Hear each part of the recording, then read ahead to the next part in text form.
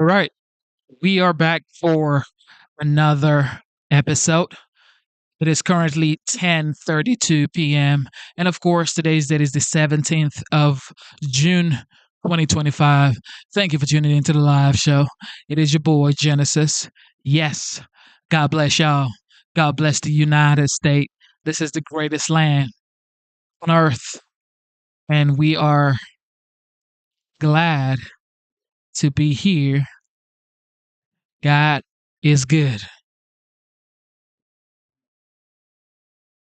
All right, with that being said, Trump responds. All right. Trump responds. That is what we're looking at today. A lot is going on, especially with definitely the United States. Of course, we see No Kings protest. That is by the way, but it's still going on. We see Iran and Israel, but the commander in chief, the 45th, now the 47th president of the United States, has been posting a lot on Truth Social and has been saying a lot. Okay, so we're gonna check some of those things out. We're gonna check out some of these mainstream media updates, and then we're gonna talk about what we think is going on and what our opinions are. So in the chat section, be nice. All right, be nice because of YouTube algorithm. Be nice. All right, we don't really block people, but you might be blocked if you do what you're not supposed to do, which is using too much curse words and all that stuff. All right, with that being said, all right, here we go. Retired U.S. Army Brigadier General Steve Anderson is at the Magic Wall to break down the military implications. General, what assets does the United States have in the Middle East right now? Well, thank you, Laura. It's great to be here with you. Right now, we've got a couple of carrier battle groups that are inbound to the Mediterranean. We've got the Nimitz, and then we've got the Carl Vinson that's on site as well. There are 2 destroyers, my understanding, within range to be able to support Israel right now. Of course, we also got 46,000 troops scattered on 9 different installations all over the Middle East. The Al Udeid Air Base is probably the most significant. There's quite a number of F-16s, F-35s that can fly out of there. And there's also aerial refuel. We've been talking about using B-2 bombers out of Diego Garcia to perhaps deliver this GBU-57. It's probably so far away, 3,500 miles, that it would need some aerial refueling assets. So we've got those assets available in the theater. We've got everything I think the Israelis will get lots of support if President Trump wants to provide it from these carrier battle groups and the assets that are already in the area. Well, you have the assets, and let's talk capability here, because one of Iran's nuclear sites is buried deep underground in a mountainside. The U.S. does have the capacity of reaching it with bunker busters. Describe how that would work. Well, this is probably the most capable conventional munition in the world, the GBU-57. It can penetrate up to 200 feet of hardened facilities. The problem in Fordo is that some of the facilities, I understand, and some of the centrifuges may be as deep as 300 feet. But nevertheless, this is a massive bomb. It delivers about 5,000 pounds of explosives, a 30,000 pound. And there's only one asset really in the world, the B-2 bomber, that can deliver this. And as I mentioned, it's about 3,500 miles away. But this is an incredible munition. I had them in Afghanistan. We used it a couple of times. It's very, very effective. But the question is, can it penetrate deep enough to really get at all the centrifuges? I submit that we would probably have to have at least a half dozen of these things that we'd have to put on site at Fordo to really have the effect that we want. Well, meanwhile, Israel is saying that it's flying unimpeded over the skies of Iran, that Iran's military has been degraded by the strikes. We know about the U.S. capabilities. What are the capabilities of Israel's military and also Iran's now? Well, I would say Israel's got the upper hand, without a doubt. They've got total air superiority over Tehran right now, over all of Iran. They've demonstrated that. They've also have intelligence dominance, which is absolutely critical in this fight. So, I mean, there's no way that the Iranian military can match the Israeli military. In fact, they do have some assets, some F-14s, MiG-29s and whatnot, But the only thing they're really able to use right now is the Shahab-3 and the guided missiles. They've got perhaps 2,000 or so guided munitions, ballistic missiles that they can fire at Israel. But a lot of the launching sites have been taken out by the Israelis, again, due to their air superiority. So it's really not a fair fight at this point. Israel's got the upper hand, and they are seeking to take advantage of that. Do they actually need the United States' help then? They do if they want to take out Fordo. If they want to have, because the United States is the only country in the world that can provide that deep penetrating GBU-57 capability.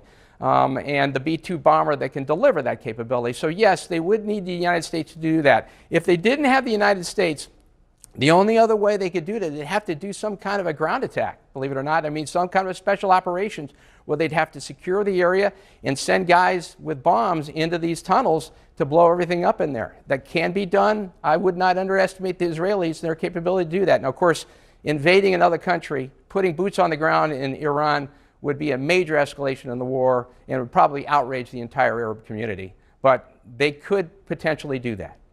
Retired Brigadier. So here we go. It's looking like it's either the United States goes in there and use their air power to take out the facility, or Israel does it themselves. But let's see how this plays out. In an interview with The Atlantic, Trump hit back at some of these critics, saying he is the one who came up with America First in the first place, so he gets to decide what it means. Okay. This is, I mean, we were just talking about peace, right? Like Trump, it feels like he's a little bit at war with himself, because he said all the time, I mean, he wants to be known as the peacemaker, the deal maker, the guy who ends wars. And yet here he finds himself defending another war.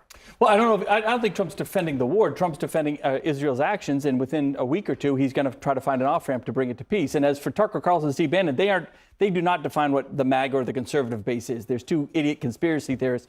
The base, the MAGA base, the conservative base, believe me, they're all behind Trump, and that's it. He's the one that calls the shots on what kind of defines that MAGA base. And he's not trying to get us into a war. He's trying to get us out of that war. And yes, and he understands the political ramifications if it goes too long, if it doesn't work out. So that's why I think he's back in D.C. doing everything they can to kind of cut a deal to end this within a couple of weeks. Than the governor's given credit for. Meaning, I think that this is really a divisive issue within MAGA. I don't think everyone in MAGA is saying, okay, we're with Trump on this. I think there are a good number of high-profile MAGA figures who are saying, this is not what we signed up for. Now, does that mean they're going to stop supporting Donald Trump? No. Yeah. But it means that on this issue, we're seeing a fracture that we have not seen up to this point within MAGA world. And that is a big deal. I mean, Trump is supposed to have broken with the neocons of the world who, the Lindsey Grahams who are pushing for the U.S. to get involved. And I think that there's a feeling of betrayal here. Marjorie Taylor Greene, another one of these very close Trump supporters, big backers of his, says anyone slobbering for the U.S. to become fully involved in the Israel-Iran war is not America First MAGA. They're putting a line down, and Trump is being forced to make a choice. Yeah, but we just he already made a choice. I don't know if you asked Steve Bannon straight up. You think Iran should have nuclear capabilities? I'm pretty sure he would say no. No, he doesn't. But he doesn't want the U.S. to be involved in the fight. Okay, but unless the U.S. is involved, we may have a big problem. And the other thing, Abby, I think exactly. Okay, Americans agree that Iran should not have nuclear weapons. Okay, how is this nuclear facility going to be taken out? Let Israel do it. Only America can take it out. What y'all talking about? Like, everybody has to pull their big boy pants up and let what needs to be done be done. Okay, look, I'm sorry. Okay, I'm sorry. I think it may be a little naive not to recognize Donald Trump is born and raised a New Yorker, surrounded by Jewish people, more Jewish people than anywhere else in the United States of America. His daughter is now Jewish. His grandchildren are Jewish. All his good friends are Jewish. And this, as you just reported, there's thousands, tens of thousands, maybe hundreds of thousands of Americans in Israel. So it would just be a dereliction of duty if he didn't step in and protect American interests. We have military interests there. We have human being interests there. and cultural interests there. They're the only democracy in that area. We need them to stay a democracy. Look, though, he was just in the Arab world. He's got a lot of friends there, too. They just gave him a $400 million jet from Qatar. So I think... And what does that tell you? That tells you nobody can buy this guy. He was just in the Arab community, Saudi Arabia. He went everywhere in the Arab world, and they gave the United States a plane. Yet, he's doing this. Nobody can buy this man. It's just how it goes. A lot of people voted for Donald Trump because he told America that Joe Biden and the Democrats were going to lead to World War III. He said that he was going to end wars on day one.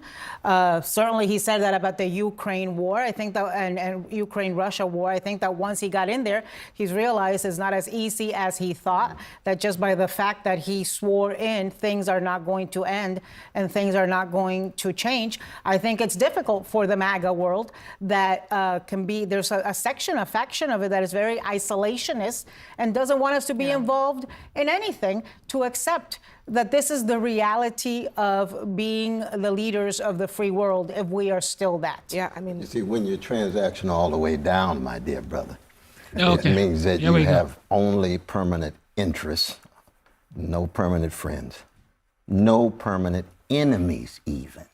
It's like Thrasymachus in Plato's Republic. You just go through the world believing you can have transactional relations with everybody. It's a very sad way of being in the world, but that's not what we're talking about right now. Which means that any minute he could betray any group. But when you're president of the United States, don't you have those types of relationships all over the globe, from North Korea to Iran to... But he, as governor, you had to have some integrity. It's not reducible to transactional. I only got... Is that true, though? Am I right? True.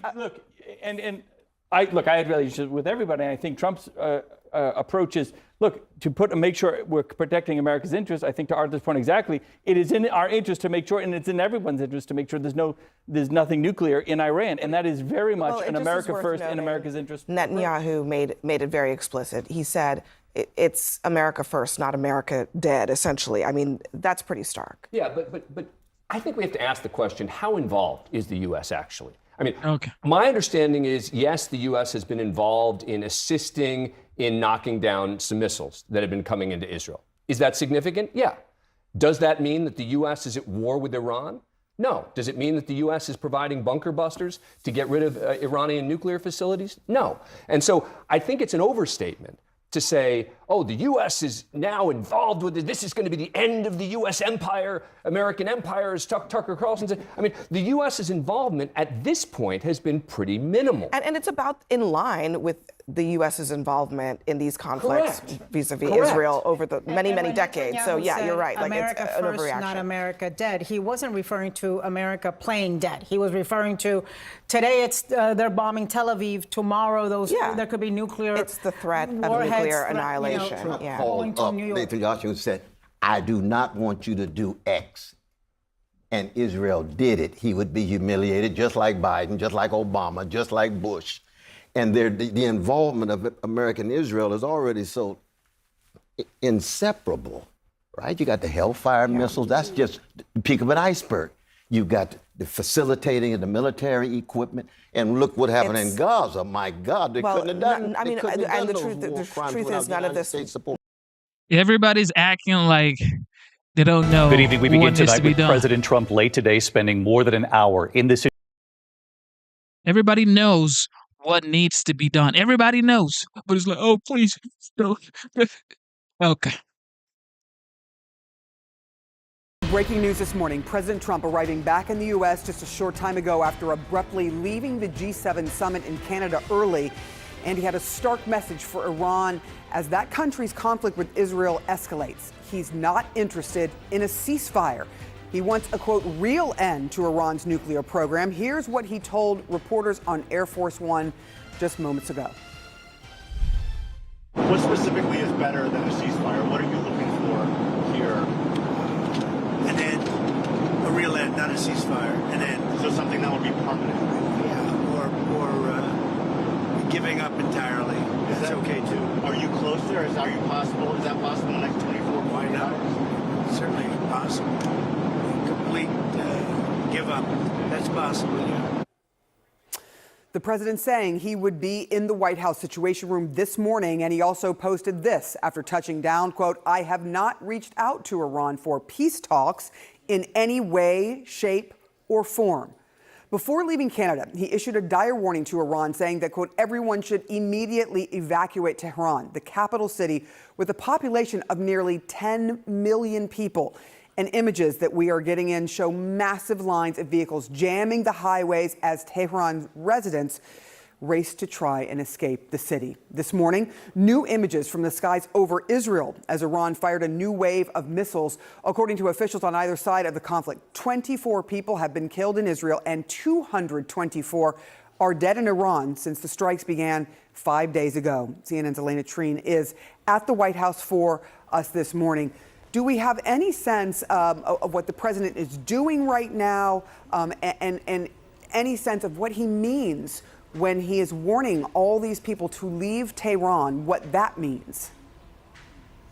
Yeah, look, so this morning, Sarah, we heard the president say this directly. I've also been told this in my conversations with White House officials, that he will be gathering with his National Security Council in the Situation Room very early this morning. That is what he said was the reason for why he left that G7 summit in Canada so abruptly. He said that he believed he did everything he needed to do in Canada and that really he wanted to get back to Washington immediately to deal with this escalating conflict between Israel and Iran. He said essentially that he likes to have these conversations in person. He does not believe in using phones because they could be listened to, those conversations. And so that's what he is going to be doing this morning. I do want to emphasize, though, that clip you played just moments ago of what the president said, because it is a pretty big tone shift from what we've been hearing him and other Trump administration officials say over the past couple of days. The president said that he does not want a ceasefire. He wants a permanent end. He wants any deal that could potentially be worked out to be a permanent end to this conflict. But he also said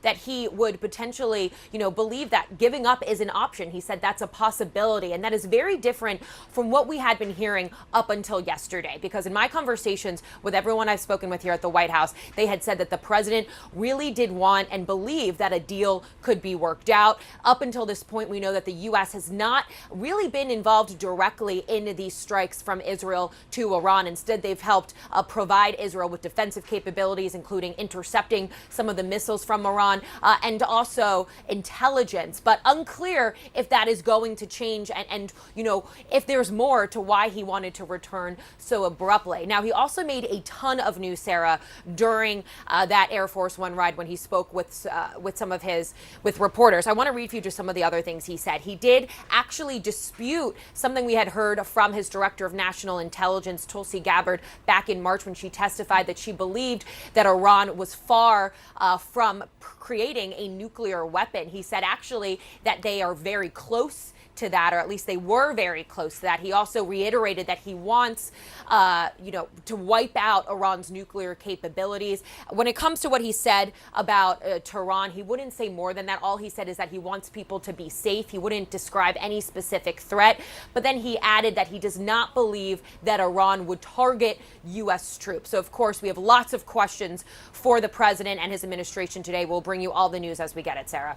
There is so much there. Thank you so much for Elena Treen for walking us through all of it this morning. President Trump cut his trip to the G7 in Canada short in order to monitor the escalating conflict between Israel and Iran. You never said that. Oh, my goodness. Well, I have to be back. Very important. I want to just thank our great host. He did a fantastic job. Thank you. In Canada. But you probably see what I see. And I have to be back as soon as I can. This morning, the president is back in Washington, convening his National Security Council and sounding an ominous warning for Iran, posting this on social media. Iran cannot have a nuclear weapon and everyone should immediately evacuate Tehran. Now, this is a defining moment in Donald Trump's second term. CNN senior politics reporter Stephen Collinson writes, President Trump is under opposing pressure from inside Israel and his own MAGA base as he ponders the most fateful national security decision of either of his presidencies, whether to attempt a killer blow against Iran's nuclear program. Joining me now in the group chat, Chuck Rocha, Democratic strategist, and Charlie Dent, former Pennsylvania congressman. I'm glad you guys are both here. Both of you are sort of intimately understanding of the politics in your parties. And with Republicans, you have the isolationist wing that's broken out under Trump. But with Democrats for the last 15 years, post George Bush, they have moved from being an anti-war party to a little bit of a status quo world order party. So can you talk about some of the dynamics you're seeing play out? I think as we move into the midterms, I know we'll talk about the big, beautiful bill. I saw it on the thing coming up, but all these politics are happening now. So people are getting to primaries and they're being asked these political questions.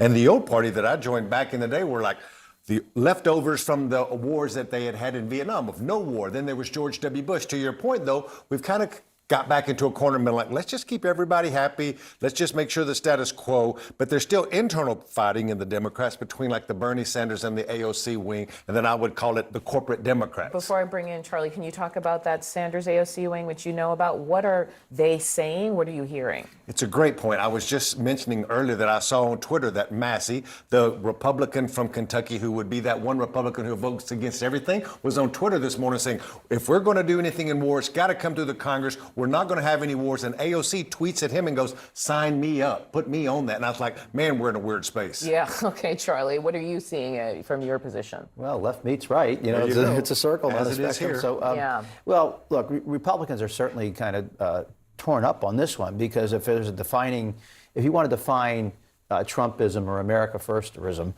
it's isolationism, protectionism, populism, at times nihilism and nativism. And so they're really having this internal debate. What does this mean? This is an isolationist wing. They want us to stay out of foreign engagements. They don't believe in interventionism. And the Israeli attack on Iran is forcing America to choose. Yes, here's an example. When I was looking for sort of some quotes from lawmakers, I want to bring you Senator Lindsey Graham, Republican, of course, and Senator Tim Kaine. Be all in, President Trump, in helping Israel eliminate the nuclear threat. If we need to provide bombs to Israel, provide bombs. If we need to fly planes with Israel, do joint operations. But here's the bigger question. Wouldn't the world be better off if the Ayatollahs went away and replaced by something better? Wouldn't Iran be better off? And then Tim Kaine saying the American people have no interest in sending service members to fight another forever war in the Middle East. Familiar language on the right. This resolution will ensure that if we decide to place our nation's men and women in uniform in harm's way, we will have a debate and vote on it in Congress. This is really like, we haven't heard in a time anybody wanting to vote on anything the president is doing under this sort of term. What are you hearing, Charlie? Well, we just heard Senator Graham basically make a case for direct American intervention. That is, we would not apparently provide the means by which Israel could deliver, say, bunker busters. Yeah, that's what which is not off-brand for Lindsey Graham. It's not off-brand for him. But at the same time, I think we just heard former Secretary Panetta lay it out pretty nicely. There are three options out there: diplomatic course, direct American military participation in this operation, or we just stay out of it. Right. And Donald Trump has to make a decision right now. And this is not going to be an easy one. It doesn't fall so neatly along the lines of, neocons versus the isolationists. I mean, there are a lot of folks who don't want Iran to have a nuclear weapon. The question is, once you break this, it's easy to start wars. It's a lot harder. He's already picked his side. So there is new CNN reporting indicate there are doubts in the intelligence community about how close Iran actually is to getting a weapon. CNN's Zach Cohen has this reporting. He's with us now. What are you learning, Zach? Yeah, John, there appears to be some daylight between the U.S. intelligence community and Israel, and I guess now Donald Trump, on this question of how close Iran is to obtaining a nuclear weapon. And specifically, sources telling me and our colleague Katie Bo Lillis that the intelligence community assessed before the most recent Israeli strikes that Iran was years away, as much as 3 years away, from not only obtaining a nuclear weapon, but developing the system meant to deliver it at a target of its choosing. And that does really run counter to the more urgent and dire timeline that Israel and Donald Trump have put forward in recent days. Israel, of course, saying, and Israeli Prime Minister Benjamin Netanyahu saying that Iran has been working in secret to develop nuclear weapons over the last several months, and that it's very close to having a nuclear weapon. Donald Trump, of course, addressing this question today when he was asked by reporters about his Director of National Intelligence, Tulsi Gabbard's testimony in March, where she said that Iran is not actively working towards a nuclear weapon. Take a listen to what Donald Trump said when he was asked this question today. You've always said that you don't believe Iran should be able to have a nuclear weapon, but how close do you personally think that they were to getting one? Because Tulsi Gabbard testified in March that the intelligence community said Iran wasn't building a nuclear weapon. I don't care what she said. I think they were very close to having one. Oh, God. So why does this matter, right? Israel has used this sort of urgent warning about Iran's nuclear program as justification for its latest round of preemptive strikes on Iran's nuclear facilities. Of course, this big question still hangs over the entire situation as to whether or not Donald Trump and the U.S. will become directly involved in the conflict. Donald Trump has said as recently as today that he wants to dismantle Iran's nuclear program. In order to do so, that will require one of two things, experts tell us, either a negotiated deal or U.S. military strikes.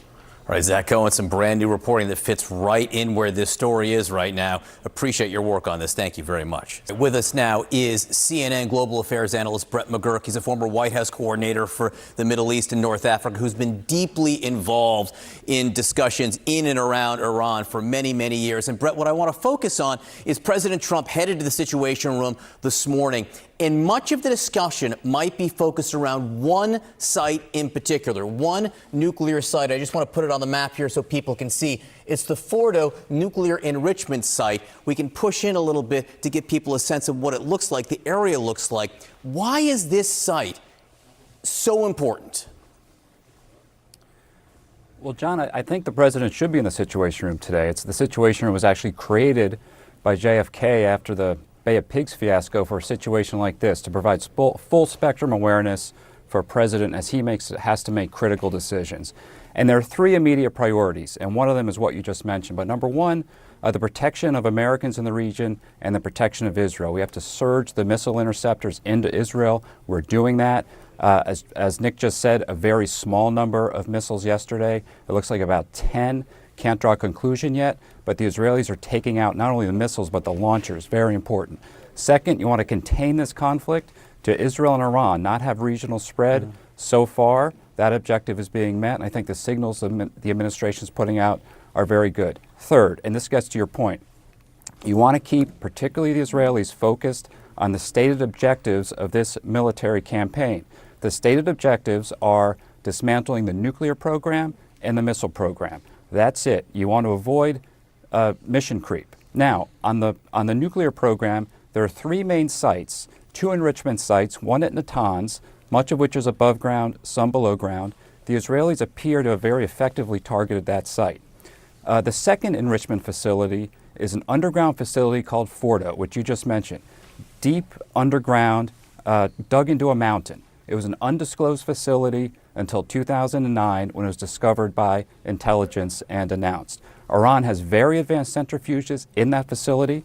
Just last week, before this started, they threatened to spin fuel through those advanced centrifuges, enriching just below weapons grade. Now, to take out that Fordo facility, it really takes a U.S. military operation with a B-2 bomber, and you can see our military actually positioning for that possibility. But there's an off-ramp, and the president's made very clear there's a deal on the table. Steve Witkoff, his envoy, put a deal on the table about 6 weeks ago. Iran did not answer that. They actually escalated their program in response. And what the president is saying, the White House is saying, is to Iran, hey, go back and take another look at that.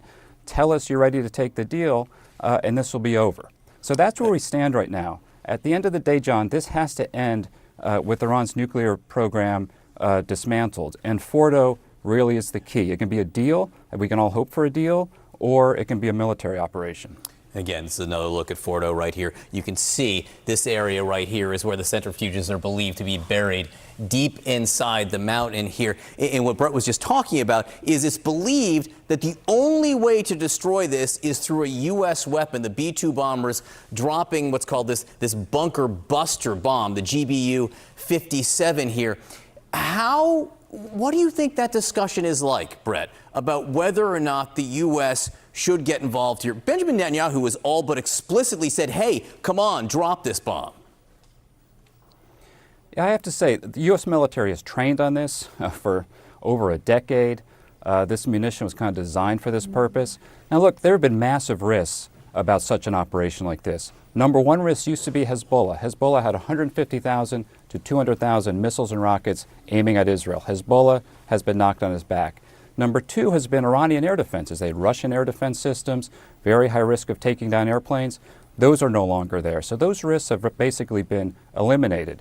Iran can certainly respond. I would never downplay the risks of any military operation, but I would just say this is a very feasible option. Iran knows it. It's important they know it for the purpose of trying to get a diplomatic resolution to this problem and the problem of Fordo. I think that right now is the main objective, but it takes the military pressure to get Iran to the table and to do that deal. This is really going to unfold here over the next 3 to 4 days. I think it's a very critical period. I'm watching today. Can Iran again muster another missile barrage, or are they really now depleted? And Brett, you use the term coercive diplomacy. That's what's happening here. What is that exactly? Well, coercive diplomacy is what this administration, past administrations have used fairly effectively with the Iranians. Number one, economic sanctions, economic pressure, and number two, the threat of a military force if Iran does not demonstrate to the world its program is peaceful. And I just have to say, last week, John, the IAEA issued a report, very comprehensive report. It was asked for last year, and they found Iran to be an egregious failure to live up to its non-proliferation commitments. And 19 countries then voted in the Board of Governors in Vienna in the IAEA, the International Atomic Energy Agency, that Iran was in violation of its obligations. First time in 20 years. What did Iran do? It announced escalations of its program, including in that Fordo site. So Iran has made terrible choices here, and now the onus is on them to try to come to the table and take the deal that's been offered. Yeah, next 24 hours, next 48 hours, so crucial. Brett McGurk, thank you so much. When CNN actually agrees with Trump, then there's no other option. All right, here we go. This morning, after weeks of back and forth, Senate Republicans have finally unveiled their proposed changes to President Trump's self-titled Big Beautiful Bill, including cuts to Medicaid and eliminating some clean energy tax credits. The announcement comes as a new KFF survey finds that Americans generally not so in favor of the bill, with nearly 2/3 of the American public expressing their disapproval. CNN's chief data analyst, Harry Enton, is with me now. So where is support for this mega bill? I'm really surprised when I look at polling data. I look at it every day.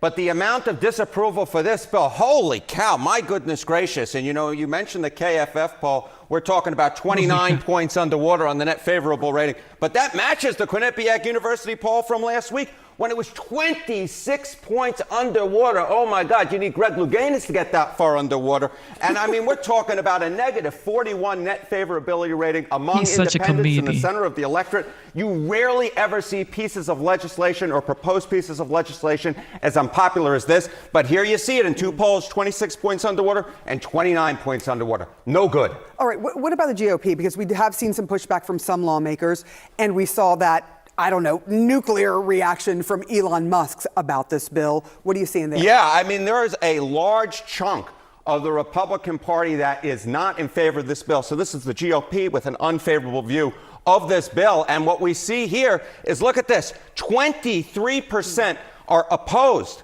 have an unfavorable rating of the Big Beautiful Bill. Now, to put that in some perspective, Donald Trump's unfavorable rating with the GOP is 9%. So this is more than double.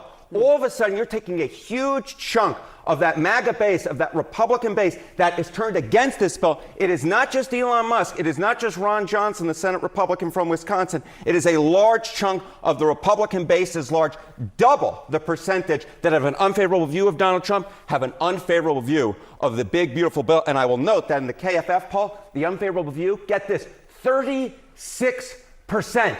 You rarely ever see anything that Donald Trump backs get that high of an unfavorable view among Republicans. But here it is with the big, beautiful bill. Yeah. And there's a very small margin there, so they're going to have to work out these details.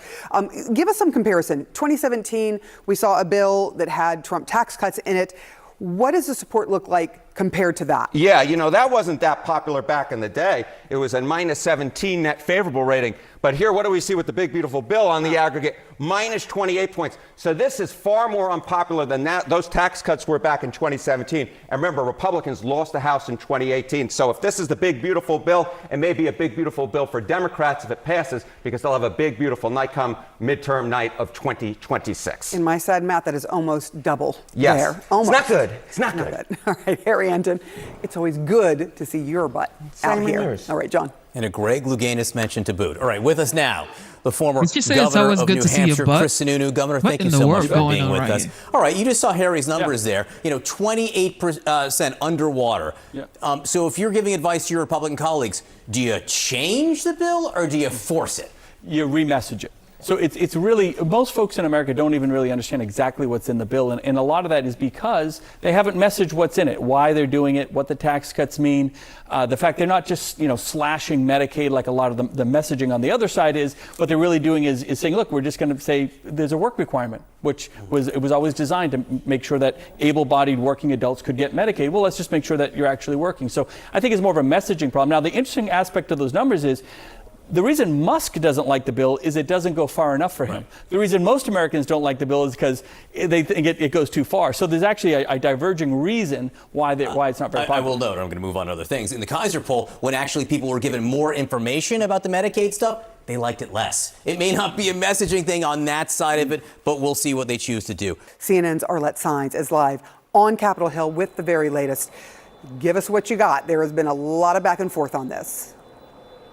There really has been, Sarah, and top Senate Republicans are meeting some resistance from within their own party to Trump's economic agenda that they're trying to push through on the Hill, which could potentially complicate that July 4th goal that they have set to send this bill to President Trump's desk. Now, in the hours after the Senate Finance Committee released this proposal, we heard from Senator Ron Johnson of Wisconsin, who said that he is currently a no because this does not do enough to cut spending, and he pours some cold water about that July 4th deadline. Now, to run through a bit of what this proposal includes, it is keeping the state and local tax deduction cap at $10,000. That's going to be an issue with some Republicans in the House who had wanted this to be at $40,000. There are also deeper cuts to Medicaid. And as you mentioned, Senator Josh Hawley of Missouri is one of those who has taken issue with the changes to the provider tax. He has specifically warned about the impacts that this could have on rural hospitals in his and other states. Now,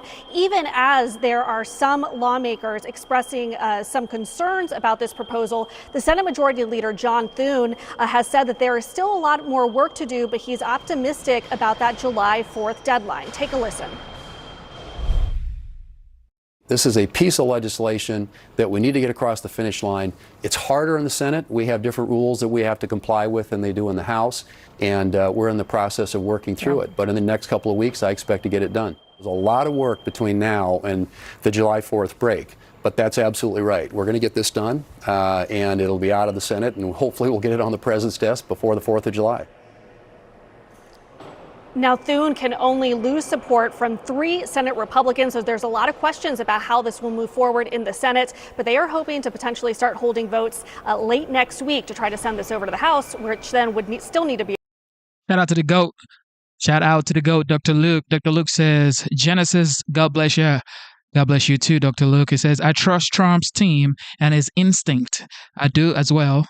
We're not given the same briefing from mainstream media. Trump has better information. Absolutely. Approved if there are any changes. Arlette Saenz, thank you so much for your reporting there on Capitol Hill for us. Senate Republicans have revealed their version of President Trump's spending and tax bill. The Finance Committee's framework makes significant changes to that measure that narrowly passed the House. And one point of contention, deeper cuts to Medicaid through the so-called provider tax, which is how states raise money to pay for their portion of the program. Senator Josh Hawley says it would effectively defund hospitals. Democrats are echoing that concern. I've actually been traveling into red states to talk to the people there about what they're going to lose. Missouri is going to lose 400,000 people will be kicked off Medicaid's rolls. Okay. I talked to the National Hospital Association. 30% of our safety net hospitals, most of which are in red states, will shut down if if these Medicaid cuts go through. That is back. Chuck, I want to go to you. Late night couch mentioning Missouri. In terms of messaging, it's pretty clear what's happening here, saying, look, red states, look, Republican voters, this is hitting you. Should we expect to see more of this? I think so. And what you're going to see is messaging centered around rural hospitals. They take the brunt of this. And it's one of those issues that Democrats and Republicans can come together on. In rural America, healthcare is hard to find. I grew up on a farm in East Texas. We had to drive 18 miles to go to the nearest hospital. There's a lot of other folks that are like that. And Democrats see it as a place where they could bring in some of these rural Republicans and say, like, hey, this is too much.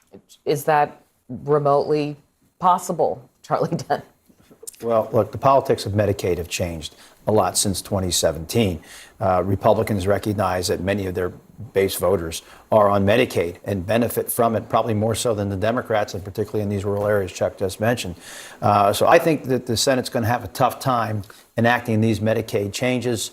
There are other problems with this bill, too, that we haven't even gotten into yet. They've just kept the SALT deduction at $10,000. That's going to upset House members. But I assume that's because some people have already kind of said, okay, fine, they're going to waffle on that. It feels like this Medicaid thing has become a bit of a sticking point. It is. And a rallying issue for Hawley, of all people. Well, for Hawley, I suspect Senators Murkowski and Collins and others are going to have some difficulty with this. You may remember in 2017, we tried, Republicans tried, I voted against it, but Republicans tried to block grant Medicaid with a cut, and that couldn't get through. And now we're talking about limiting the provider tax from 6 to 3.5%, which is the way the states draw down I want to money. leave you guys with one last image, which is this poll where nearly 2/3 of the American public disapproves of the one big, beautiful bill. This is the same people that told you Kamala Harris is going to win the election. Okay. All right. Thank you. Okay. Iran's ability to develop a nuclear weapon, Israel has suggested that it had to act fast because Tehran was quickly approaching a point of no return in its nuclear weapons program. But sources tell CNN that U.S. intelligence assessments concluded something very different. That Iran was not actively pursuing a nuclear weapon and was at least 3 years away. And this morning, the president is weighing in on this. So let's go live now to CNN White House reporter Elena Trine. Elena, walk us through this new back and forth on Iran's nuclear capabilities. Yeah, well, there seems to be some daylight, Pamela, between what the U.S. intelligence community is saying regarding how far off Iran is from developing a usable nuclear weapon and what Israel is saying really to justify some of the attacks that we've seen them make toward Iran. Now, the president was pressed about this when he was flying back from Canada this morning back to Washington. And he was asked specifically about what his own director of national intelligence, Tulsi Gabbard, testified to in March, which is essentially that they were still far off from creating a viable nuclear weapon. Take a listen to what he told reporters. How close do you personally think that they were to getting one? Because Tulsi Gabbard testified in March that the intelligence community said Iran wasn't building a nuclear weapon. I don't care what she said. I think they were very close to it. I don't care what she said. So pretty dismissive there when asked by our own status. CNN, Caitlin Collins, about this. I want you to take a listen, though, to what exactly Gabbard had said back in March. Listen. The IC continues to assess that Iran is not building a nuclear weapon, and Supreme Leader Khamenei has not authorized the nuclear weapons program that he suspended in 2003. Iran's enriched uranium stockpile is at its highest levels and is unprecedented for a state without nuclear weapons. So, Pamela, the reason that this is so important, of course, is because it shows that the president seems to be more in line right now with what we are hearing from Israeli Prime Minister Benjamin Netanyahu, using that to really justify these different missiles that they are launching toward Iran. I should say these unprecedented strikes that we have seen. Much more, hopefully, that we can learn today from what the president is doing behind closed doors, particularly in that upcoming meeting with his National Security Council in the Situation Room. U.S. intelligence says, or certainly said in March, that that Iran was years away from racing towards a bomb. Take a listen to my colleague Zach Cohen reporting earlier. Yeah, there appears to be some daylight between what the U.S. intelligence community sees as far as how far away Iran is from developing a usable nuclear weapon and what Israel has said in the aftermath of those most recent airstrikes, which it is justified by saying there is an urgent threat posed by Iran's nuclear weapons program. And look, we're hearing from our sources that the U.S. intelligence community assessed prior to those Israeli strikes that Iran was not actively working towards a nuclear weapon. Shout out to the GOAT one more time. Dr. Luke says, Jet, C. Shelley, and the Bucket Master, Mr. Booski. God bless y'all. What's more is if they had decided to do so, it would take up to 3 years before they were able to develop not only a nuclear bomb, but the delivery system that would be used to launch it toward a target of its choosing. And so that's a pretty extended timeline, especially when you compare it to the public statements made by Israeli Prime Minister Benjamin Netanyahu and other Israeli leaders who have really framed Iran's nuclear program as an urgent threat. And again, saying that these strikes were needed to preempt that coming to fruition. And look, Donald Trump's Director of National Intelligence, Tulsi Gabbard, testified back in March that Iran was not actively working towards a nuclear weapon. And she said that the U.S. intelligence community could continue to assess that Iran was staying at the levels consistent under the threshold as dictated by the JCPOA. But take a listen to what Donald Trump said when he was asked earlier today about Gabbard's testimony from March. How close do you personally think that they were to getting one? Because Tulsi Gabbard testified in March that the intelligence community said Iran wasn't building a nuclear weapon. I don't care what she said. I think they were very close to having it. Such an OG response. Ali, what do you make of this? It's stunning, Becky, that we have gone from manufacturing intelligence to go into wars in the Middle East to now ignoring intelligence in order to engage in wars in the Middle East. Okay, here we go. The reality is we knew that Iran, as a result of President Trump's decision to come out of the nuclear agreement in 2018, at Prime Minister Netanyahu's urging, Iran had made nuclear advancements, and it would take Iran less than a week to enrich enough fissile material for a single nuclear weapon. But that is not a nuclear weapon. That is. Well, Ali, let me just jump in be because we are hearing sirens over Tel Aviv in Israel again. Let me just jump in for a moment.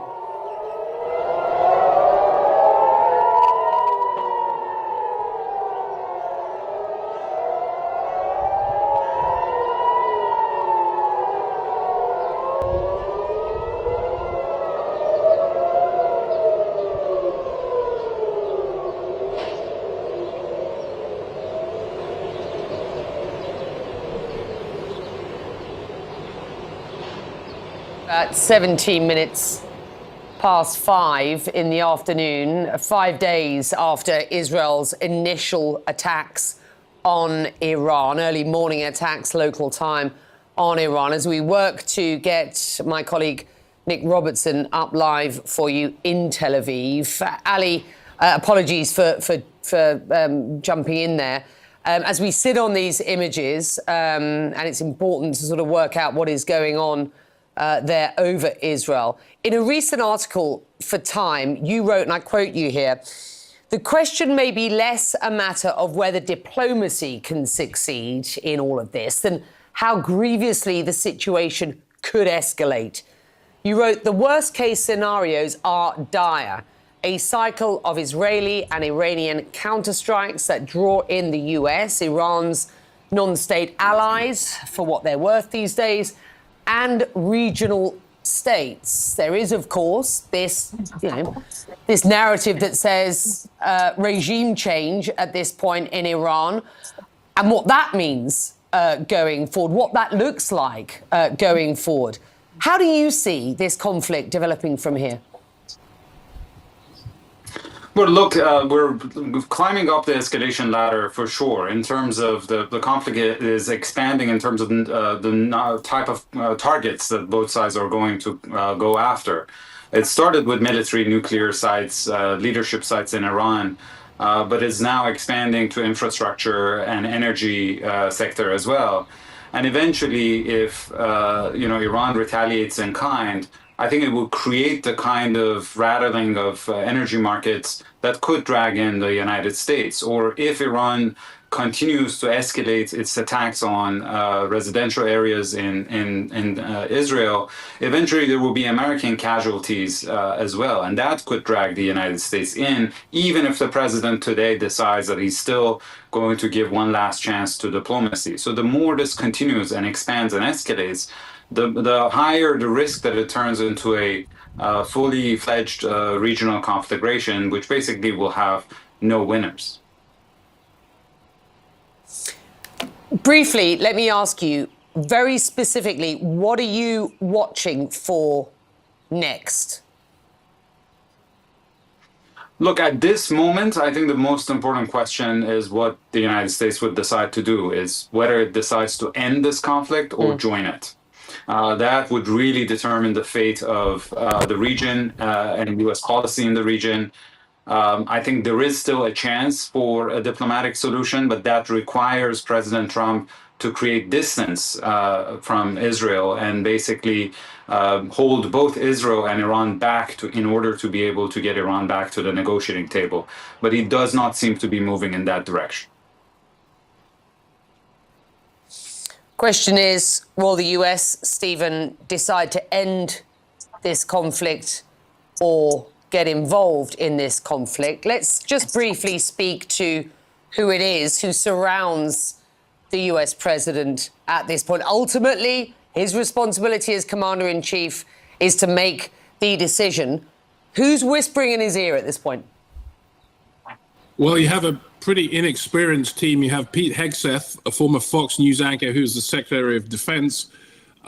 In the past, you've seen people like Robert Gates or Leon Panetta in presidential cabinets with years of national security experience. You've got Marco Rubio, who was careful after this all broke out to say, look, this wasn't the United States' war. This was started by Israel, that the U.S. wasn't involved. He has been very deferential to Trump because he wants to have a future political career. But historically, he's been on the far more hawkish side of things. The vice president, J.D. Vance, is potentially the most isolationist member of this administration, and I think any recent U.S. political administration. He, I think, could well be seen to be counseling against deeper involvement as a representative of the real grassroots of the Trump movement. Yet he, again, is also wanting to have a future political career and has his eyes on the Oval Office. So you have lots of competing things here. I think to the point that was just made is, as well as does the U.S. want to end it or join it, does the president have the capacity and the bandwidth to do it? Is he willing to put pressure on Israel if he decides that there's going to be a diplomatic solution here? Is he willing to fully commit to military action? I think there's a lot we don't know about Trump, and the hard decisions that he's faced with here almost all go against his instincts. I think Trump is capable. The Middle East is on high alert this hour as missiles fall across Israel and Iran for a fifth straight day. A short time ago, Iranian state media announced the launch of a new wave of attacks. Air raid sirens sounding again today in Tel Aviv and other parts of Israel. Iran claims that it struck an Israeli military intelligence center in Tel Aviv. We should note President Trump is now back in Washington after unexpectedly leaving the G7 summit a day early. He's convening his national security staff in the White House Situation Room today as the U.S. monitors this rapidly developing conflict. Just in the past hour, in an extraordinary set of social media posts, the president announced, quote, "We," emphasis on we, now have complete and total control of the skies over Iran. Trump also issuing a veiled threat to Iran's supreme leader, claiming that we know where he is hiding and calling Ayatollah Khamenei a, quote, easy target, but adding that he is safe for now. CNN's Elena Trine is live for us at the White House. Elena, what more are officials saying about this?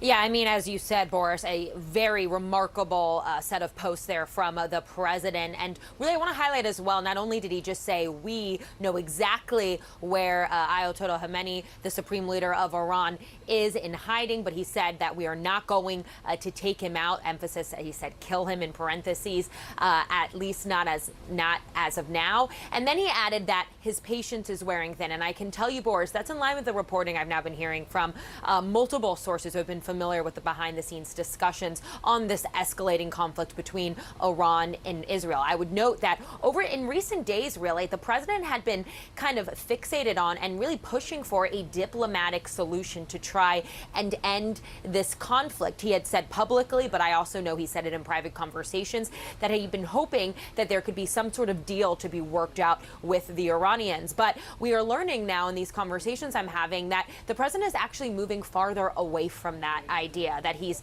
kind of his desire to handle this diplomatically is beginning to wane. It's still very much unclear, of course, what the U.S. is going to do moving forward. The possibility, I'm told, that the U.S. would go further than they have yet in aiding Israel in trying to wipe out Iran's nuclear capabilities is still on the table. Again, unclear, though, if they would actually go that far. You mentioned this, but the president is meeting this hour. I'm told it's going to kick off any moment now, his meeting in the Situation Room with his top national security officials. That is the reason I was told that he ended his trip to Canada at his presence at the G7 summit so abruptly. He wanted to have these discussions in person, specifically, of course, as we're seeing, this escalating conflict grow even more tense. We know that the Trump administration has been hearing now from Israel that Israel is expected to really ramp up some of their attacks on the Iranians in the coming days. The president kind of alluded to that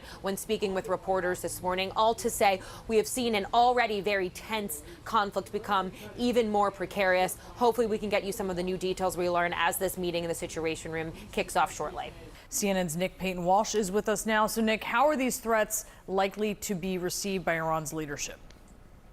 Yeah, I mean, it is extraordinary, isn't it? In sort of one breath, simultaneously saying, we're not going to kill you for now, but then demanding the unconditional surrender, it seems, of Iran's leadership, if not Iran itself. I very much doubt that Iran's leaders are going to read that and feel that they have to suddenly, quote, turn themselves in. And indeed, how that would even function, I don't really know, given Tehran is simultaneously being told to evacuate by the Israeli government, echoed by President Trump as well. I think it, again, focuses this particular moment as to exactly what sort of off-ramp does Iran try and find for itself here. We know that its foreign minister's been on the phone to the United Kingdom, Britain and United Kingdom, France and Germany in the past hours, potentially exploring diplomatic routes again, although keen to emphasize how Iran still wants retaliation for Israeli strikes. But it's also clear and repeated by Donald Trump again today that Israel has air superiority in Iran at the moment. In fact, Donald Trump choosing to say the word we when he referred to that control of the skies.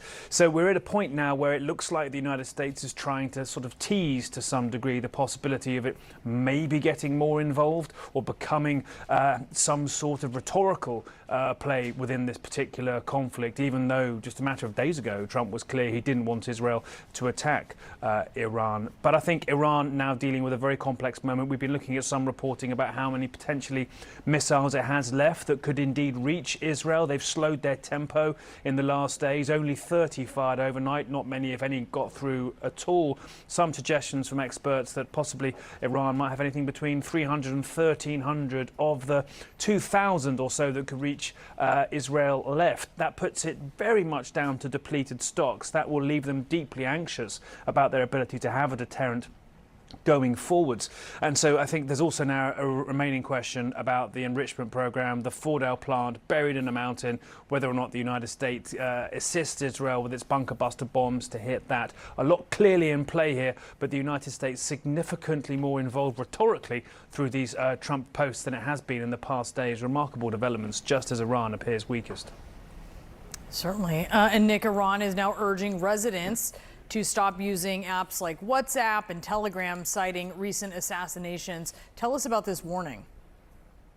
Yeah, I mean, extraordinary to say to people essentially to stay clear of the two most popular social media and messaging apps in Iran. Now, many have been wondering exactly how it's been that Israel, with such precision, appears to have targeted many military leaders. It seems, so in the pictures we've seen of apartment blocks hit in upscale parts of Tehran as they slept, hitting the rooms that they may well have been in. Now, many would point towards cell phones potentially being how they got that kind of tracking perfected.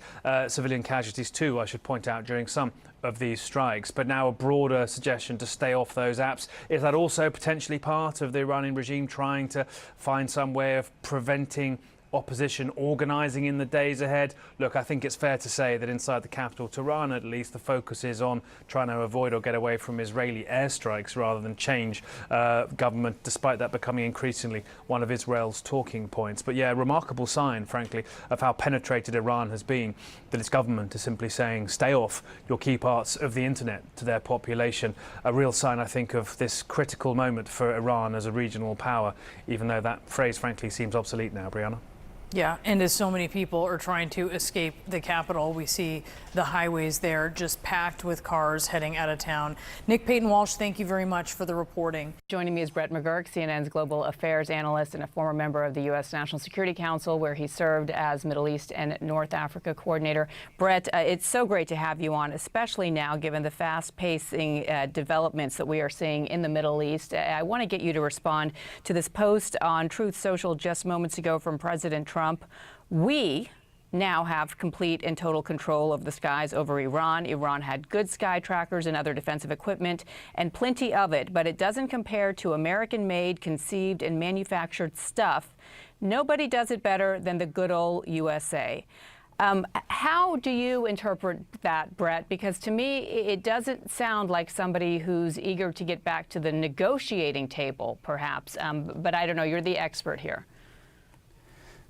Beyond, it's great to be here. Harry's a tough act to follow, but look, reacting to every Truth Social post is fraught with challenges because one thing can change. But look, there's a clear trend line here in the White House policy. I think it's very clear. They have said what they have done. They laid down an offer to Iran that they consider a very fair deal on the nuclear problem. That was about 6 weeks ago. Iran really did not answer and, in fact, escalated its program in response.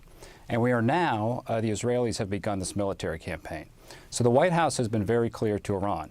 Either go back to the table with the offer we put down, or face the continuation of this military campaign. And what is new now in the last 24 hours is a very real possibility that the United States military will act to take out the deeply buried Fordo enrichment facility, which has 10 cascades spinning of very advanced centrifuges. So that's where we are. I think what the president is doing in his statements today is reminding Iran, this is really coercive diplomacy in the extreme, reminding Iran, you do not control your skies. The Israeli Air Force is over your skies, can strike at will. The United States military is a very close partner of the Israelis. We are not, as far as I know, involved in any sort of offensive operations against Iran, but we are helping to defend and protect Israel, but that can change. So basically, Iran, onus is on you. Let's come back to the table, accept the deal that we put down. That's the off-ramp, or else this is going to get worse. Yeah, make a deal real fast, man. And let people stop dying. Moments ago, this post on Truth Social, perhaps the key line is the first sentence. We now have complete and total control of the skies over Iran. And he seems to say American equipment is overcoming Iranian defenses. CNN's Jeff Zeleny is at the White House. First and foremost, what do we make of that post? And just before we came on the air, the president put it up there about we having control of the skies over Iran. Dana, that word is the central point there. We, of course, joining the longtime ally of the U.S., Israel, but using that construction, we, certainly implies that the United States is working in a partnership, in cooperation with Israel. And now this is the most declarative thing that the president has said yet about the question that is hanging over this entire debate here at the White House. The president, of course, flying back overnight to Washington from the meeting of the G7 leaders in Canada.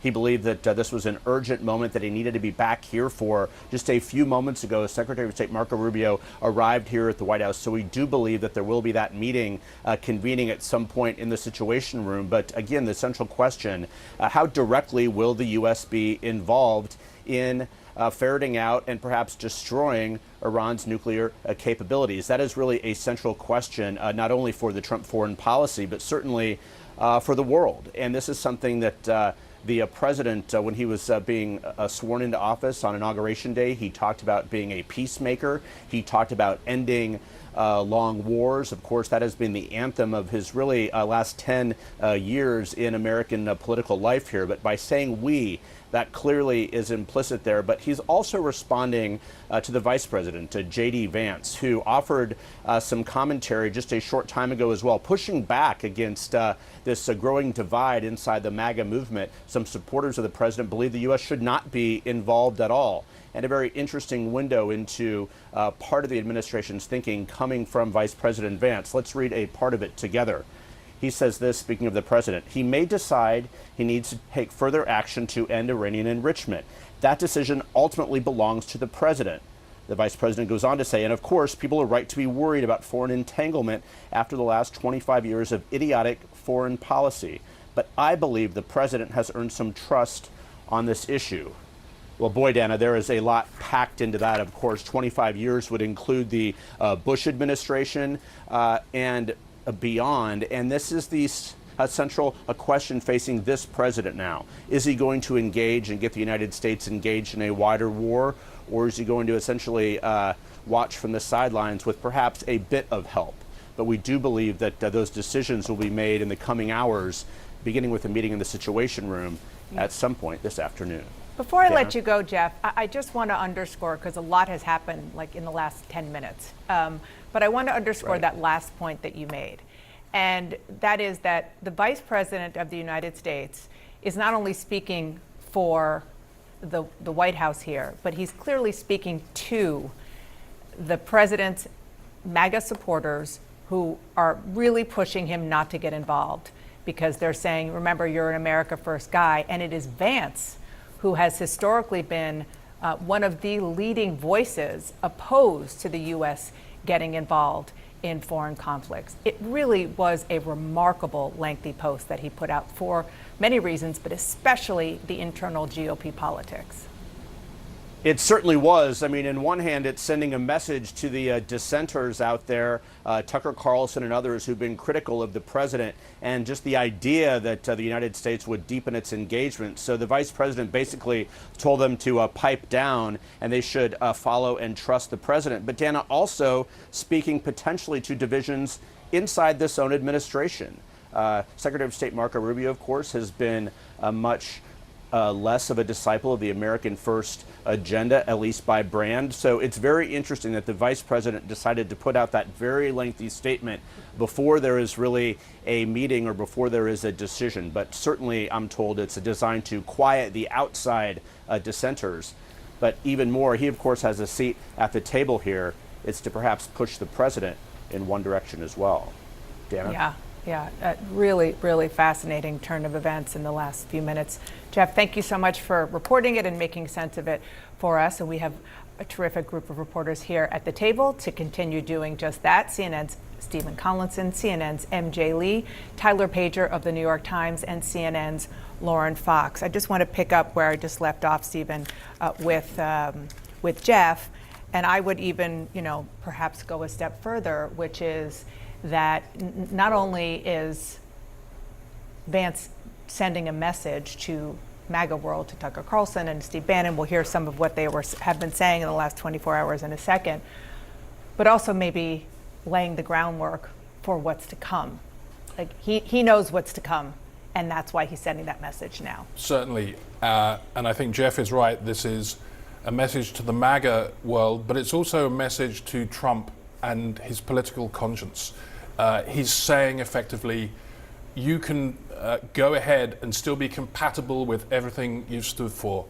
Remember in 2016 campaign, the moment that the president took down Jeb Bush, it was over the Iraq war. He said it was a big fat mistake. You got us sucked into a war that was a forever war that didn't end.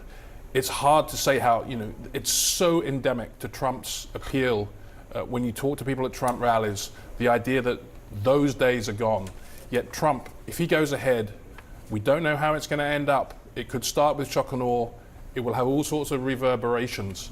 He becomes the interventionist that he always decried. And that's why there's so many splits right now in the Republican Party and the MAGA movement. And one of the most interesting sentences from that long statement we saw from the vice president, I thought, was where he said he is only interested in using the American military to accomplish the American people's goals. I mean, Dana, that is not an outright rejection of the use of the American military. It actually sure sounds like he is priming the American public for the possibility of the U.S. getting directly involved. We're not saying that we know for sure this is going to happen, but all of the body language that we are seeing from this lengthy statement certainly suggests that this possibility is very much out there. I mean, you couple that with President Trump suddenly deciding to cut short a foreign trip, and a lot of signs are headed in that direction. I will just say one reason that I think this just is so remarkable, the possibility, the potential of this kind of intervention, is that President Trump, as a candidate and right before he was sworn in, was so determined to not have wars on his plate as he was getting sworn in. He didn't want the war in Ukraine. He certainly didn't want the conflict in Gaza.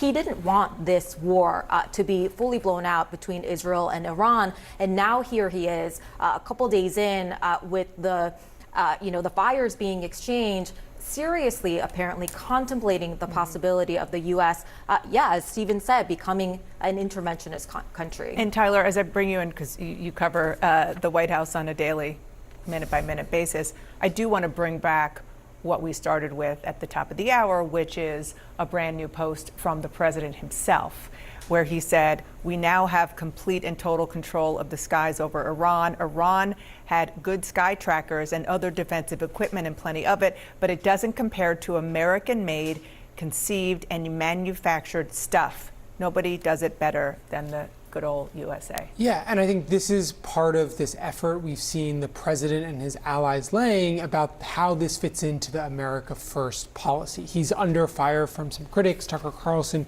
chief among them, and here we see him fashioning about how this is America First. I mean, the two things, MJ, just to add on to what you were saying, not only did he not want these wars, his inaugural address was all about being a peacemaker, peace through strength. We've talked to sources who said he's very obsessed with winning the Nobel Peace Prize. So it's not only remarkable that he doesn't want more conflict, it's that he's inserting the U.S. potentially into a greater conflict there. And I also think one of the things that's interesting, MJ, from the point that you just read of the vice president's statement, is that sounds a lot like former presidents justifying previous military actions, that actions overseas are in part to protect American interests, not just at home, but all around the world. And so it's just so interesting to see that language being used by two politicians who have made their name promising no forever wars, and promising not to engage in additional military conflict. Right, especially, again, from J.D. Vance, who is effectively the ambassador because he has such credibility with that part of the Republican Party, the newer part of the Republican Party, as opposed to what used to be most of the Republican Party, which is.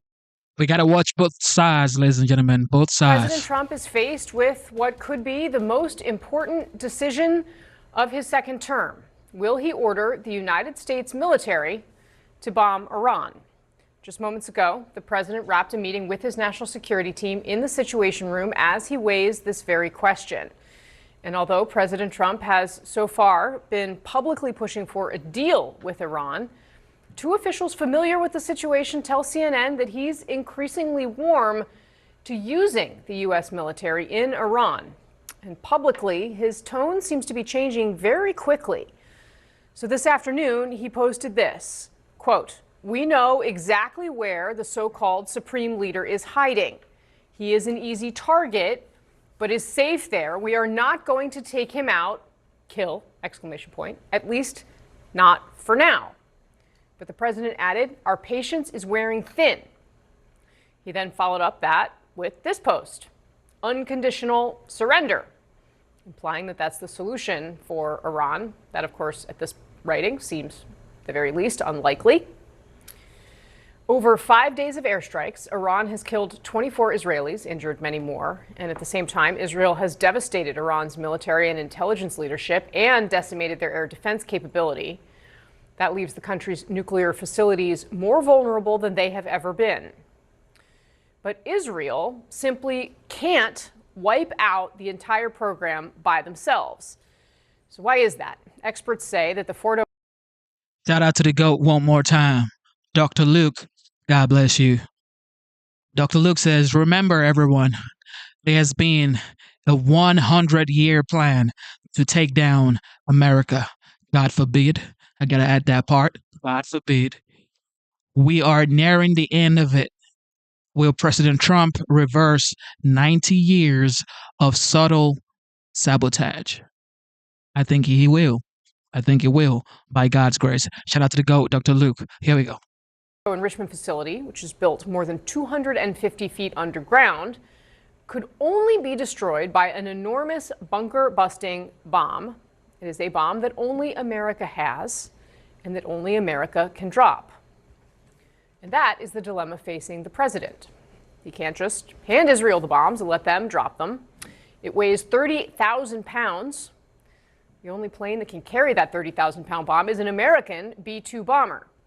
So put simply, if President Trump wants to fully destroy Iran's nuclear program, American airmen will have to conduct the strikes.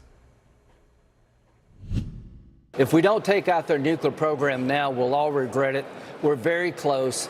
Be all in, Mr. President, in helping Israel finish the job, and let's see where we're at after we neutralize their nuclear program.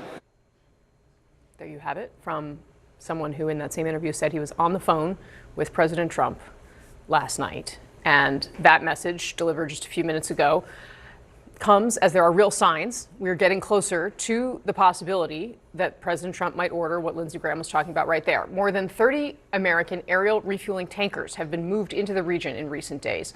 Two sources telling CNN that that's being done in order to give the president options. Those options could include refueling Israeli jets or enabling joint strikes. Now, of course, there is pressure from inside and outside the president's party to walk back from this brink. I'm hoping the president will not get involved with the war. I happen to believe that the U.S. being at war with Iran would be a colossal mistake. There is no national security imperative that suggests that we should. Because let's take a second to reflect on this moment. The decisions like the one that President Trump is facing right now can come to define entire presidencies. And of course, moments like these are filled with risk and uncertainty. This small band of gallant Cuban refugees must have known that they were chancing, determined as they were against heavy odds.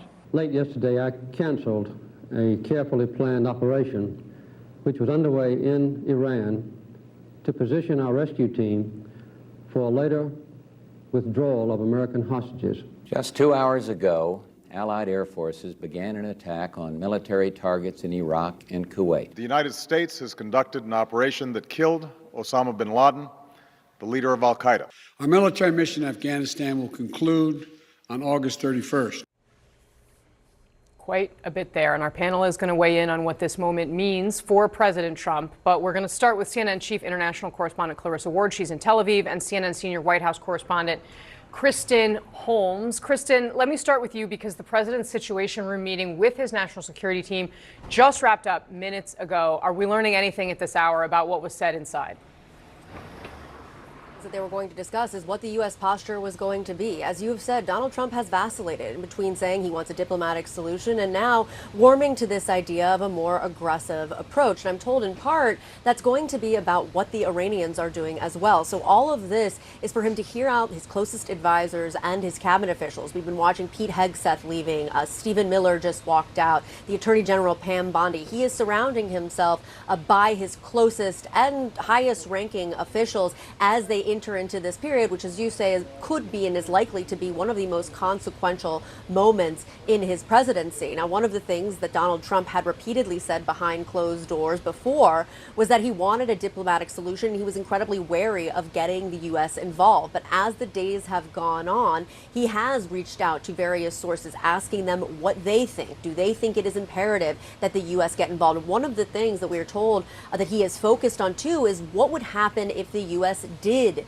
get involved. What would that timeline look like? Because one of the things Donald Trump deeply cares about is that this is not some kind of extended war. Regardless of whether or not the United States gets involved, President Trump does not want this to be long and drawn out. He ran on this idea that there would be no wars under him. Obviously, we are seeing what is happening in the Middle East, and there is now this perspective of the United States getting even more involved. The other thing I am told that the White House is watching for is what exactly is Iran doing. You can hear Donald Trump asking people, saying that they're up to no good, and seeing actually in these various posts kind of loose threats when it comes to Iran. Don't go after U.S. military assets. Don't go after anything related to America. That's not what we're doing here.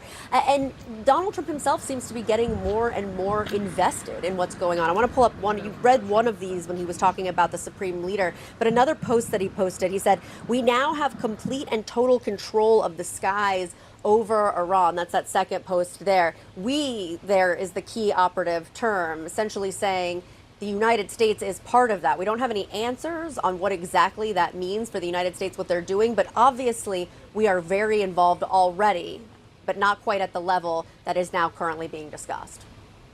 All right.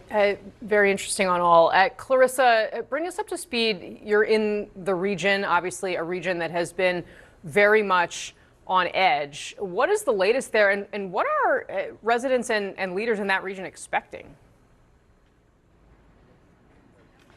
Well, I would say, in terms of the near term, people are getting ready for another night. They're wondering whether it's going to bring more strikes. Last night was much quieter than the previous 3 days. No casualties overnight. There were a number of instances where sirens went off, but no major impacts. And according to the IDF, there were about 30 missile or drone launches, which compared to 200 on the first night after Israel began its strikes in Iran is a significant reduction.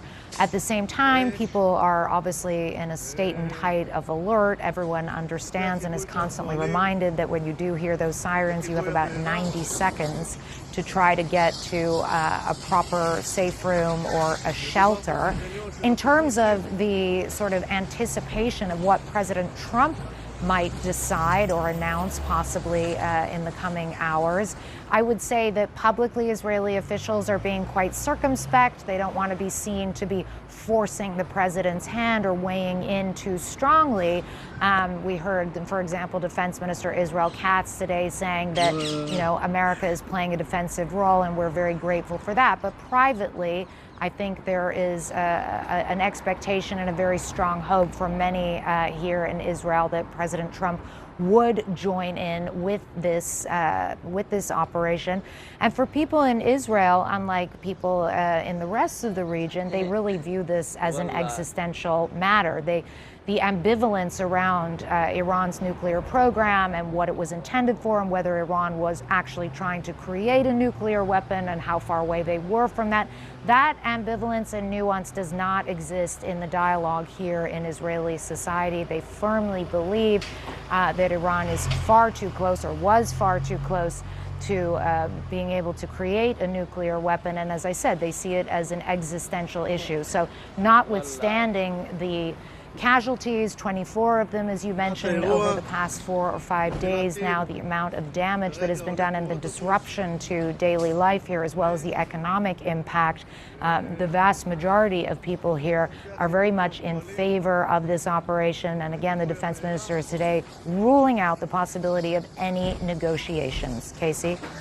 And just like the vice president, J.D. Vance, who I think is doing a great, phenomenal job, he said it's okay to want civilian nuclear energy. But if you're demanding sophisticated enrichment capacity, that's another thing entirely. So what do you need that for? What do you need sophisticated enrichment capacity for? What do you need it for if it's not to cause havoc? It's okay if they want civilian nuclear energy, but look, they're going farther. They want enrichment. So, look, sign the deal. All right, sign the deal. Nobody wants to go to war. Nobody wants all this innocent people dying. Okay, the fact is, people in Iran are not the problem. It's the supreme leaders and all those people who are just, I guess, unreasonable.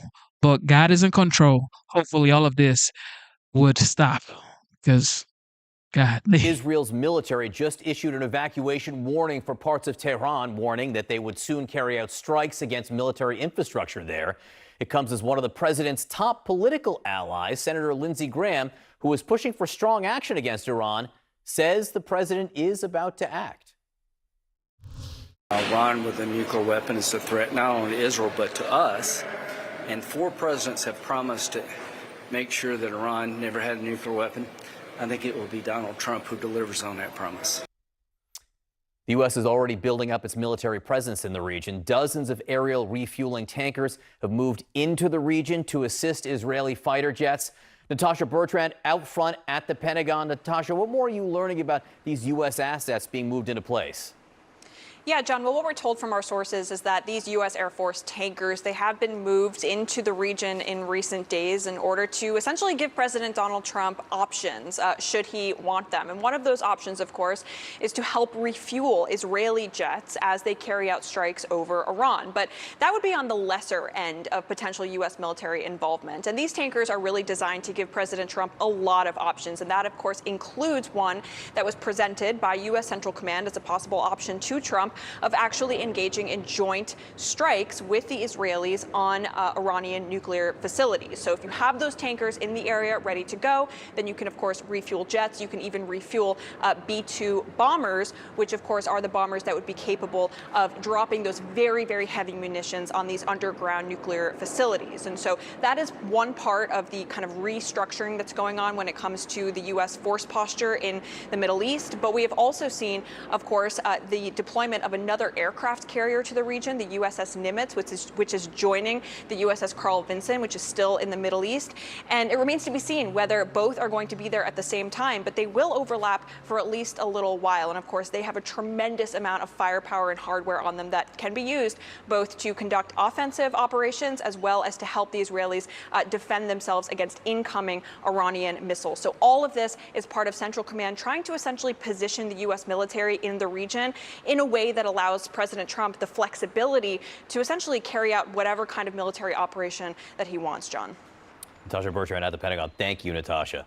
Out front now, Congressman Seth Moulton, a Democrat from the Commonwealth of Massachusetts. He's on the Armed Services Committee and served 4 tours of duty in Iraq. Congressman Moulton, thanks for being with us. As we await word from the president, sources do tell CNN he's increasingly warming to the idea of using the military to strike Iranian nuclear facilities.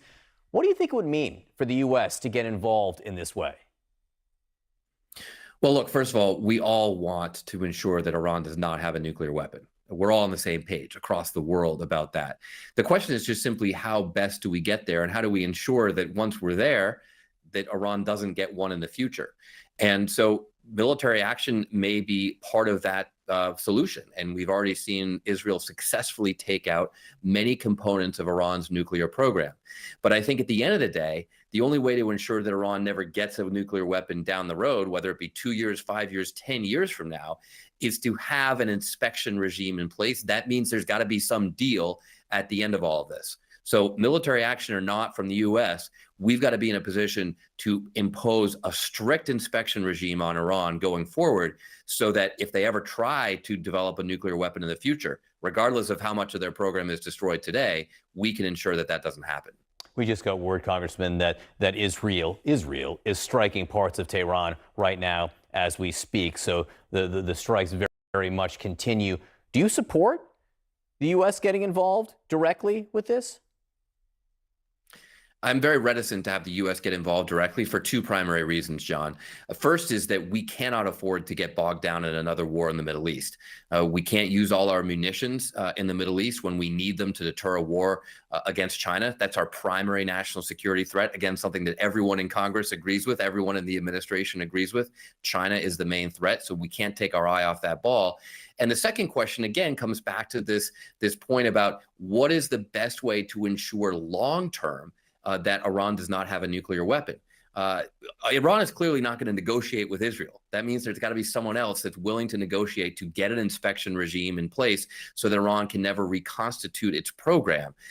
There are a lot of analysts who think that that's exactly what Iran is going to try to do, that the lesson they will take from these strikes is that they have got to sprint to a bomb. So the way we ensure that that doesn't happen is we have an inspection regime in place that only comes through a deal. I'm not sure America puts itself in the best position to actually negotiate that deal if it's involved with military strikes. But that's an open question, and that's something that's, I'm sure, being debated in the administration right now. Probably being debated in the Situation Room this afternoon. What about this so-called bunker busting bomb, 30,000 pounds, usually dropped from a B-2? How far would that go, do you think, if it was used in Fordo, to destroying Fordo completely and perhaps ending Iran's nuclear program?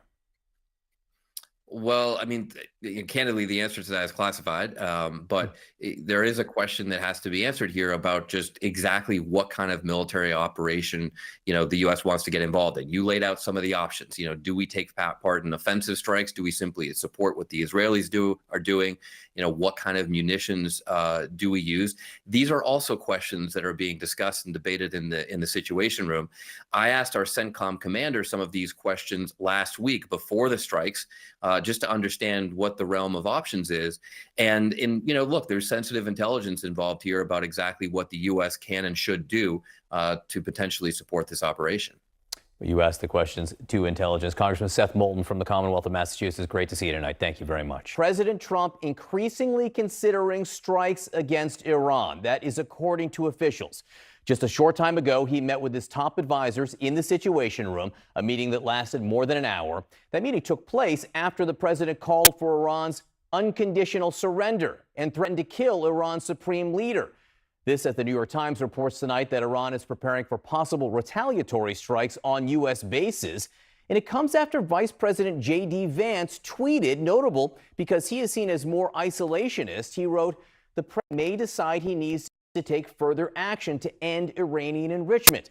A senior Israeli official tells CNN the Israelis are now waiting to see if the president will help them finish the job and take out Iran's nuclear facilities. Now, should the U.S. strike Iran, one potential target, the mysterious Fordo fuel enrichment plant. It's built inside a mountain, and it's where some of Iran's most important nuclear work is now taking place. It's buried more than 295 feet underground.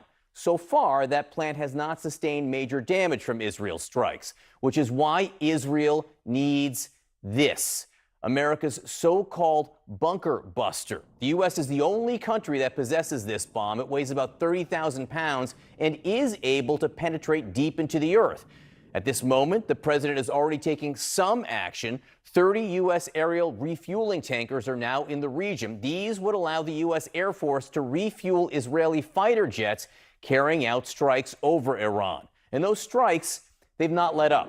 We've got new video of strikes over Tel Aviv from just moments ago. Oren Lieberman is out front live in Tel Aviv. Oren, what's the latest you're learning from there? John, we have seen 2 rounds of incoming ballistic missiles over the course of the last hour. These 2 rounds spaced pretty much just minutes apart.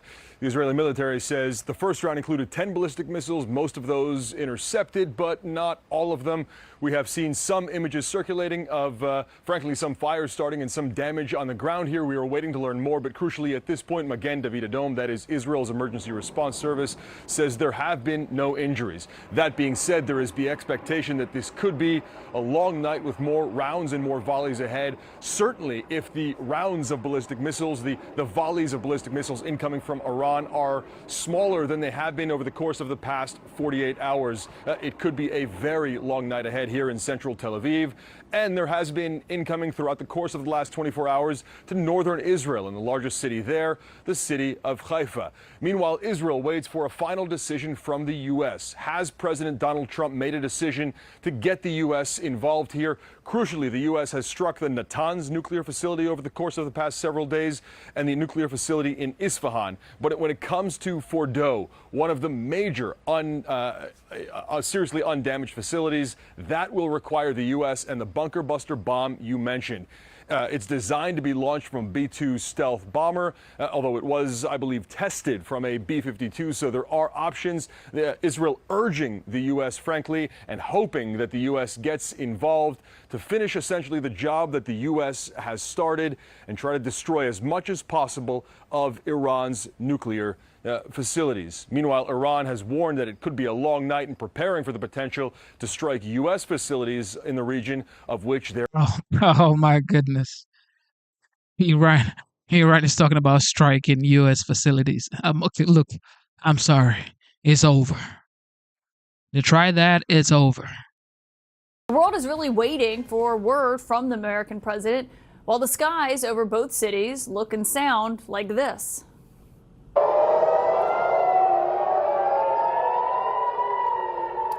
Warning signs in Israel for waves of incoming missiles from Iran, most intercepted by the Iron Dome, though some, as we've seen play out in recent days, are getting through. There are also new explosions in Tehran as Israel is warning an entire district of that city to evacuate tonight. Our sources are telling us that at the White House, President Trump is weighing using U.S. aircraft and bombs to strike Iran's nuclear facilities. A senior Israeli official says they're also waiting to learn whether or not the president is going to help them achieve their goal of destroying Iran's nuclear program.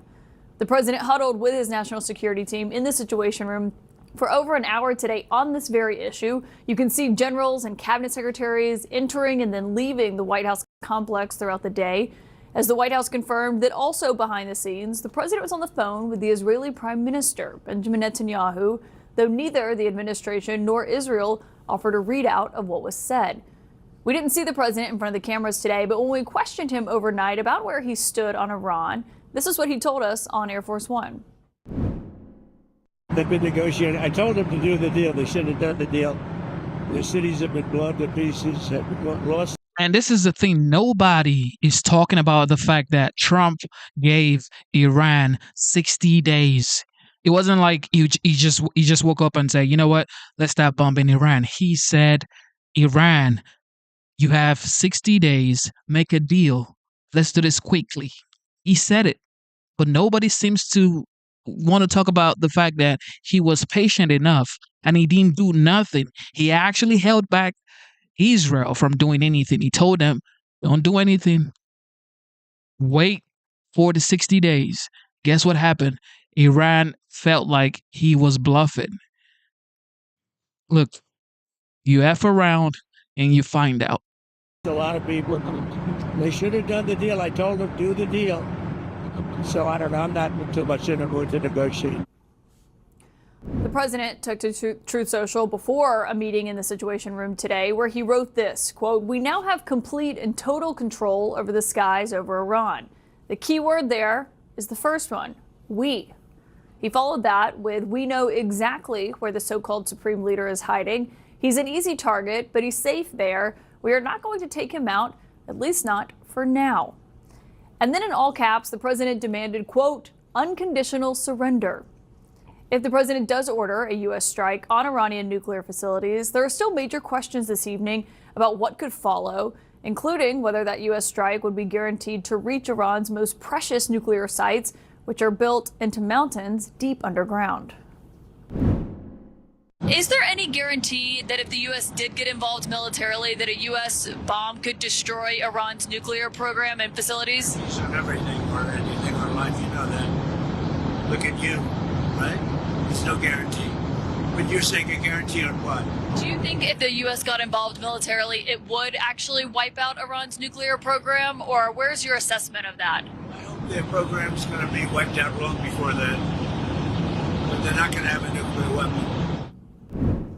I want to get straight to CNN's Anderson Cooper, who is live in Amman, Jordan tonight, where missiles have been passing overhead. And, Anderson, obviously, I should note the reason you're there. The airspace over Israel is closed. As you're making your way there, you have to drive to actually get there. What are we seeing and hearing on the ground over there tonight? Yeah, I think a lot of people in this region are waiting and watching to see what President Trump decides, what the U.S. decides to do. I mean, that is the story of this night. We have seen this, back and forth missile barrages, some incoming to Tel Aviv.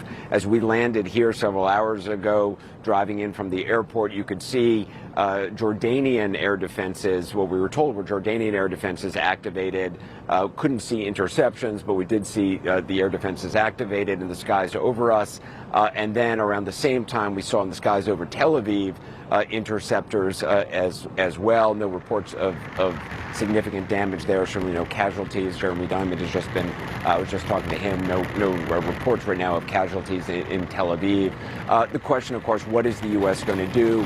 Will there be a direct strike against that Fordo facility? That is of the two facilities, the Natanz and the Fordo, as you know, and as you've been reporting, that is the one inside that mountain, which can really only be reached by these bombs which the United States has and the delivery mechanisms that the United States has. It would require more than just one.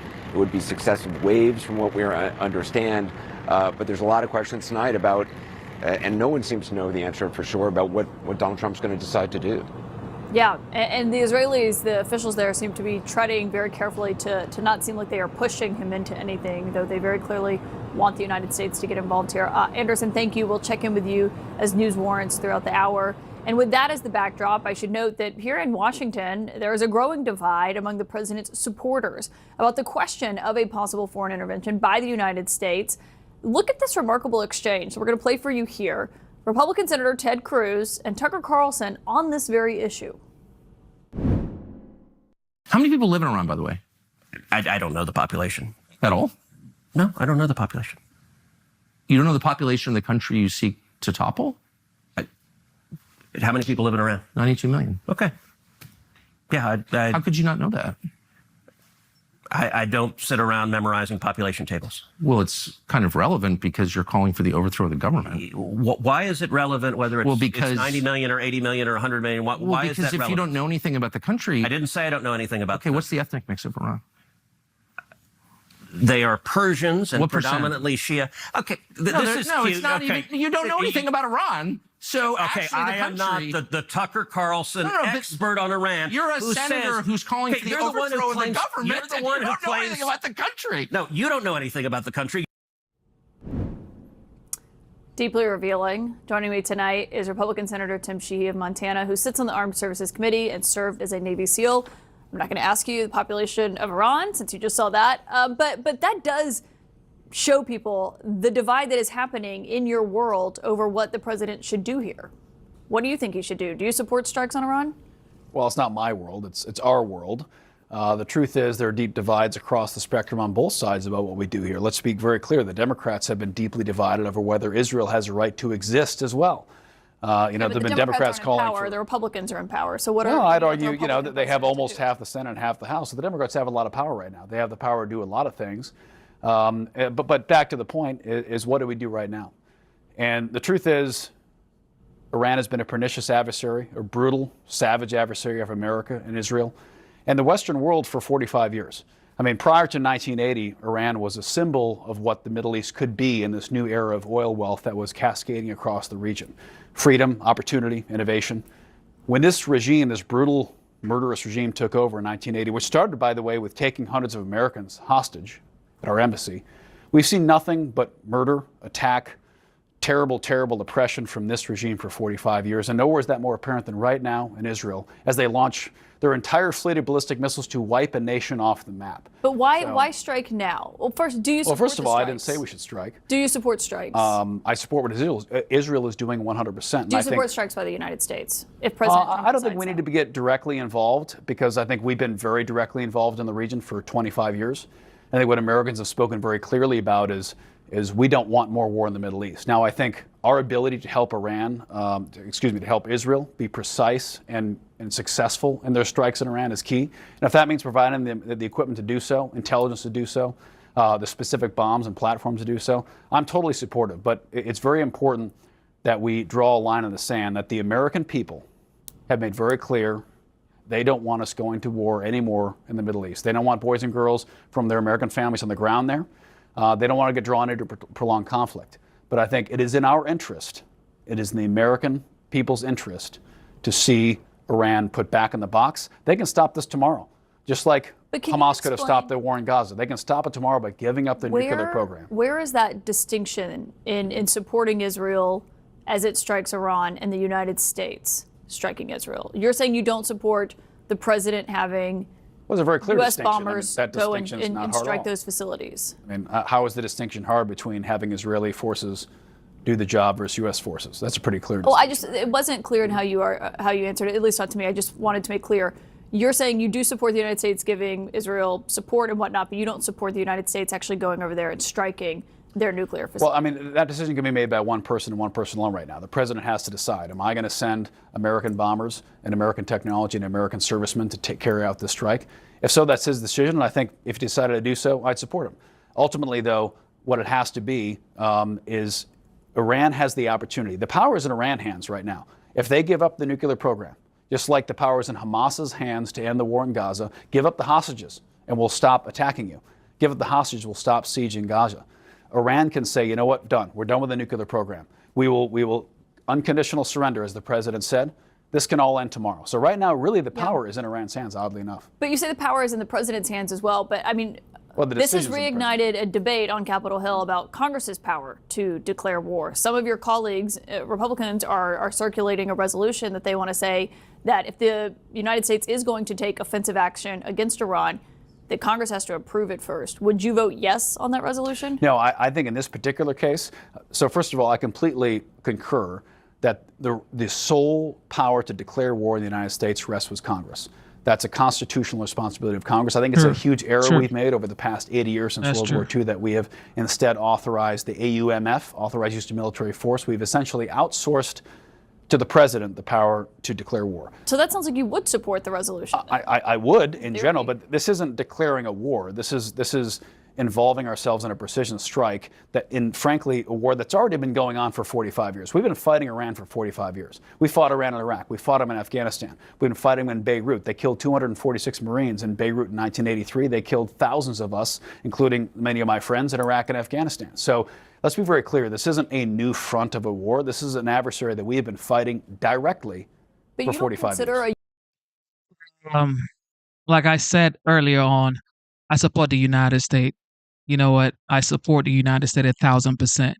But I see people in the chat saying, well, there should be no war. Yes, there should be no war. Absolutely. But peace is very expensive and it's hard. And really, this could be avoided. The commander-in-chief gave Iran 60 days, but for some reason, there was no response. So Politico is calling the conflict Trump's moment of truth. Quote, it's... All right, conservatives, this is your turn. But the question here is, what is the solution here?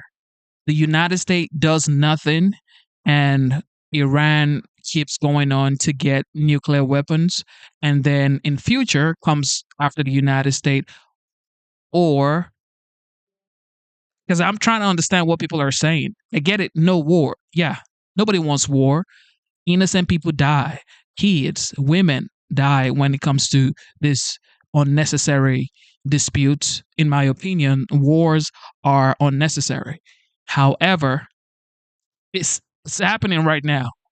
What is the solution? You can say no wars and go run in your room and sit down. No wars. All right. So what is the solution for what's going on in Iran? Somebody tell me the solution in the comment section. Okay, no wars, no. Okay, we get you. Nobody wants war. But what is the solution, guys? Hard to overstate the significance of this moment. American involvement in this war could end Iran's nuclear ambitions and even topple its autocratic government, reshaping the Middle East for decades to come. The New York Times with this headline, Trump's Iran choice last chance diplomacy, or a bunker-busting bomb? KT McFarland, former Deputy National Security Advisor to President Trump, is here.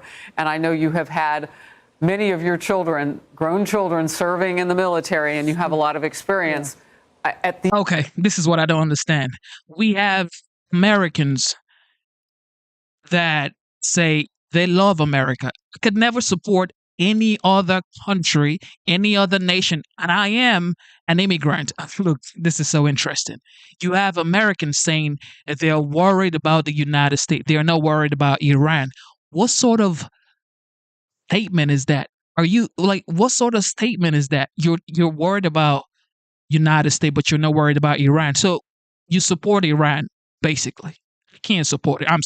I'm sorry. I cannot support Iran. Look, I love the United States so much. I cannot support Iran. Okay. The United States gave me my family, my daughter. My wife, may her soul rest in peace now. But I would never have everything that I have today without the United States. So what am I supposed to do? Support a regime that shouts and screams death to America? I can't. Look, I support the United States. And whatever the commander-in-chief decides, it is what it is. These points in time when presidents are making these types of decisions, what stands out to you, the president in with his advisors today? Look, I've been in the Situation Room with President Trump where he's had to make decisions like this. He is really good. This is his finest moment. He's cool. He gathers intelligence. He doesn't get the yips. He finds out from his military leaders, his diplomatic leaders, his intelligence leaders, what are his options. And then he probably thinks of 2 or 3 other options that nobody else has thought of. So what am I looking for right now? President Trump has said it pretty well. Iran's not going to get a nuclear weapon. And then he said, well, let's wait and see. President Trump, I don't think he needs to make the decision right now of whether to attack Fordo, whether not to attack Fordo. Who knows what the Israelis have? We know that the Israelis have commandos on the ground in Iran. Maybe there are other ways to destroy that nuclear weapons site other than bunker-busting bombs that American military drop. Yeah, and I see you focusing on that because that Fordo is exactly what people are saying. If you don't take that out, you don't take away that pause in future capability. I want to get to this. Because sometimes our assets can be enough for an enemy to see, and they are on the move. The USS Nimitz, which is the oldest active U.S. aircraft carrier, deployed from the South China Sea yesterday, headed toward the Middle East. Dozens of Air Force refueling tanker aircraft have been moved to Europe to position closer to the Mideast, giving President Trump and the CENTCOM commander more tactical options.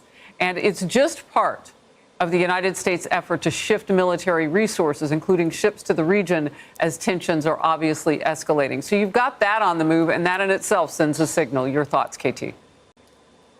Yeah, I was in the Reagan administration working at the Pentagon the last time the United States and Iran came anywhere close to a military conflagration, shall we say. I mean, Iran was trying to do things in the Gulf, and the United States Navy just stopped them cold. And a lot of the senior leadership now of the Iranian military would have been the young military officers in the 1980s when that happened.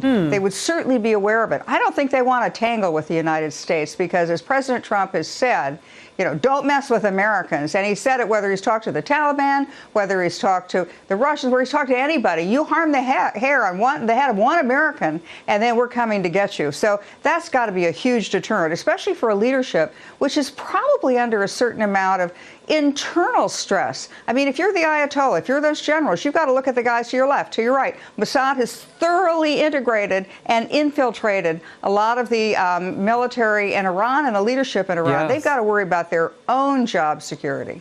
I thought it was interesting and just supreme strategy, if you will, if you just are watching this from that perspective, to put the message out that there was some thinking about taking out the Ayatollah Khomeini. And then President Trump thought, no, we won't. I mean, that is a huge sign of, well, we could if we wanted to, but we won't right now. So more of that in their heads as you're talking about. Fox News contributor and former Reagan administration official here, Hugh Hewitt, may have known you, KT, says what we are seeing in the Mideast right now is truly a historic moment. Israel has unleashed a shock and awe campaign, the likes of which Iran has never experienced. President Trump has allowed this to happen. He greenlit this. He was masterful in his ambiguity last week, though he dropped a few breadcrumbs that people were paying attention along the course of last week, indicating he thought the negotiations were going to fail.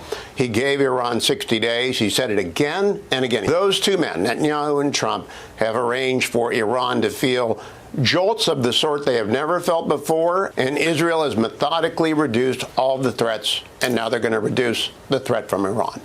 KT, your reaction? You know, the other part of this equation is not only has Israel and the United States taken out all of Iran's defenses, Iran's now defenseless, but who hasn't been playing in this game? What other big powers who we know are interested in the Middle East who you haven't heard anything from? Russia, China. A couple of weeks ago, President Trump said, after his phone call with Vladimir Putin, he said, maybe Putin can help me in the Middle East. Nobody paid any attention to that. But is that phone call on the way? You know, what's interesting, real quickly before I let you go, and I said this atop this hour, we took it live when the president said it yesterday from the G Summit before he left early. He was calling then to pay attention to the fact that Russian President Vladimir Putin was not at the table making it a G8. He talked about the dismantling of getting Russia out when Obama was president and how the former Prime Minister of Canada, Trudeau, had worked to make that happen. And that goes along with what you're saying. Look, he's watching this with a Gestalt view, looking down and saying, what pieces would help me put this together? Perhaps he and Vladimir Putin would have talked at that summit had it truly been a G8. Yeah, and also remember, President Trump is looking way beyond what happens in the Iran-Israeli conflict. He's looking at what happens next in the Middle East. Is there peace? Is there a nuclear weapon? Does anybody get nuclear weapons? But also, what happens to Iran afterwards, the day after? KT McFarland, good to have you. Thank you. All right.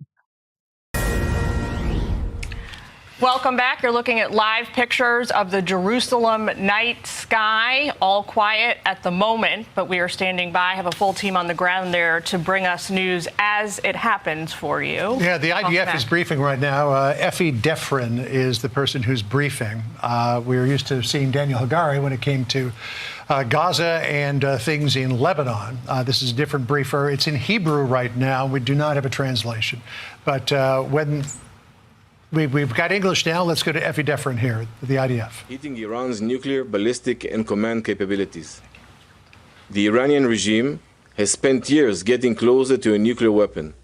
They have spent billions building a ballistic missile program. Our mission is clear: to remove the threat at its source. Last night, the IDF eliminated Ali Shamadani, the regime's wartime chief of general staff. Shamadani held the role for only 4 days before meeting the same fate as his predecessor. This mission was based on real-time and emerging intelligence. We have delivered significant blows to the Iranian regime, and as such, they have been pushed back into central Iran. They are now focusing their efforts on conducting missile fire from the area of Isfahan. We are aiming at military targets. They are attacking civilian homes.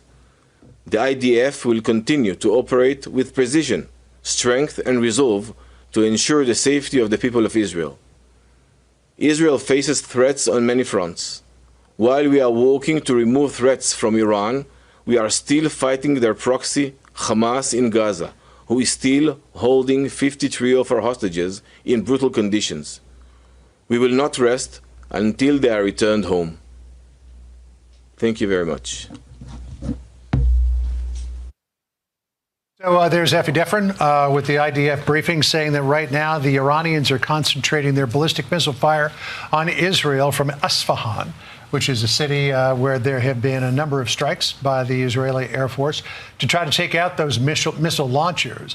They were saying earlier today that they've taken out, I believe it was 25 or to 30% of those missile launchers. So that really does degrade Iran's capability of launching those big, powerful missiles toward Israel. And every day, it seems, they're able to fire fewer of those than they were the day before. And we've been widely airing satellite images that our newsroom obtained yesterday and today that show before and after images of Iran's main three main missile facilities inside the country. Severe damage to all three of them, as well as Natanz, the infamous nuclear weapons facility there on the ground. So these capabilities, super important to degrading Iranians, not just their nuclear capability, but their military might and the threat they pose to the rest of the world. Click here to subscribe to the Fox News YouTube. We bring in retired four-star General Joseph Votel. During his nearly 4 decades of service in the Army, he led Special Operations Command and Central Command, overseeing military operations in the Middle East. He's a distinguished military fellow at the Middle East Institute. General, very good to have you back on the program today. So you hear this discussion that it appears that the president, and of course he could change his mind on this at any moment. They're in discussions right now in the Situation Room. But it appears that the sending the vice president, J.D. Vance, and Steve Witkoff, his Middle East envoy, to have one more discussion with Iran appears to be a bit taking a back seat at this point. And we see these military assets moving now. What is your assessment of where things are and how long it might take to actually see this kind of strike that's being considered on Fordo? Yeah, thanks, Martha. It's great to be with you.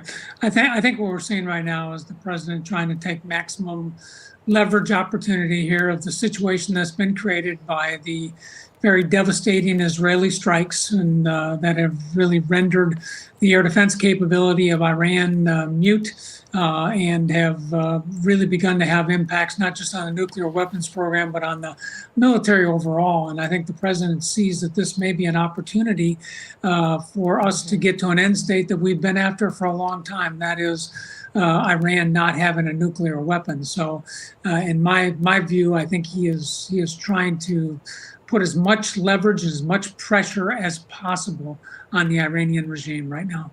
Yeah, it's very interesting, the word that you use, and we hear him talk about control of the skies, and that's because these Israeli attacks have been so effective in knocking out Iranian defense systems, and they have a clear run into the country, which has never happened before. They also have none of their proxies active in this fight. No Hezbollah, no Houthis.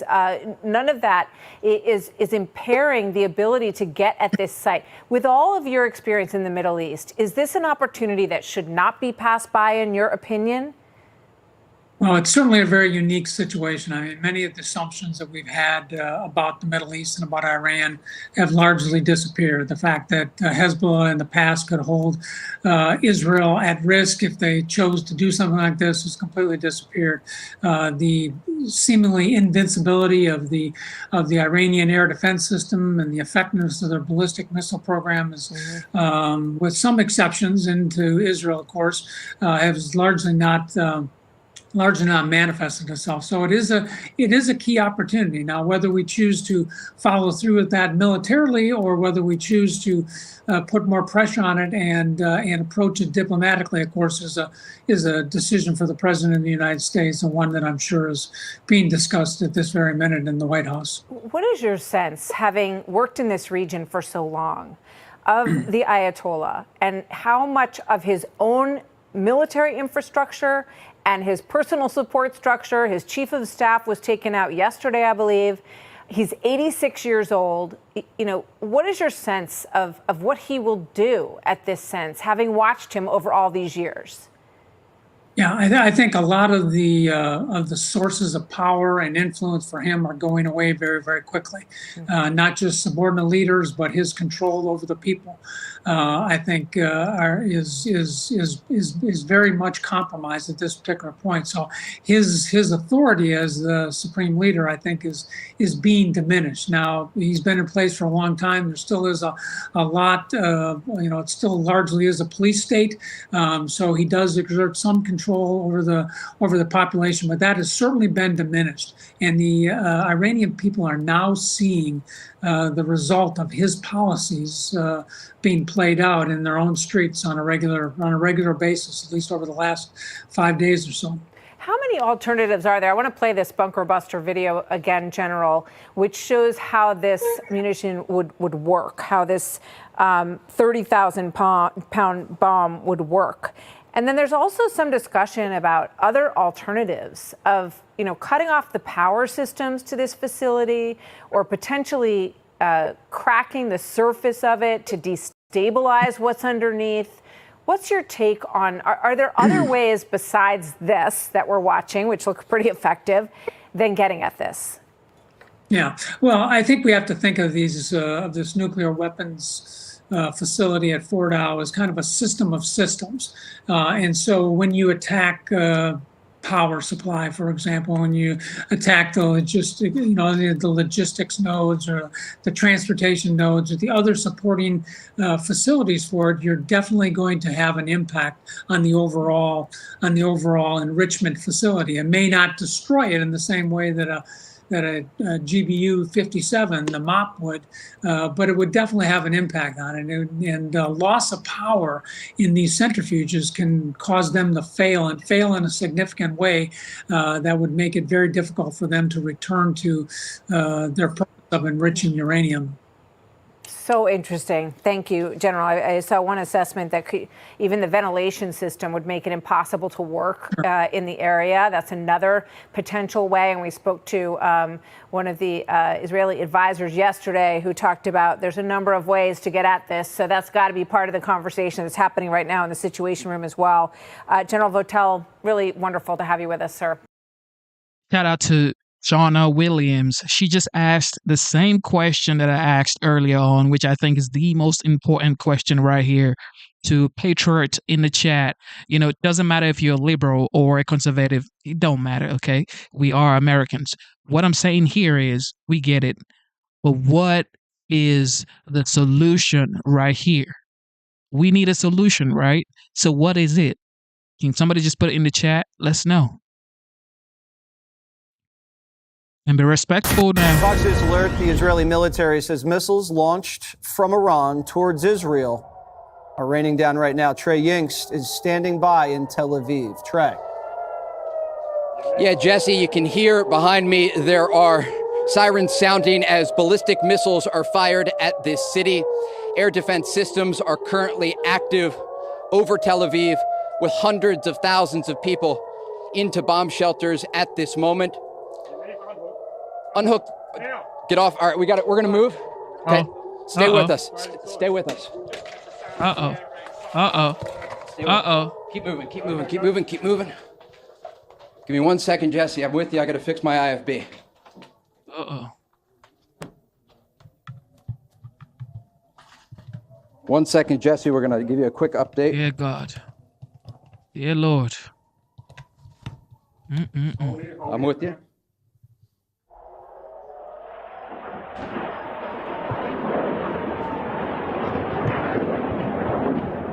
Jesse, I got you back. My solution here is back to Iran. Sign the deal. No nuclear enrichment. If you could just sign the deal, all of this would be over. I mean, that's what Trump proposed. But the Supreme Leader is not taking that. So I don't know what's going to happen if he doesn't want to sign the deal. This would have to keep going. I don't know. Look, I don't want this to keep going. Nobody wants war because in war, nobody wins. Okay, nobody wins. Innocent people die. And we are human beings. We cannot create one life. Okay, God has that supreme power over human beings. So to me, wars are just unnecessary. But in this situation right here, Iran should please sign the deal and let everybody go home and chill. There's a shelter-in-place order right now. We hear the sirens. Trey, are you with me? Yeah, Jesse, I'm with you. We got disconnected for a moment from our IFB there. You could see a lot of those missiles coming off as they were trying to intercept some of that incoming fire. We saw the first one go out to the sea, and because they could track where it was going, they let it get intercepted out at sea. This is an indication that the Iranians still, as the Americans are deciding whether or not they want to get involved in this war, are firing on major population centers.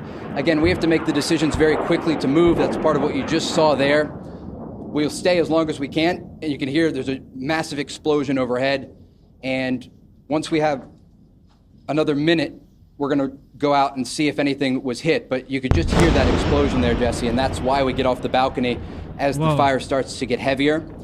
But again, this has been going on for the past 4 days as the Iranians respond to these strikes that are taking place across their territory. And despite the fact that the Israelis told us earlier today that they were able to take out around 40% of the missile launchers, we understand that they have not been able to take out all of them. And so we expect to see more of this type of fire in the days ahead.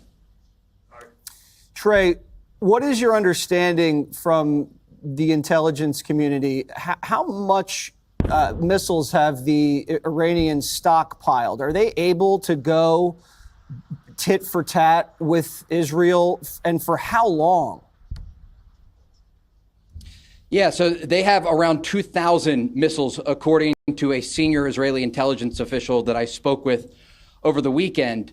The concern here is that they're not able to hit all of the stockpiles because the Iranians have been preparing for the war that is currently taking place with Israel for the past few decades. And so they not only will stockpile missiles in the sides of mountains and deep underground, but they hide the launchers. And so these are mobile launchers in many cases. Eventually, they will run out of missiles. And that is part of the reason that Israeli officials are encouraging the United States to get involved at this very moment, because they understand it's a window of opportunity. They have weakened the Iranians enough that they've taken out many of the missile launching platforms. They have struck both the Isfahan and the Natanz nuclear facilities. And they have left just really a large facility called the Fordow facility, where the most advanced part of the Iranian nuclear program is currently developing. And so if we see the Americans get involved, this is one of the likely targets, because America has bunker buster bombs. They have the ability to strike even deeper underground than the Israelis do. And according to that pilot that I spoke with earlier, an Israeli fighter jet pilot, he told me they've taken out much of the air defense around the Iranian capital. And this gives Israel the ability to start striking in deeper parts of Tehran.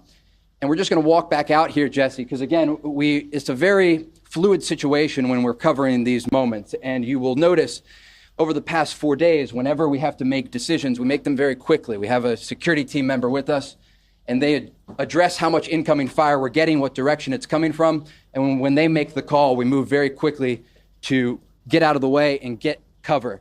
From what I can see here, there are no direct impacts in this area. We'll get initial reports in about other parts of central Israel. We're very careful about the locations, understanding that this is a volatile situation that is changing each and every minute. Jesse? All right, Trey, a lot of respect for your break. My goodness. Yeah, Lord. Solve this issue President quickly. Trump is now facing a big choice: either help Israel destroy Iran's nuke facility or continue to negotiate. Axios reports that Trump is seriously considering joining the war on Iran and launching a strike against its nuclear facilities. However, President Trump is still open to a deal, but says it could depend on his mood. Are you open to negotiating with the Iranians right now, or do you want to wait? I don't know. I've been negotiating. I told them to do the deal. They should have done the deal. The cities have been blown to pieces. We've lost a lot of people. They should have done the deal. I told them, do the deal. So I don't know. I'm not too much in a mood to negotiate. So, Kayleigh, on the right, we have a big difference of opinion here, but unlike the left, we're not afraid to show it. And you know all the players involved. So I guess I got to ask you, I want to talk about that thing. Should it matter that the mood of America, they voted for a guy who wanted to concentrate on America first.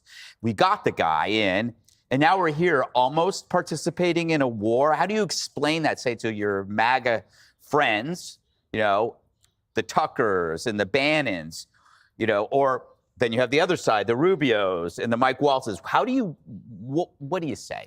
So I observed America first up front and personal in term one. And what I learned about President Trump, he's a man of action, not words. He's not a Neville Chamberlain. He is a Churchill. He is not someone who sits in a beach chair and lets history happen to him. He makes history. He acts strategically. He acts when it's in our interest. When he took out Soleimani, when he took out al-Baghdadi, when he acted in Syria, when they used chemical weapons on their own people. Every dictator in the world observed that. And you know what happened? Putin, for the first time in 4 presidencies, did not invade a sovereign country. The last and final year of his presidency, not a single American troop died in Afghanistan. You look, ISIS dismantled. He's not words, he is action. How is Bannon and the folks that you mentioned and the people advocating for just sitting back and taking it easy, how are they any different than Biden's foreign policy? Biden's foreign policy was, I say don't, and Putin does. I say don't, and the Taliban takes over Afghanistan. I say don't, and 2 global wars start on my watch. That is the Biden foreign policy. That is by no definition America first. Iran has had 5 decades, almost half a century to talk. And what they've done instead, kill 609 American troops in Iraq. What they've done is put an assassination plot on President Trump's head. What they've done is take American hostages and wreak havoc on the world. America first is not sitting in a beach chair and using words. It's taking decisive action when we can take out Fordo, the one swoop of an airplane. All right, Jesse. We know from Trump's words and deeds, he's pretty stingy with blood and treasure. He's not a guy who's into wars. So what do you think he's going to do? Is this going to be something highly specific? If he gets involved, why isn't anybody asking what's next? We are. Yeah. And some people on the right are asking that. The left isn't asking anything. They've just totally withdrawn themselves from this debate.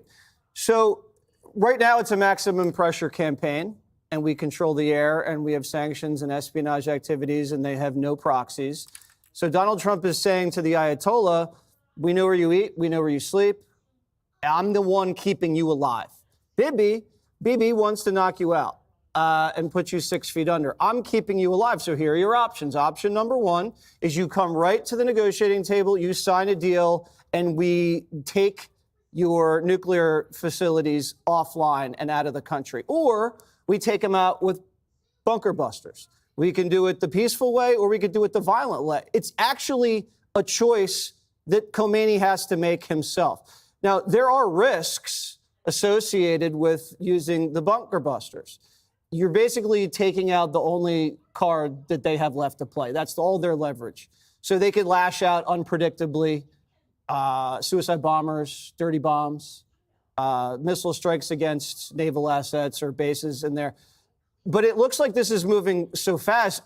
Our intelligence said that Netanyahu had decided he was going to strike Iran alone or with the United States after October 7th. There was nothing we could say that would stop him, even if we were negotiating over this deal. And so Trump was like, no, and told him to chill twice. Bibi asked for bunker busters. Trump told him to back off, didn't give them to him, but then felt the Iranians were stringing him along during these negotiations. And after the deadline eclipsed, the day after, he greenlit the Israelis to go in hard. And now he likes what they've done. They've been effective with this air campaign. And now is the choice. Is he going to use these bunker busters to get the United States involved offensively in the campaign? So far, he's been very deliberate, and he's keeping all options on the table. And so far, so good. We hope he makes the right call. Emily, how do you reconcile the differences of opinion in the MAGA movement? You have, I mean, I'm grappling with it. I was, part of the charm for me was that we weren't going to deal with foreign wars, but at the same time, I understand the threat. I don't know where to, and I don't want my opinion assigned to me from a John Bolton, or whoever. To that point, I think we elected a certain individual to represent all of our interests. And we know that his primary or final objective is peace through strength and to have no eternal wars. And so it would be that candidate, i.e. the commander-in-chief, President Trump, that would hold our faith that we know come hell or high water, he's going to get to that endpoint. But I agree with you, and that's why we see that kaleidoscope of opinions that people have, right? Intervention, how much is that, right? There's different definitions, essentially, of intervention. Some consider even the use of 1B22, that is indeed intervening, that is potentially risking blood and treasure. And there are others that say, no, this is exactly, sort of a minimal step, and anything short of intense investment is less than what we're talking about here. But I think your question of what's next and asking that question, that's the right question. Because the reality is we inherited, what we learned from this prior administration is that inaction furthers the interests of our enemies. Iran has been emboldened and equipped and was incentivized to terrorize Israel and also American interests over and over and over again. So we inherit that situation. And Michael Oren said this, the Israeli former ambassador to the U.S., that with this scenario, President Trump has the opportunity to become the greatest peacemaker of the century because everyone else just tried to curb the nuclear threat. But here we're trying to potentially totally eradicate it. And then what if the result is actually the annihilation, the failure of the Islamic regime? And then we ask, what's next? Well, what would be the positive? Look, not irrespective of the big Charlie Foxtrot that could be, an enemy whose identity is based on the death and destruction of America, the great Satan, and Israel, extinguished. Sovereignty of the countries around it and the demilitarization potentially of Yemen and Gaza, expanding the Abraham Accords. The impact on our security and our global economy is truly direct. So for me, I think the other alternative is waiting around for them to blackmail us, for Iran to say, oh, guess what? Oh, you're not going to do this? Here's a nuke. So I think the only option for peace is some type of intervention. And I trust our commander-in-chief to represent that well. So, Jessica, this is a situation where you find yourself on the same side as President Trump. And both of you have an affinity towards Israel. Correct? Definitely. So yeah. What is your take on what he's doing and what America should do and what's next?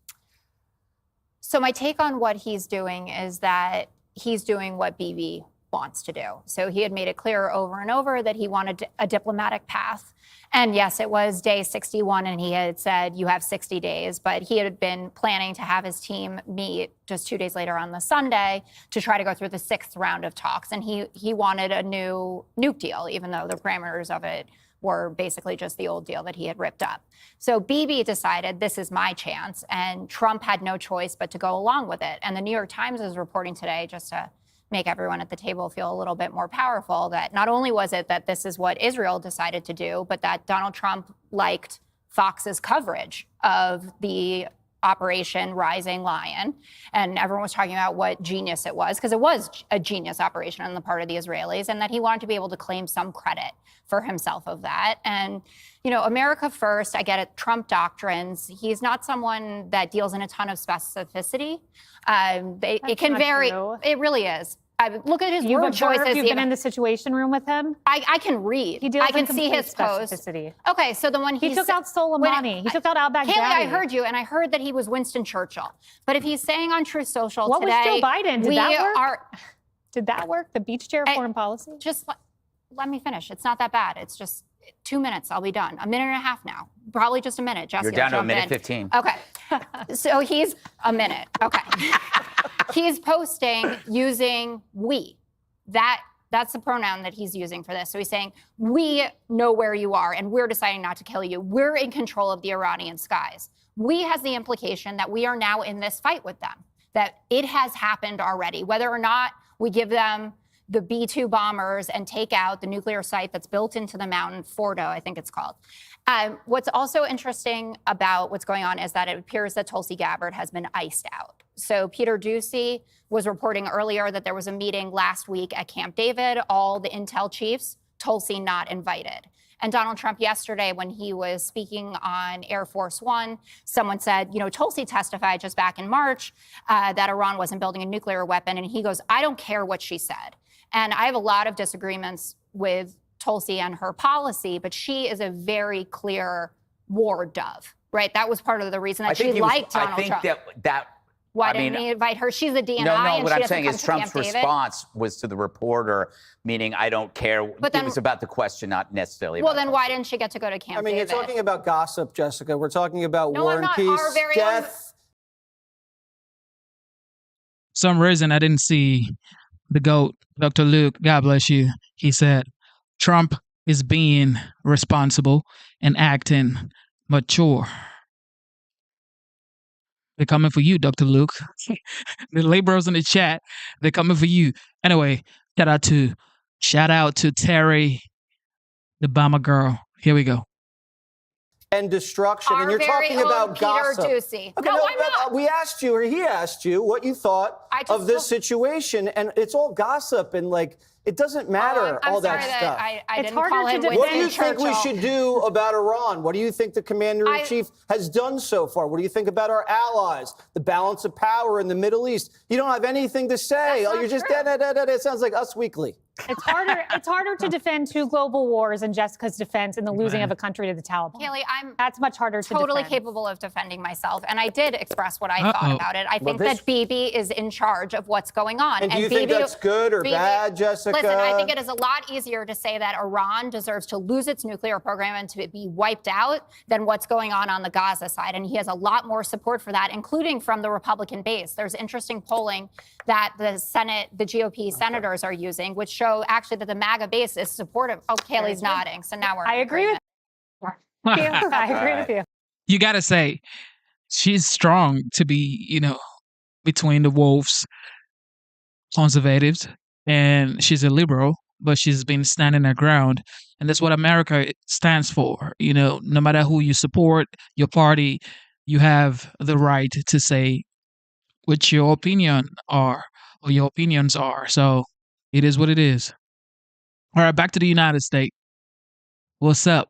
But here's the most important thing that Democrats like Brad Lander are missing. According to a new NBC poll, 51% of Americans say that they support Trump's handling of immigration and the border. 49% disagreed.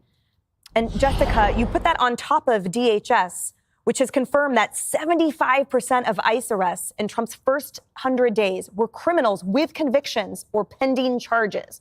So I think that's reflected in the majority of Americans saying yes and thank you. Well, yes and thank you would be more than basically 50-50. So that's within the margin of error. This used to be his best issue, 10 plus points advantage. And there were a couple other recent polls where he was -6 and -11 on immigration. In terms of the stat, about 75% have been convicted or pending charges. Those pending charges are doing a lot of work. And the reverse of it is that 70% of people who have been detained haven't been convicted of anything, which is the threshold for people getting their due process. So there are folks sitting in cells, perhaps waiting for their day in court, or if they're lucky enough to be, sent to a foreign gulag, and they haven't actually been arraigned. No one has seen them in a court of law to decide whether or not they actually committed these crimes. What's going on with Brad Lander, who was accompanying a migrant to his immigration hearing, and he's done this a few times, is broadly speaking where the American people are, which is that if somebody is going about this the right way, if they've been in this country and they have not committed a crime, not been convicted of something, that they should be able to stay here or at least to get their due process. And I think that the images of the masked agents, pulling a candidate for mayor and our comptroller aside are going to be very resonant with folks. Importantly, Donald Trump's policy on immigration seemed like it was changing a couple days ago. Remember when he posted, he said, if people work in agriculture, they shouldn't get picked up. And if people work at hotels, et cetera, like he used to employ a lot of people at his properties. And it seems like Stephen Miller is back in charge. And I think that that's a bad thing for the country. And I think it's a bad thing for the president's immigration policy because that flies in the face of where public opinion is. I don't know why Trump has completely ceded control to Miller in terms of this, but it's not a good look and it's not going to float well with the governors that run states that have a lot of these people that keep them in business, big agriculture states, big states with, hotels, leisure, et cetera. But Greg, isn't that the whole point?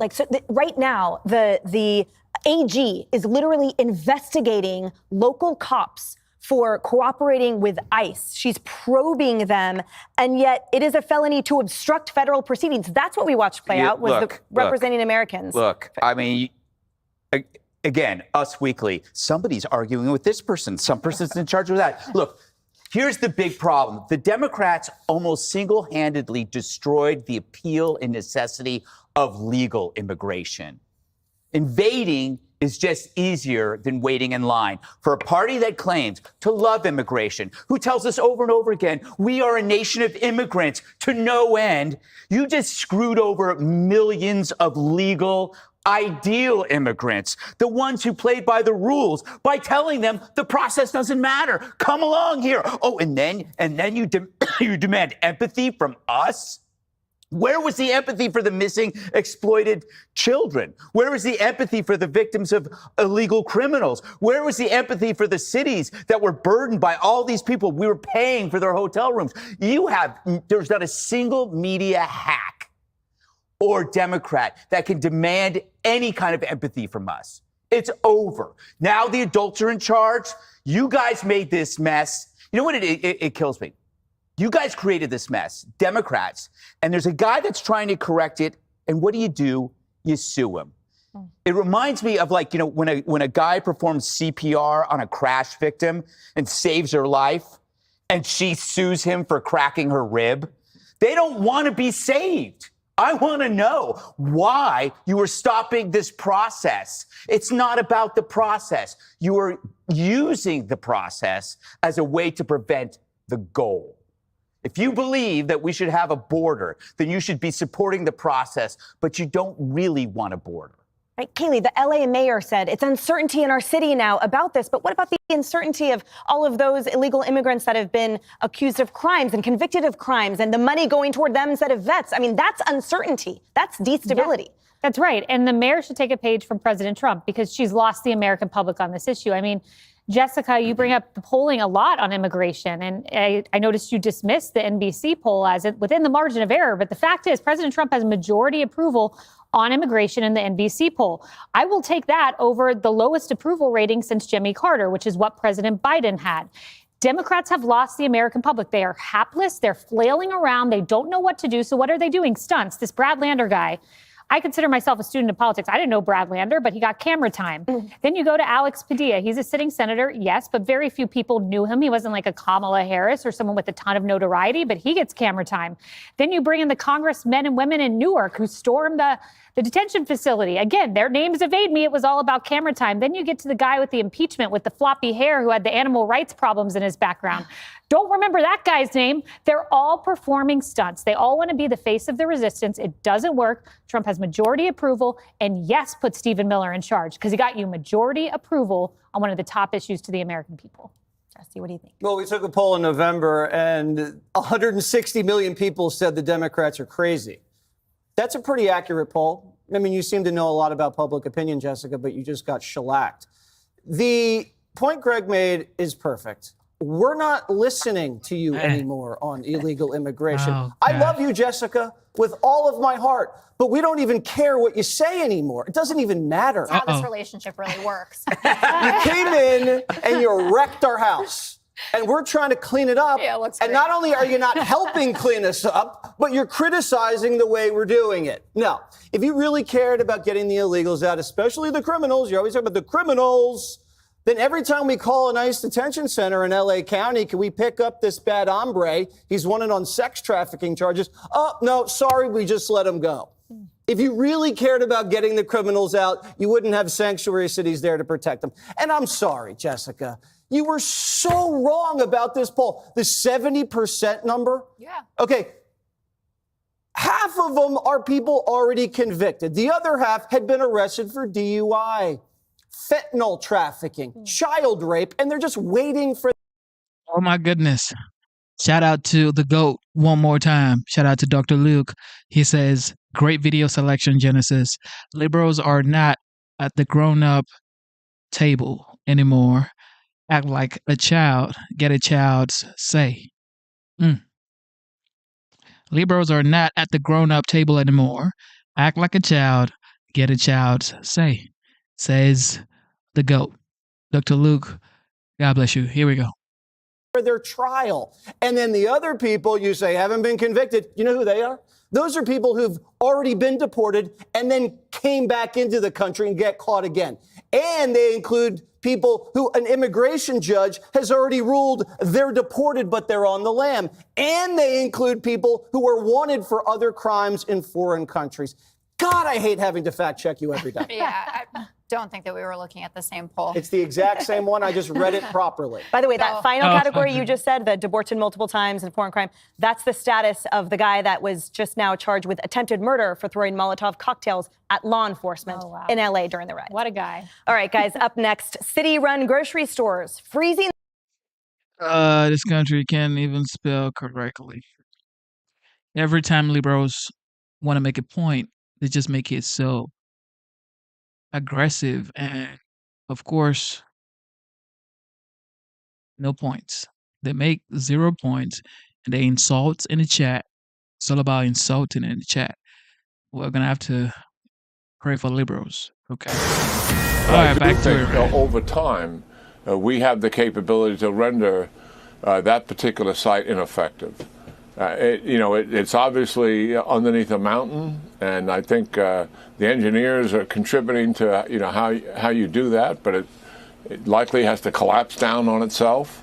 So I think it's achievable, but it's a formidable target. That's General Jack Keane with us last hour talking about the challenge posed by Iran's Fordow nuclear plant, which so far has not been touched in this war, we believe, based on the reporting there. It's believed to be located about 300 feet beneath a mountain. It could potentially be taken out by an American bomb known as a bunker buster. Meanwhile, at the White House, we expect the president to meet with his national security team at any time now. He came back from the G7 in Canada a day early for that meeting in person. Dan Hoffman's with me now. And Dan, good morning to you. Take us through the thought process before you start blowing up mountains in Iran. Take us through the thought process on behalf of the Israelis/United States on this first, and then we'll get to the Iranian question. Yeah, Bill, I can tell you from my decades-long career at CIA, we don't do policy at the CIA. We recruit spies and steal secrets, but I was a backbencher many times during policy deliberations of this sort. And what I expect the president will be hearing from his advisors are, what are the options to get to the end state that we want? And remember why the Trump administration withdrew from the JCPOA in the first Trump administration. It was because of the nuclear program, the sunset clauses, because JCPOA did not deal with Iran's ballistic missile program, as well as Iran's proxy terrorist network. And so right now we've got a better opportunity than we've ever had before to deal with those three challenges for our national security. It doesn't mean we have to blow up Fordow, but it does mean that Iran is going to have to, in the words of their supreme leader, drink from the poison chalice and agree to a serious round of negotiations where we get to the end state that we want. When liberals come in the chat and they call me names and they try to throw their tantrums, it's like, you think you're affecting me? No, you're not. Okay. Enjoy the show. Intelligence collection is going to be key on Iran's plans and intentions, their military, their intelligence, and their clerics. I imagine that we're on a full court press to provide the president with what he needs. Well, let's talk about the Iranian side here on the ballistic missiles. It's essentially because they have no air power to control the skies. Ballistic missiles are about the only thing they have to threaten Iran today. Benjamin Netanyahu said the other day, if you do not halt their missile program, they could build 3,600 a year. Well, we believe when the war started 5 days ago that they had 3,000. I thought of those 3,000, about 1,000 had the ability to travel the 1,500 kilometers or 900 miles from Tehran to Tel Aviv. And if the Iranians have already fired 400 of those missiles, they have a calculation to make, Dan, because that country right now is cornered and will be even more so very soon. Oh, man. Yeah, and as you noted, Israel owns the skies. Remember, a year ago, April, Israel destroyed Iran's air defenses. Israel's got covert operatives on the ground. They've been lethally targeting Iran's military, senior military leaders, and their nuclear scientists. Israel owns the battle space. And Iran's regime security right now is more tenuous than it's ever been since going back to its war against Iraq in the 1980s. And so the question is whether we are going to strike a deal now, as President Trump would like to do now. Maybe Iran won't want to make a deal.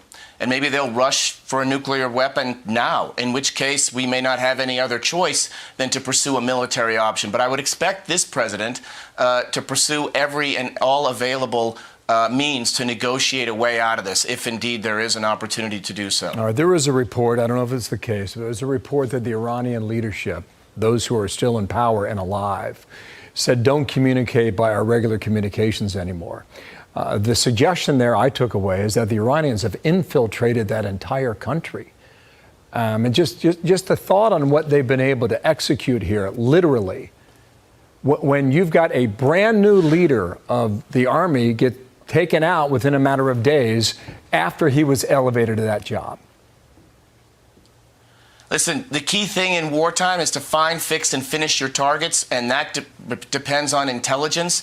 Israel's got Iran wired, and they're able to collect on everyone's location, just like they did with Hezbollah and the pager operation, Bill. And that gives Israel a significant upper hand, as we've seen in this war. Dan, nice to see you. Thanks. We'll talk again very soon. Dan Hoffman with his analysis. Thank you.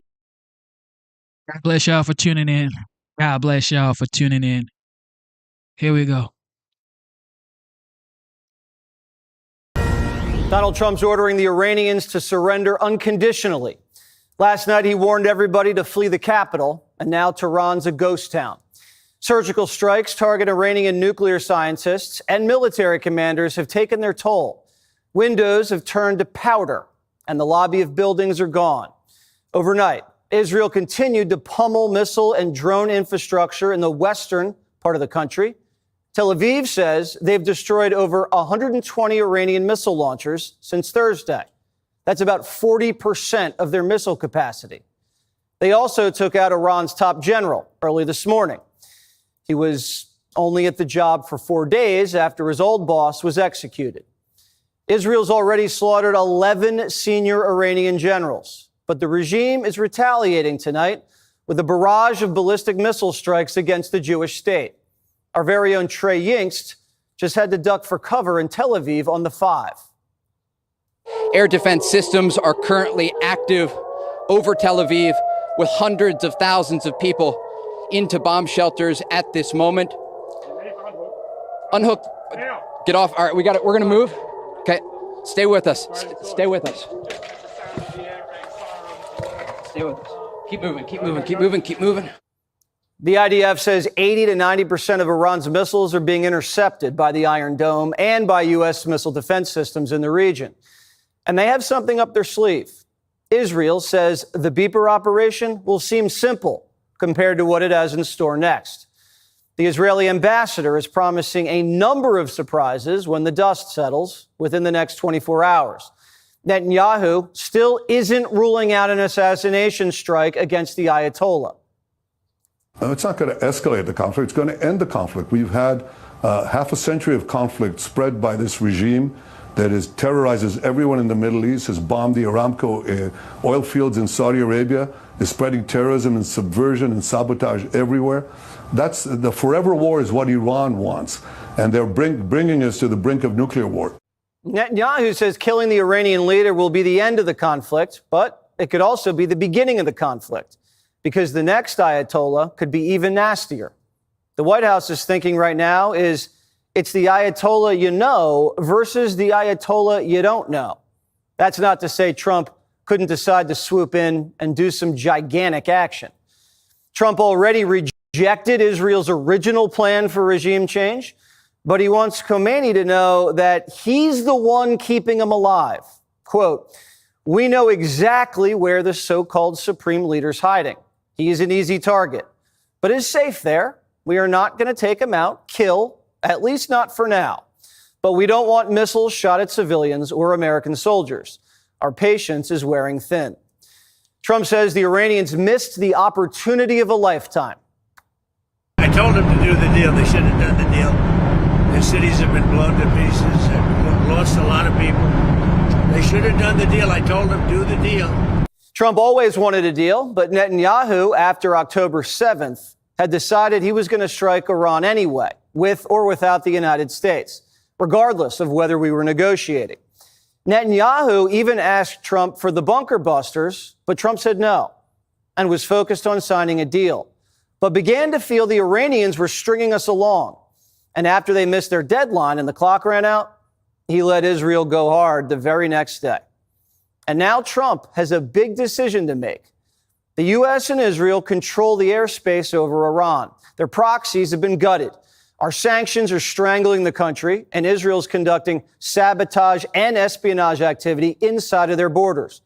The U.S. naval assets have surged into the region, encircling the regime in the Arabian Sea, the Gulf, and in the Mediterranean.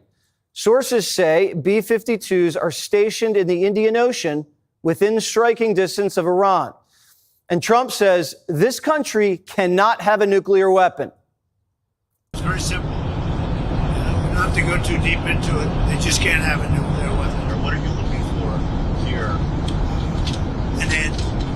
real end, not a ceasefire, an end. So something that would be permanent. Yeah, or giving up entirely. Is that okay too? Are you close there? Is that possible? Is that possible in the next 24 hours? Why not? Certainly possible. Complete give up. That's possible. Trump's orchestrating a massive pressure campaign to ensure the Iranians never get a nuke. Politico says it's the most consequential decision of his presidency. The Trump administration doesn't want to barrel into risky missions or regime changes, but they recognize there's a historic window of opportunity to solve a problem that's vexed U.S. presidents for decades: how to fully eliminate the Iranian nuclear program. Does the president authorize American pilots to fly B-2 bombers over Iran and drop a series of bunker busters on Fordow, the underground Iranian nuclear facility? Or does he let the Israeli air campaign put Khomeini under so much pressure that he crawls back to the negotiating table and signs away his nuke program peacefully? Trump met with his national security team earlier today and is carefully deliberating. The president just finished a call with Netanyahu this afternoon and is keeping all options on the table. He's considering dispatching J.D. Vance and negotiator Steve Witkoff to the region, while also getting assets in place if he decides to strike. Israel can't eliminate the Iranian nuclear threat by themselves. They have their own bunker busters, but none of them are powerful enough to pierce 300 feet deep underground. There's only one bomb for the job, and we have it: the MOP. The massive ordnance penetrator weighs 30,000 pounds. It's so heavy that it can only be lifted by an American B-2 bomber. And once it drops, it explodes horizontally and vertically. We've been working on it for 20 years. Trump tested one during his first term, and it's fully operational. We've used variations of bunker busters in the past, in the Iraq War, to destroy deep Iraqi command centers, and then in the Afghanistan war to target al-Qaeda caves. They look like this. Whoa. Whoa.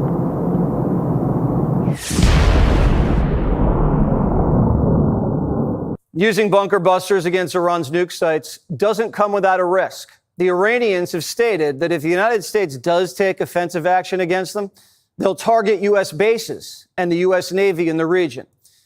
If we decimate their nuke site, we'll take away their only leverage, and they could lash out unpredictably. A dirty bomb, suicide bombers, assassination attempts. Who knows? We'd have to deal with the consequences. The United States targeting Iran's nuclear facilities doesn't necessarily lead to regime change. It could domino into regime change, but it doesn't necessarily guarantee it. The commander-in-chief has campaigned against regime change and expensive quagmires, but in the first term, he wasn't shy about taking decisive action to eliminate threats when opportunities presented themselves, striking Soleimani, al-Baghdadi, and bombing ISIS off the map. No one in the administration is considering putting boots on the ground. That's what we think. But bunker busters against Iranian nuke sites would be a bold and dramatic escalation. J.D. Vance says whatever he decides, Trump will make the right call. Quote, "People are right to be worried about foreign entanglement after the last 25 years of idiotic foreign policy, but I believe the president has earned some trust on this issue. And having seen this up close and personal, I can assure you that he is only interested in using the American military to accomplish American people's goals." Oh my goodness. What I just saw with that bomb, man, please, Lord. Trump, I support you, but don't drop that bomb. Please don't give the order to drop that bomb now. Still try to negotiate with the Iranians if it's possible, or some other, I don't know, some other results. But that bomb, oh my goodness. Hoo-wee.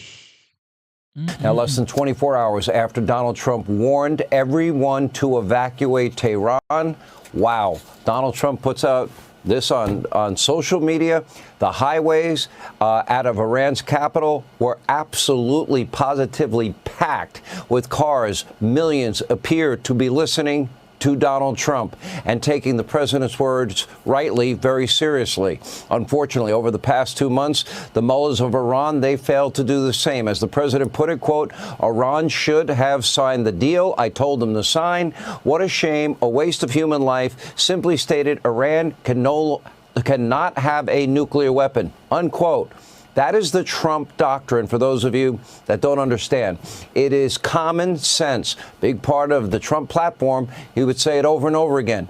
Our platform is that of common sense. The #1 state sponsor of terrorism that has threatened to wipe Israel and the United States off the map repeatedly and fired either themselves or through their proxies, what are hundreds of thousands of rockets over the years at this small country. This is something the president has emphasized over and over again. He has done it over the years. Look at your screen and watch. Believe me, Iran will never have a nuclear weapon, that I can tell you. Most importantly, the United States and Israel can declare with one voice that Iran must never be allowed to possess a nuclear weapon. Never, ever. Reaffirm that Iran must never be allowed to obtain, under any circumstances, a nuclear weapon.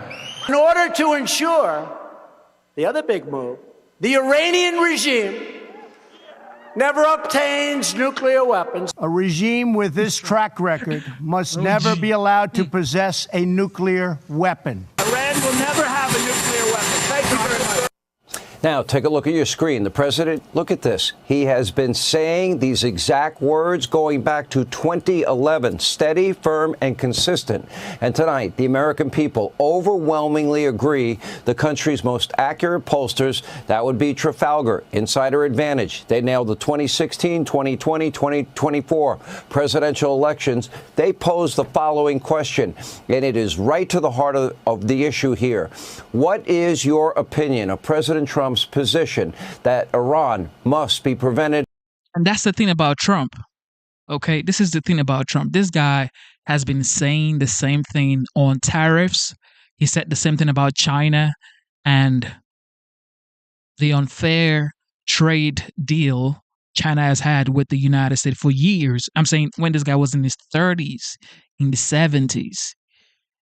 Okay, this guy has been saying the same thing. This is why I voted for Trump, because, of course, nobody is without blame. Okay, nobody is just holy. Of course, God has that crown. Okay, we are human beings. We make mistakes. It is what it is.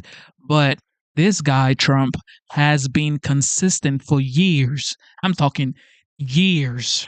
Before he became a Republican, and Oprah Winfrey and everybody, in the Democrat Party turned on him, and now all of a sudden he's a bad guy. But it is what it is.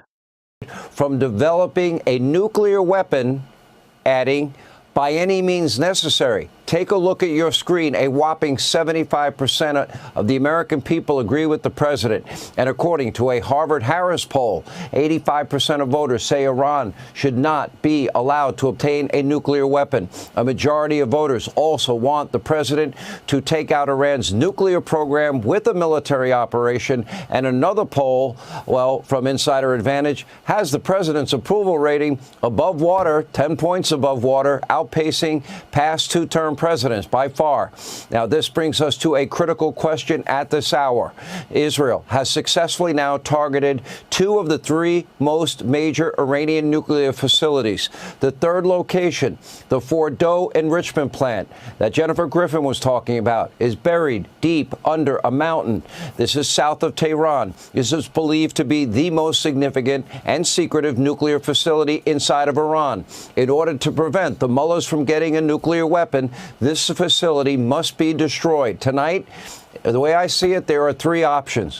One, Israel could use a tactical nuclear weapon to wipe out the site. They don't have bunker buster bombs. That would obviously be not only highly controversial, but come with massive risks to the region. It is not a good option. Option number 2, Israel can send in a team of commandos on the ground. Also very risky with a much lower chance of success. The third best option involves the United States of America, our military, which is equipped with these 30,000-pound bunker buster bombs capable of penetrating that mountain. Israel does not have this critical weapon in its arsenal, and they do not possess the large bombers that are capable of dropping an ordnance of that size. So now President Trump has a decision to make. Will he deliver the final blow to Iran's nuclear program? Will he rid the world of this clear and present danger and this existential threat? Will he end Iran's threat of nuclear terror once and for all and make the world a safer place for generations to come? This is not an easy decision for anybody. And let me be clear. It is not without its own risks. But ask yourself these questions. Would the world be better off without the world's #1 state sponsor of terror that has fired hundreds of thousands of missiles into Israel, either by themselves or through their proxies? Should they have nuclear weapons? Do the people of Israel and the rest of the region deserve a chance to live in peace without the threat of a nuclear-armed Iran? They would hold the world hostage. How many rockets, ask yourself, launched into our country, a small town, a big city in the United States? How many missiles would it take for you to demand that your country fight back? And again, this isn't just about Israel. All of Israel's neighbors in the Arab world, they want Iran's nuclear program dismantled. Nobody's speaking out on behalf of Iran. This is also about the United States. The Islamic Republic of Iran doesn't just threaten Israel. They have vowed to destroy our country, kill our people. Let's go back to your screen. The threats and acts of violence have been nonstop since the Iranian Revolution. That was in 1979. Jimmy Carter was president. Remember, Iran's extremists under the Ayatollah Khomeini, their regime seized America's embassy in Tehran. They took 66 American hostage, 444 days. Iran was also behind the 1983 Beirut bombing of a Marine Corps barracks. 241 Marines died that day. A suicide bombing at America's embassy in Beirut that killed 17 Americans, also directed by Iran. The mullahs were also behind the attack of the Khobar Towers, killing another 17 American troops. Shia militias, backed by Iran, have also been responsible for countless deadly terror attacks against the U.S. Troops in Iraq. Iran also launched a massive missile attack on U.S. bases in Iraq in 2020, injuring over 100 American servicemen and women. There were also reportedly multiple attempts by Iran to assassinate President Trump. Remember, we've talked a lot about Iranian assassination squads, thanks to Joe Biden, Kamala Harris, Mayorkas, complicit media, and complicit Democrats that told us the border was closed and secure and lied to us. Anyway, by the supreme leader threatening all-out war against the United States this year.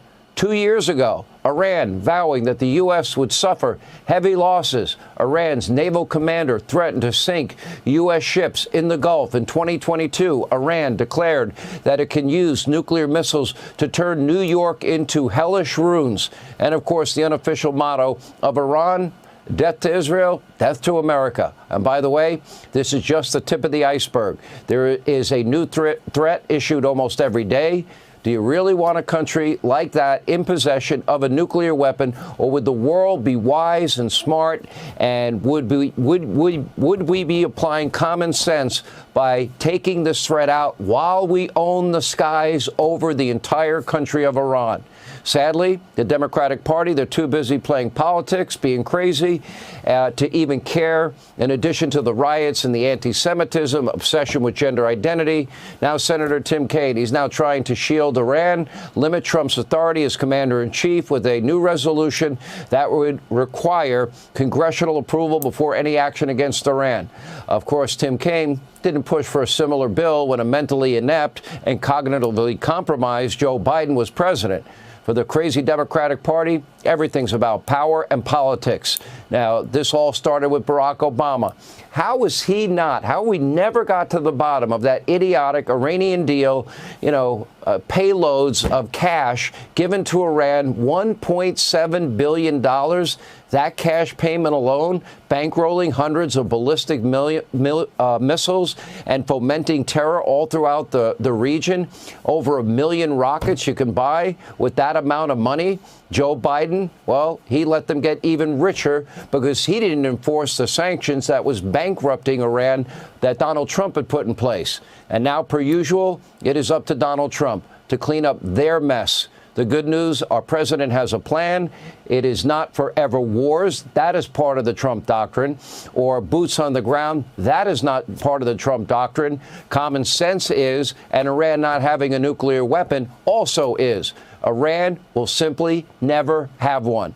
And the threat posed by the Islamic Republic will be over. Hey, Sean Hannity.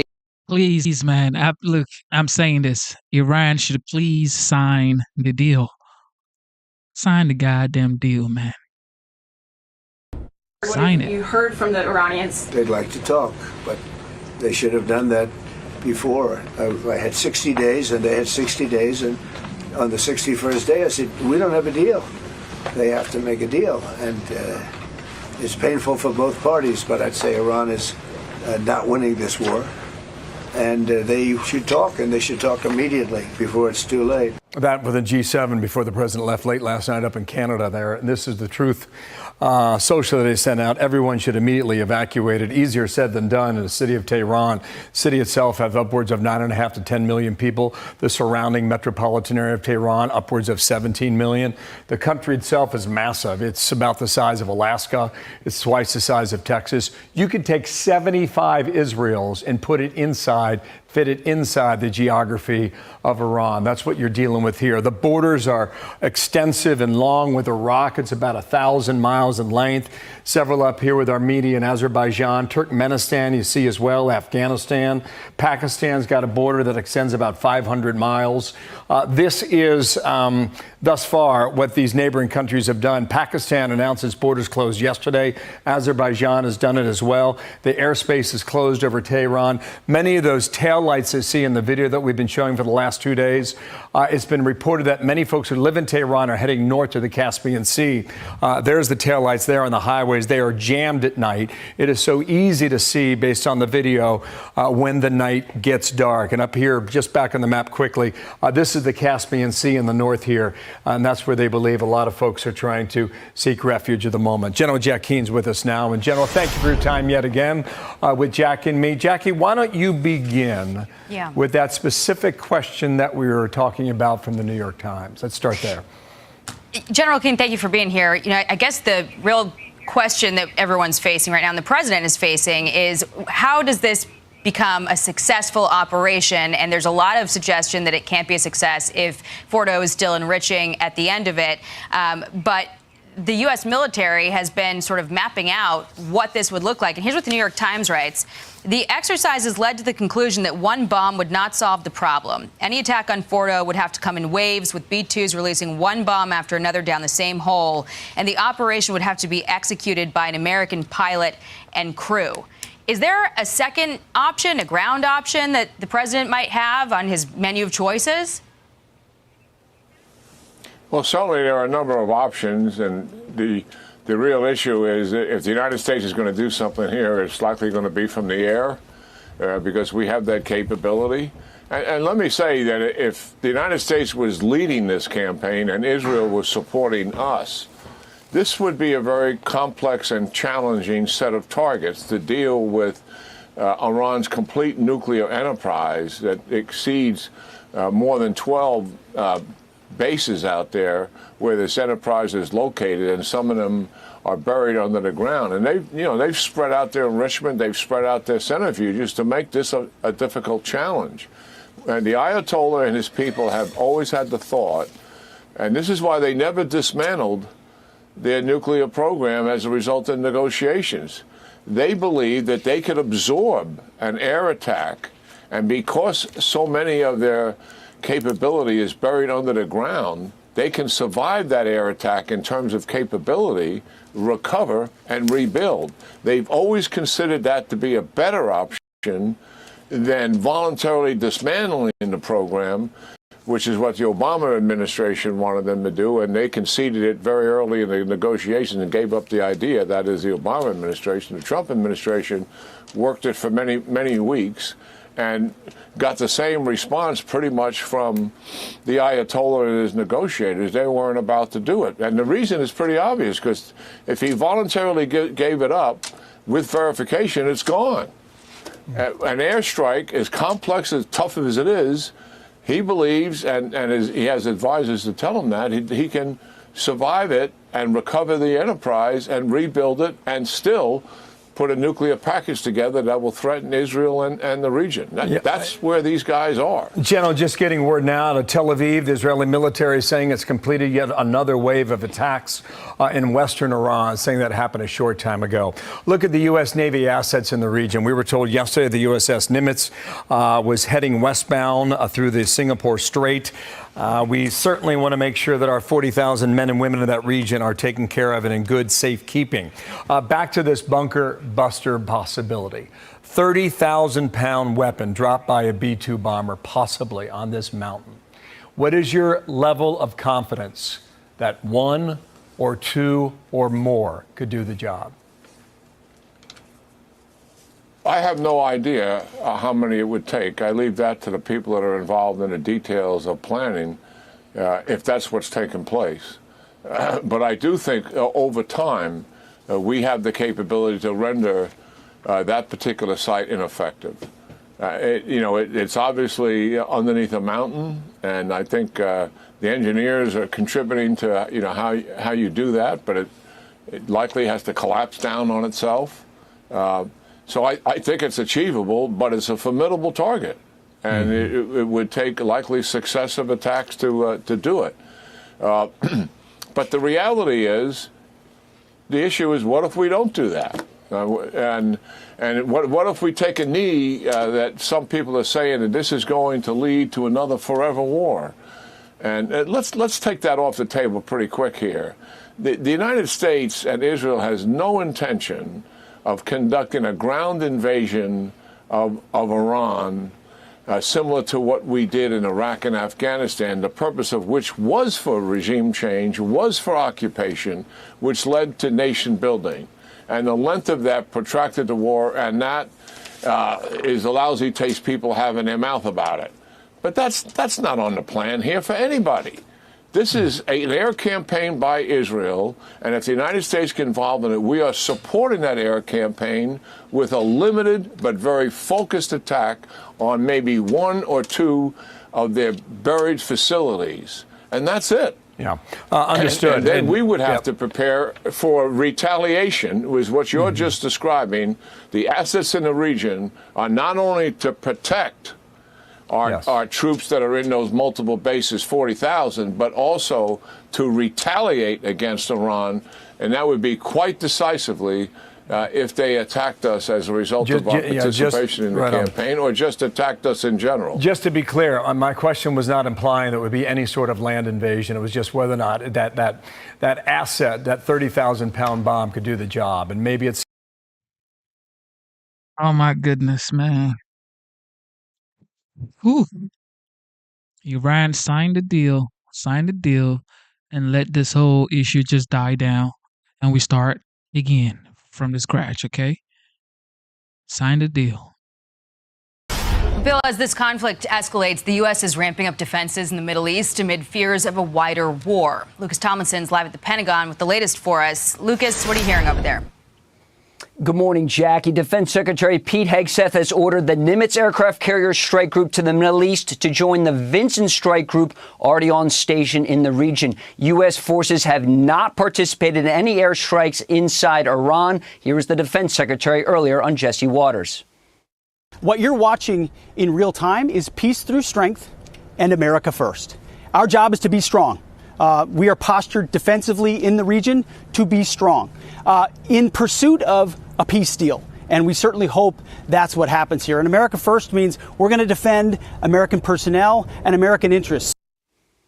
Now, Jackie, it's not clear if the whole Nimitz strike group, including its full complement of guided missile destroyers and likely an attack submarine, are headed to the Middle East. Nimitz and some of her escorts were spotted yesterday crossing the Singapore Strait, steaming west after leaving the South China Sea. This is the final deployment for Nimitz, having been at sea for nearly half a century. On board are squadrons of F-18 Super Hornet strike aircraft and Electronic Warfare Squadron 2.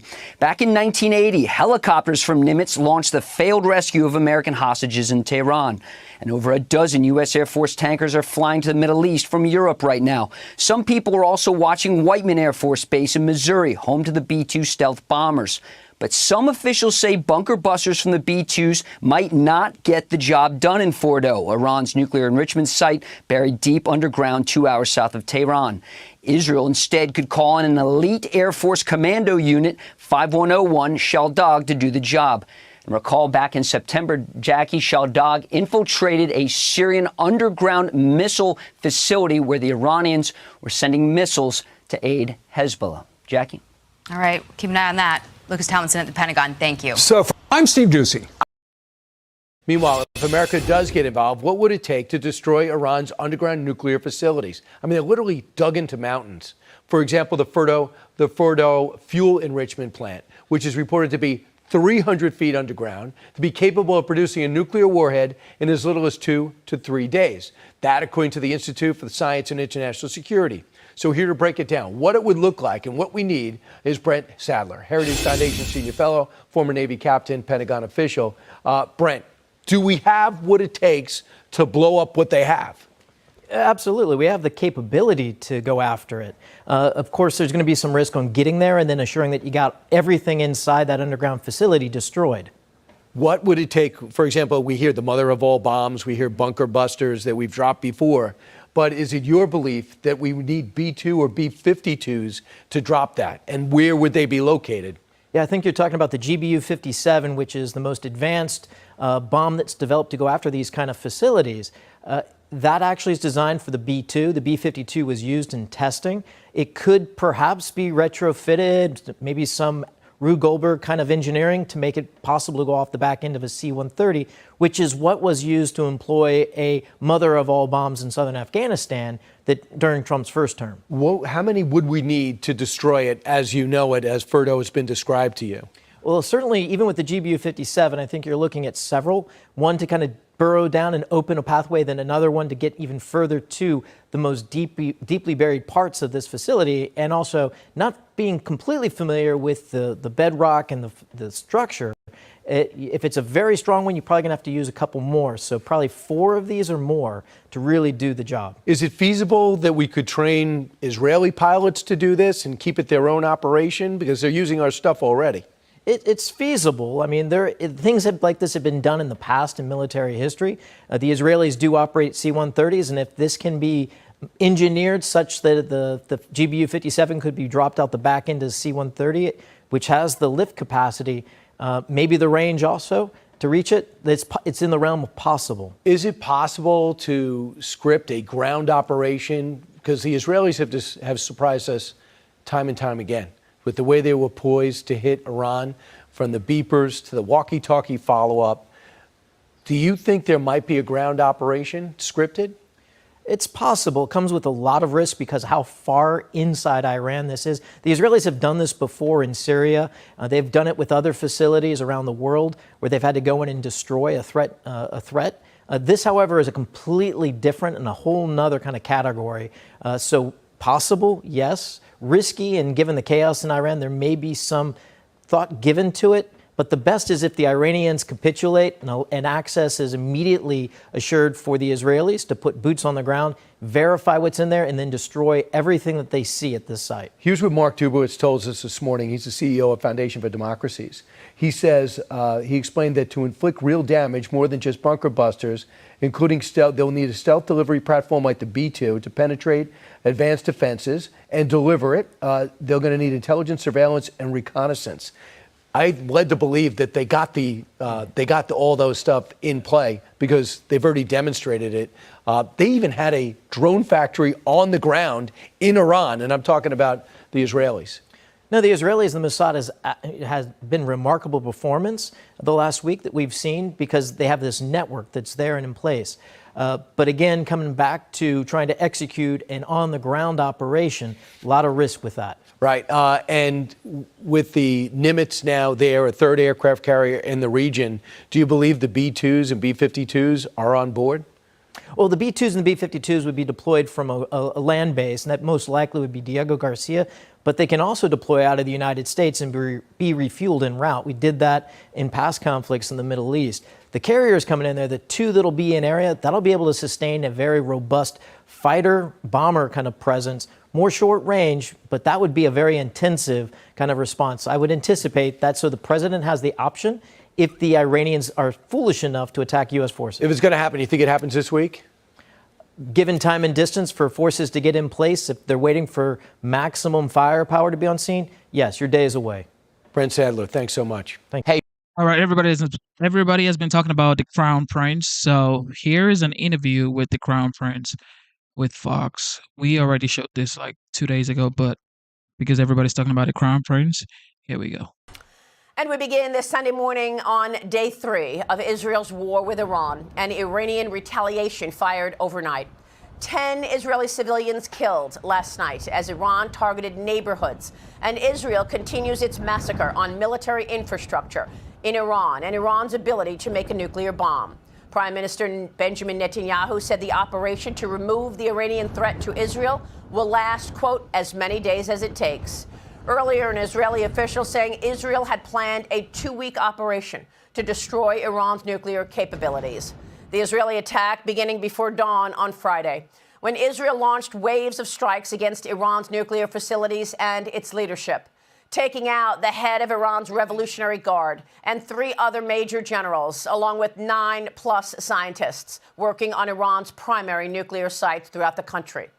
Israel saying 3 out of 4 of Iran's nuclear facilities have been diminished or destroyed, as Israel struck so far 250 targets and 720 components. A major nuclear facility still exists in Iran underground with enriched uranium. Iran is firing back and has picked up the retaliation overnight and the weekend. First, sending 200 missiles into Israel, killing 3 people on Saturday and then another 10 last night.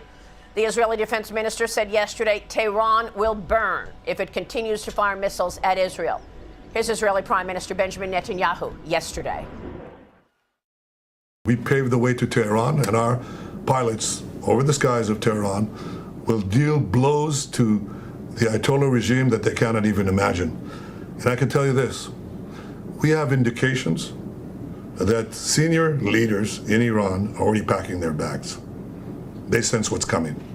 I'll tell you what would have come if we hadn't acted. We had information that this unscrupulous regime was planning to give the nuclear weapons that they would develop to their terrorist proxies. That's nuclear terrorism on steroids. That would threaten the entire world. President Trump has been warning Iran to make a deal on its nuclear ambitions and reiterating that Iran cannot have a nuclear bomb now for several months. Back on April 12th, the president gave Iran a 60-day ultimatum to make a deal. Israel attacked Iran on day 61, which was this past Friday. And as far back as March of this year, with President Trump in office for the second time just a month and a half, the president told me directly he sent a letter to the Ayatollah Khomeini trying to achieve a peaceful outcome. The people of Iran are great people, but they had a tough regime, and they'd meet and they'd be shot in the streets. I mean, it was a tough deal. But I would rather negotiate a deal. I'm not sure that everybody agrees with me, but we can make a deal that would be just as good as if you won militarily. But the time is happening now. The time is coming up. Something's going to happen one way or the other. I hope that Iran, and I've written them a letter saying, I hope you're going to negotiate, because if we have to go in militarily, it's going to be a terrible thing for them. You wrote a letter to the Khomeini? Yes. The leader? When did you send the letter? Yesterday. And you said you better negotiate, or we want you to negotiate? I didn't say you better. I said, Okay. I hope you're going to negotiate, because it's going to be a lot better for Iran. And I think they want to get that letter. The other alternative is we have to do something because you can't let them have a nuclear weapon. That was on March 9th. Joining me now from an undisclosed location is the exiled Crown Prince of Iran, His Royal Highness Reza Pahlavi. Your Highness, thank you so much for being here today. What is your reaction to this conflict? The first thing I need to say here is that my heart goes out to the victims, civilian victims, both in Iran and in Israel, who are unfortunately casualties of this conflict.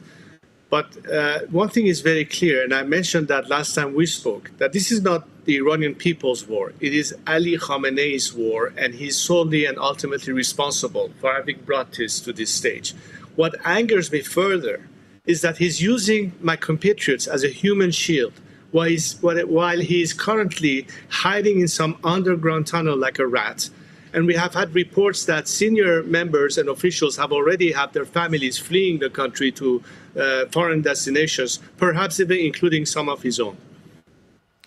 You heard Benjamin Netanyahu say that there are leaders that are packing their bags and leaving. Do you believe that this Iranian regime can be toppled? Absolutely. It's just a matter of time. I believe that for 44 years. It's not a matter of if, but a matter of when. But now we have a tremendous opportunity. Last time we spoke, I mentioned that the regime is at its weakest. As of last 3 days, the regime is 10 times weaker than it was 2 weeks ago. So at this stage, I think the Iranian people obviously realize that the playing field has been more equalized for them to give them finally an opportunity to rise and get rid of this regime. Because we always believe that the ultimate solution to the problem is for this regime to no longer be there. Not at the hand of foreign troops or countries, but at the hand of the Iranian people themselves. The Iranian people are the boots on the ground that we need. What they need, however, is solidarity from the free world to once and for all get rid of the problem, help Iranians overcome this regime, and put an end to all the threats that this regime has been the root cause of for decades now in the region and beyond. Do you think the rest of the world, the free world, will heed that call and come to the aid of the Iranian people? What would you like to see? What I like to see is for the world to know that the only way you can have less stress for the economic stability of the world, have less casualties of innocent victims here and there, have an end to all these threats, including the nuclear threat, is to eliminate this regime. The sooner they come to this conclusion, the sooner we'll be rid of the problem and we can all breathe a sigh of relief. The Iranian people are willing to do their part. In fact, they've done this so many times with no help whatsoever. But they're willing to risk life and limb in order to finally overcome. Last night, people on the streets were angry, chanting death to the dictator yet again. They know who the enemy is. The regime has been giving them slogans of death to America and death to Israel for the past 4 decades. And Iranians have been responding, they lie to us when they say it's America. Our enemy is right here, meaning the regime. And fortunately, I see that more and more people, public opinion, media, and foreign governments are finally making a clear distinction between the people of Iran and the regime. And that's key. That tells you right there that the solution is in front of your eyes. The Iranian people are your solution, not negotiating with a regime that cannot be trusted. Case in point, the latest report of the IAEA. They are not to be trusted. And I've said that so many times already. And you've said also that the Iranian leadership is at its weakest. How would you assess, based on your own knowledge of this, how would you assess the nuclear capabilities today? Well, it certainly has been tremendously set back. But the whole point here is that how much more time do you want the regime to catch a second breath and come back online? How many times are we going to yet again throw them a lifeline? How many times are we going to allow them, as they were going down in their ability to spend money on their proxies or for repression machineries at home, to get access to more funding that they shouldn't have had? I think this is the perfect time. The G7 are meeting right now in Canada. Why not prescribe the IRGC, which is the element that has been the root cause of repression at home and terrorism abroad, as part of the kind of pressure that the world can bring? And at the same time have the parallel track, you and I have spoken about this many times already, a parallel process of maximum support. Some people have already been talking about internet interruptions in Iran that the regime has always tried to use as a tactic to make people have more difficulties communicating. Starlink and Elon Musk are trying to do their part. We need much more of that. This is how, in fact, it can help the Iranian people have a better chance to succeed, and their success will be in your own interest at the end of the day. Your Highness, Iran is apparently reaching out to several countries right now, trying to get a message to Israel to stop and put in some kind of a ceasefire. According to Israeli officials, Iranian leaders are sending messages to Israel through Italy, Azerbaijan, Cyprus. They may be using Qatar and Oman to relay signals to the United States. What is your message to those countries? I think, again, if the fundamental argument is that the source and the root cause of all the problems and all the threats is directly linked to the survivability or the continued survival of this regime this far, the quickest way to eliminate all these problems is to put an end to this regime. If out of desperation they're begging for yet again another life insurance, I think, they had plenty of opportunity to come clean. And they haven't. And the minute they get a chance, they will go back to their old tricks. They're only trying to buy time. This is a pattern that has been many, many times observed by this regime. Every time their back is to the wall, they try to come across as, okay, now we are willing to consider it. But the minute they get a chance, they go back to their old ways, which is why I'm saying it is not a reliable formula. You will always be in anxiety of how far can we rely on this, how far the negotiation could succeed if they were to resume. And at the end of the day, you still have the same problem in place, because let's say, for the sake of argument, and we talked about this before already, let's say there is a deal on the nuclear issue. What about terrorism? What about funding of the proxies? What about radicalization? What about all the other aspects that this regime has been involved with? What about their funding of radical groups in Europe and in the United States on university campuses, fomenting all this kind of anti-Semitic rhetoric and whatever we have seen? This is Ali Khamenei's regime yet again. The Iranian people, on the other hand, want to have cordial relationship with our neighbors, whether it's the Israelis or the Saudis or the rest of the Persian Gulf in our neighborhood, because unlike this regime that survive on warmongering and celebrate martyrdom, we want to celebrate peace and brotherhood and life. And that's the difference. Invest on the Iranian people. After 46 years of trying the other way around, give the Iranian people this time a chance to put an end to all the problems. To free themselves, which is my mission in life. To it, but we need the world to understand that which side of history will they be standing on this time. Your Highness, you wanted to give the people a message in Farsi. Thank you so much, Beria.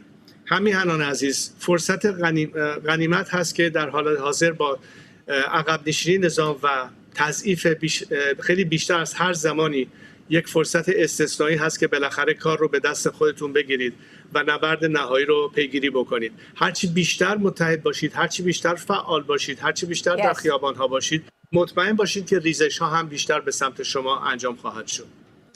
Your Royal Highness, thank you so much for being here. And those the Crown Friends. Back to today's news. And we are just getting this in and want to bring it to you. It is the president's latest Truth Social. We now have complete and total control of the skies over Iran. We have complete control. Iran had good sky trackers and other defensive equipment, and plenty of it, but it doesn't compare to American-made, conceived, and manufactured stuff, he says. Nobody does it better than the good old USA. From the President of the United States moments ago. All eyes are on him in the White House right now and what the next moves in the conflict will be as it's starting to escalate again and again in the Middle East. New video showing a series of Israeli airstrikes across western Iran. And perhaps that's exactly what President Trump was talking about, controlling that airspace. Those Israeli strikes have taken out dozens of missile launch sites and radars that are spread across the western region there. This is outnumbered. I'm Harris Faulkner here with my co-hosts Kayleigh McEnany and Emily Compagno. Also joining us today, Molly Hemingway, Fox News contributor, and Griff Jenkins, Fox News national correspondent. First, though, let's go to senior correspondent Mike Tobin, who is in Tel Aviv for the latest there. Mike, just reading that Truth Social from the president talking about that control in the skies now over Iran and those particular areas that we've been watching. And what he's talking about is the fact that the Israeli fighter jets have been able to do what they want in Iranian airspace. They've been busy over western Iran today. Israel says that they took out dozens of surface-to-surface missiles. Those are the kind of things that Iran has been firing here in the direction of Tel Aviv and greater Israel. They also claim that they have taken out surface-to-air missiles and radar installations. The Israelis, in line with what President Trump is saying, have said that they have degraded the Iranian air defenses to such an extent that they have air superiority, meaning they can do whatever they want in Iranian airspace. And Israel's defense minister says more significant targets in Iran will be struck today, and maybe we'll learn about those in the coming hours. He also warned the Grand Ayatollah Ali Khamenei that if he continues to fire missiles at Israel, he could very well meet the same fate as Saddam Hussein. I warn the Iranian dictator from continuing to commit war crimes, firing missiles at Israeli citizens. He should remember what happened to the dictator in the country neighboring Iran, who took this path against the state of Israel.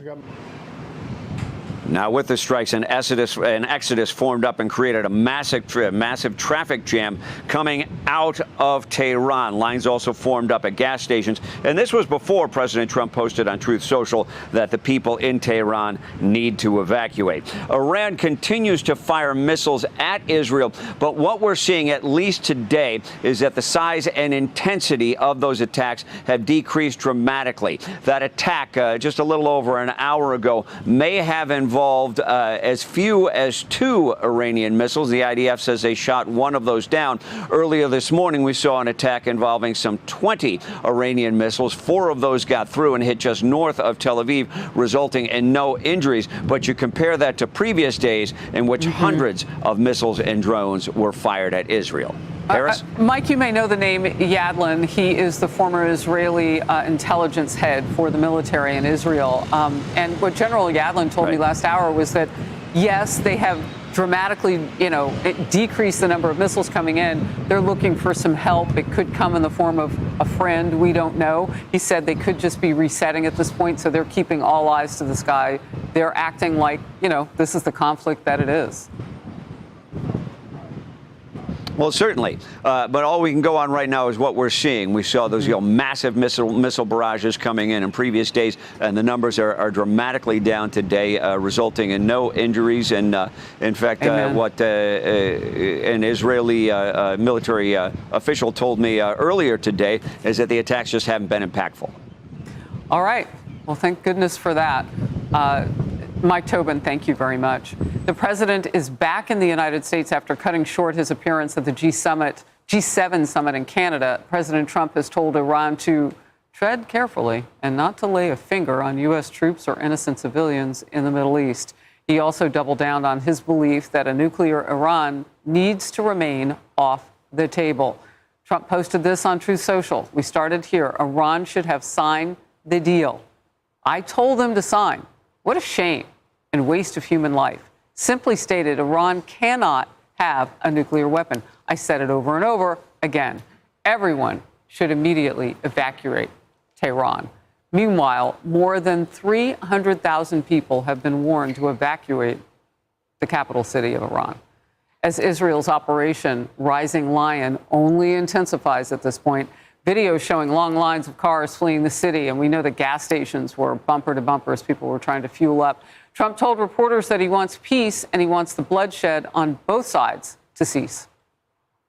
What was the thinking on the call for Tehran to evacuate? Is there a threat or is there incoming? What was the thinking on the full evacuation? I want people to be safe. And that's always possible. A thing like that could happen. I just want people to be safe. What specifically is better than a ceasefire? What are you looking for here? An end. A real end, not a ceasefire. An end. So something that would be permanent? Or giving up entirely. That's okay too. Are you close there? Is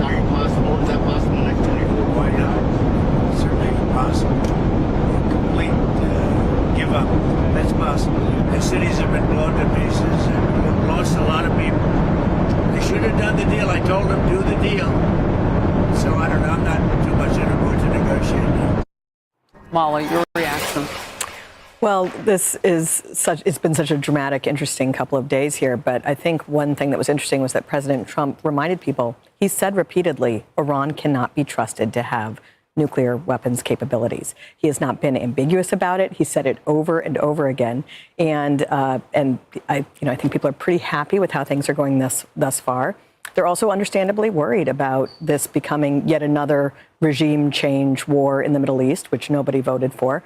But it's why it's good to hear what the president has to say. And he seems to be, he's earned a bit of credibility because of how he's handled so many conflicts in the past. And so I think that's why so many Americans are feeling okay about it thus far. And to the point that you're making, the Vice President, J.D. Vance, posted this just a very few minutes ago. It's a lengthy post, and Griff, I'll just drill down on it.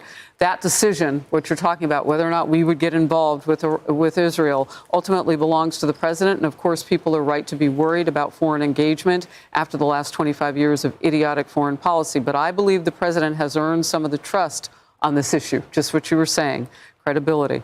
But I believe the president has earned that. And having seen this up close and personal, I can assure you that he is only interested in using the American military to accomplish American people's goals. Whatever he does, that is his focus. Griff. Yeah, and that last point, I think, is really important because while we're hearing in the Israeli media that regime change may be on the table, obviously the Ayatollah is thinking, well, wait a minute, if it's existential for my future, then maybe I've got to get to the negotiating table and do a deal. But President Trump, the tell is where Molly puts it. No matter what, Iran can't have a nuke.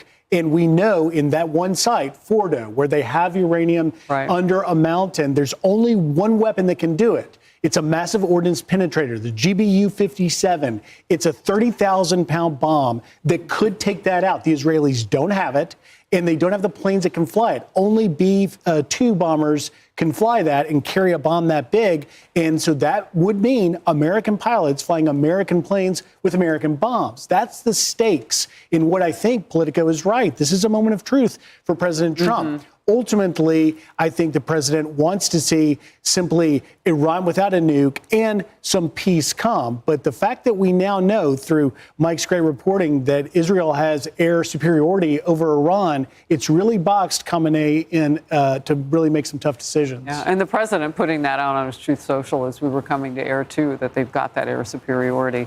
Kayleigh, you've been with this president in his first term when he was making decisively moves and military in mind. What do you make of the moment that we're in right now? We're in a moment where very big decisions are afoot. You can read that in his tweets that you just displayed. Big, world-changing, life-changing, once-in-a-generation decisions are being made in the Situation Room as we speak. And I think it's very important to say that America first does not mean let's be Neville Chamberlain. America first sometimes means acting with strength on behalf of American interest.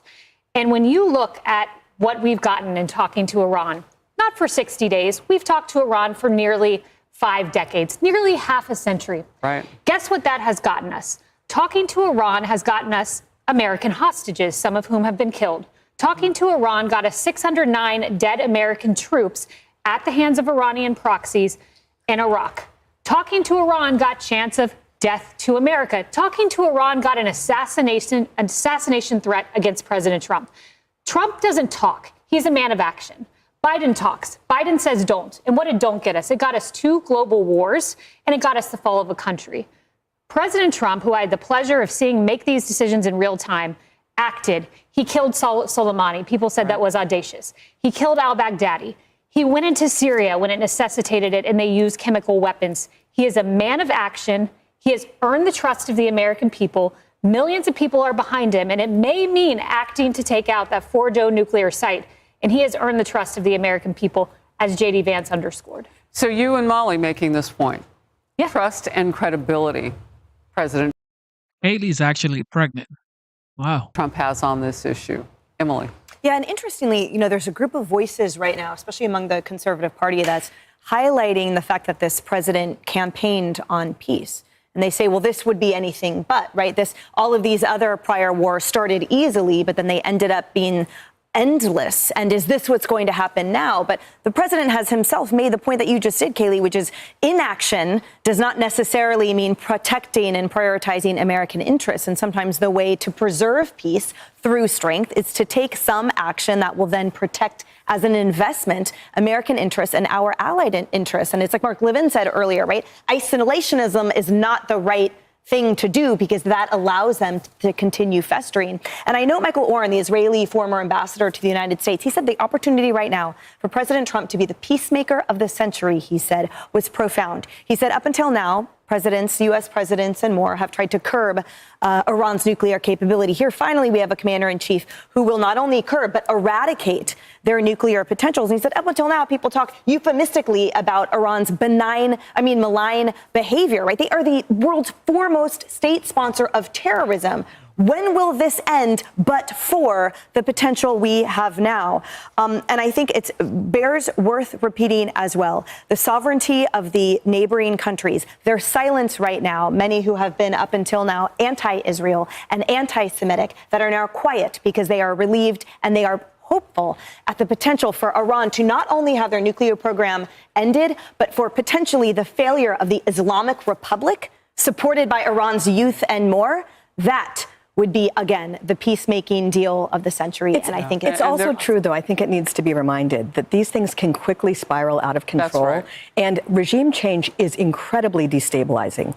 A regime change in Iran would make Iraq and Afghanistan look like a cakewalk. And the American people are not getting over that, and they do not want to get embroiled. And so you have to be cautious and prudent as well. You know, as you bring that up, I appreciate VP Vance's social media and the president so much more just giving us an inside view of this, because mission creep is what you're talking about. We go in with one indication of mission and then we just creep our way away from it for years, and the American public will say no to that. Can I just add one last thing, and that is Kayleigh was talking about Biden. You know, take stock. It was June of last year that President Biden was at the G7 in Italy and he wandered off into a field. Now we have President Trump, who is leaving the G7 early with the weight of the world and the safety and security of the world. He wandered into a forest.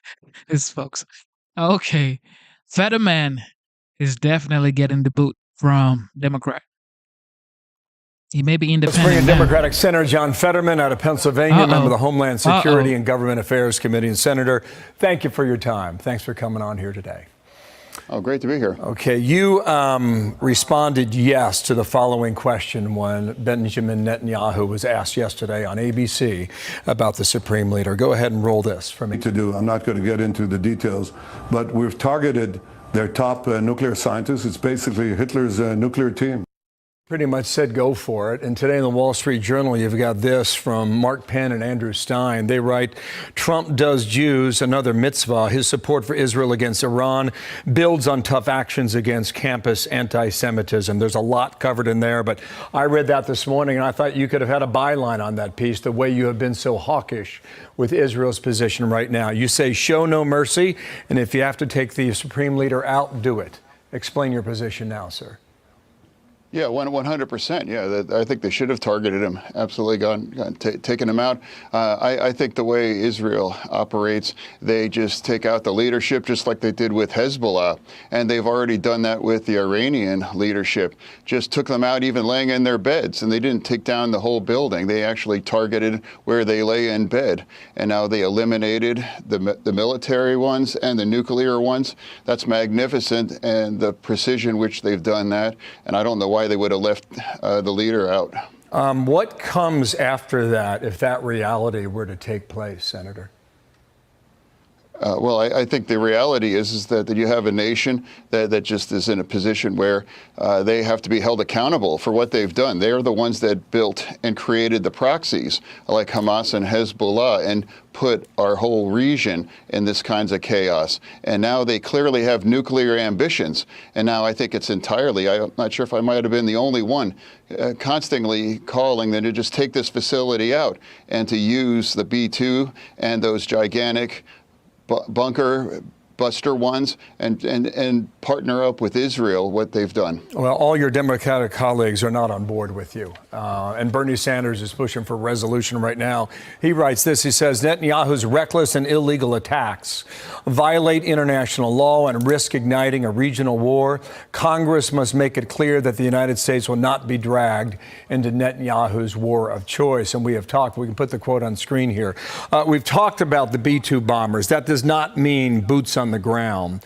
But just that line about reckless and illegal attacks, what do you think about that? And do you consider yourself far from the Democratic norm in your party? Well, I mean, I'm going to vote that down. I've got in a habit of voting some of his kinds of votes down. Of course, I'm always going to stand with Israel through this. Now, if I'm an outlier in Democratic, I mean, I guess perhaps I'm unapologetically very pro-Israel. And now here, it's what's true is that Iran has nuclear ambitions, 100%. And now we can't ever allow them to acquire a bomb. And now what's also true is that they have created the proxies. They have Hamas and Hezbollah, so now let's hold them accountable for this. And again, we absolutely magnificent what Israel has done since Saturday when this launched as well. Done with such precision and lethality, and we want to support that. Now, I think we absolutely got to follow them into this and take out the nuclear facilities, because it might not even a true path for real peace in the region. Now, because now taking out Iran at this point, that's necessary if you ever have a chance to have any real peace in the Middle East. When you consider how far the U.S. should be aligned militarily with Israel in this operation, the Israelis might be able to do it on their own. But if they can't, how far and how close should the U.S. go and be with them?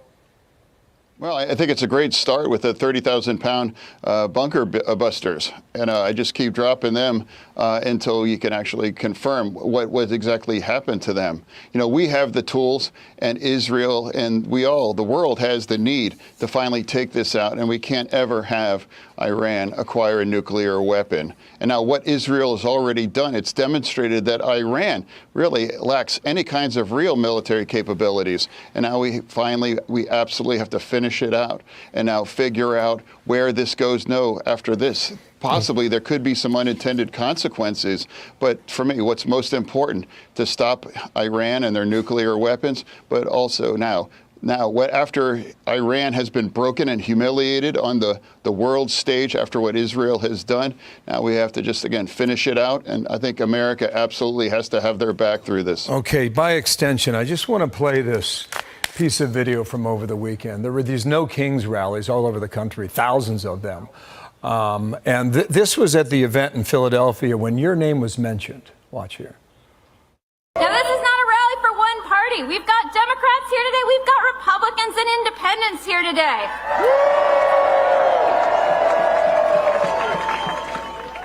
We're looking to the leaders who will fight for us, because even today there are folks among the Democratic Party who think we should roll over and play dead. Anyone seen John Fetterman here today? So, sir, on the same day on Saturday, you sent this out on X. You said the parade is comprised, the U.S. Army parade in Washington. It's comprised of our sons, daughters, mothers, and fathers, the very best of us, regardless of your politics. It's appropriate to celebrate the 250 years of sacrifice, dedication, and service. What did you think of the boos in Philadelphia? Well, I think two things can be true. I think absolutely my unapologetically supportive of Israel and a secure border and refuse to vote to shut the government down. I have absolutely.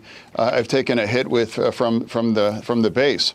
I'm not sure why Democrats would boo a fellow Democrat, but that's their prerogative now. And now with that military parade. Again, there was no goose stepping. Now, first of all, let's say stop ever comparing anything to the Nazis and those kinds of things. That's crazy. And now remember, that's our soldiers. That's, this is not an occupying force. This is a 250, anniversary for the Army. Why? I'm not sure why it's outrageous to have a parade to celebrate the Army. Now, look at that video that's on the screen now. That's not, like some kind of anything extreme. It's celebrating, a quarter of a millennia about the American army. It's like, I don't understand why that's controversial. One last question, if I could.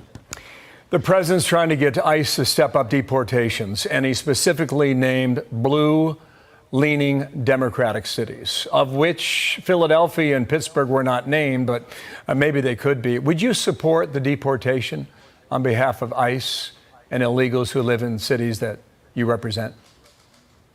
Well, let's talk about what I support. I absolutely support it, and I was the leading co-sponsor of the Lakin bill. So absolutely target the criminals, that are here illegally and deport them. I voted for that. I think that's what we should have. No one here should be here illegally if they have a criminal record or engaging in criminal behavior. Actually deport them, and now I think they've also realized don't target actually otherwise hardworking migrants, whether now working in agriculture or working at the hotel industry and there. Two things must be true. Absolutely round up all of the criminals and deport them, but not target otherwise law-following migrants that are a very critical part of our immigration. I mean, both those two must be true, and because I think the vast majorities, the Americans want that. Senator, thank you for your time. John Fetterman, Democrat from Pennsylvania. John Fetterman. Most people are saying he may become a Republican pretty soon. I mean, who knows? Who knows, yo? Things are moving so fast. Who knows? All right, Lindsey Graham of South Carolina. Is South Carolina Senator Lindsey Graham. Senator, you were praising the president for his patience and seeking peace and going back to the table and back to the table. Yeah. You can't say that he didn't try to give them an opportunity, knowing what the eventual outcome was going to be. And, he said, I told them it's a shame. It's a waste of human life. They can't have a nuclear weapon. And everyone should immediately evacuate Tehran. How do you interpret that, sir? Well, I take President at his word. He gave Iran 60 days to do a deal. On the 61st day, we are where we are. There's two ways to stop Iran from having a nuclear weapon. One is diplomacy. The other is force. I think the headline tonight is we're moving into the land of force.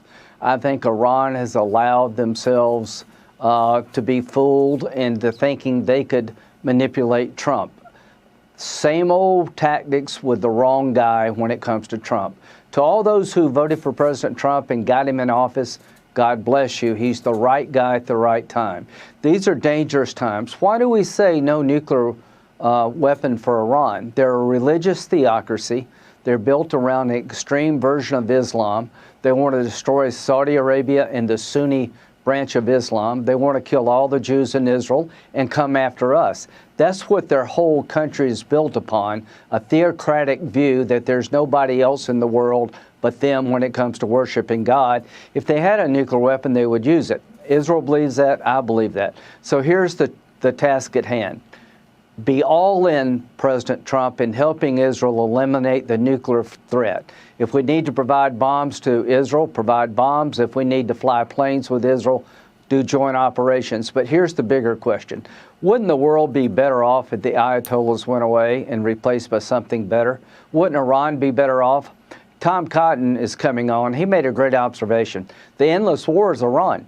Since 1979, they've been attacking the entire region, chanting death to America, death to Israel since their very founding. It's time to close the chapter on the Iranian Ayatollah and his henchmen. Let's close that chapter soon and start a new chapter in the Mideast, one of tolerance, hope, and peace.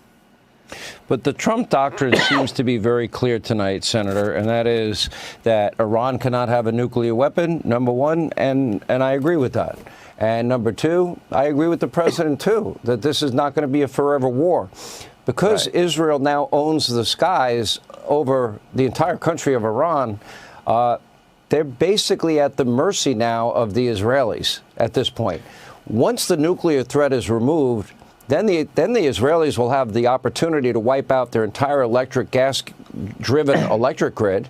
then they'll also have the opportunity to take away any ability to make money, which would be to wipe out their refineries. It's a matter of whether or not they want to survive as a country. That seems to be their choice tonight. Keeping nuclear weapons does not seem to be on the table any longer. Yeah, I think so. I think we've gone from negotiating an end to their nuclear program to ending it by force and hopefully beyond. Just think what happened when the Soviet Union collapsed. Ronald Reagan stood up and said, there's an evil empire on the other side of the Berlin Wall. Donald Trump has been a man of peace. He pursues peace for Russia, Ukraine. He tried to get a deal with the Ayatollah, and they miscalculated President Trump. So we got a chance now to close the chapter on the largest state sponsor of terrorism in modern history. We got a chance to end the threat to the state of Israel forever by replacing this regime with something better. And I do believe the biggest winner of the Ayatollah leaving would be the Iranian people. So pray for our troops in harm's way. There are risks associated with any operation. They join the military to keep their country safe and to make the world a better place. And taking on the Ayatollah does both. To our friends in Israel, we have your back. We're praying for success. You've tolerated too much too long into the world. You have normalized trying to kill the Jews. When Israel's attacked, nobody says a word about it. If France were attacked, what would the French do? What would we do? So the days of expecting Israel to sit on the sidelines and not go to the heart of the beast are over. Take this regime down, make the world a better place. Well, they took them. There you have it. Senator Lindsey Graham is saying, you know what? Take it to the beast. Selves down. Okay. Donald Trump, I mean, God bless him. He's given them every opportunity. Look what he was able to pull off with India and Pakistan as that situation was heating up. Pretty remarkable as well. Senator Graham, we appreciate All right, this is the OG on Air Force One. Here we go. The interview. It's going well. Did everybody have a good time? How about you? I did. I always have a good time. I always have a good time. You just posted right before we took off that you're not leaving because of a ceasefire. Why are you? Can you elaborate? We're looking at better than ceasefire. We're not looking for a ceasefire. I didn't say I was looking for a ceasefire. That was Emmanuel. Nice guy. But he doesn't get it right too often. But we're not looking. We're looking for better than a ceasefire. You're looking to get into this more. You're not going to involve the U.S. in this conflict at this stage. You're going to do anything more for Israel right now? We're doing pretty well. Right now, we're doing pretty well. Remember, Iran cannot have a nuclear weapon. It's very simple. We don't have to go too deep into it. They just can't have a nuclear weapon. What was the thinking on the call for Tehran to evacuate? Is there a threat or is there incoming? What was the thinking on the full evacuation? I want people to be safe. And that's always possible. A thing like that could happen. I just want people to be safe. Is there any new concern about U.S. troops or assets in the region at all today? We have great people. They know how to protect themselves. And when you say better, what specifically do you mean? So hard if they do anything to our people. We'll come down so hard, then the gloves are off so beautifully. Now, I think they know not to touch our troops. Are you sending the vice? But our troops are ready. When you say Do you better, want to send the vice president and Steve Witkoff? There's reports that you want to send the vice president and Steve Witkoff to meet with the Iranians and have discussions. Is that something you're considering? Not sure yet. I may. Depends on what happens when I get back. what specifically is better than a ceasefire? What are you looking for here? A real end, not a ceasefire. An end. So something that will be permanent. Yeah, or giving up entirely. That's okay too. Are you close there? Is that possible in the next 24, 48 hours? It's certainly possible. A complete give up. That's possible, yeah.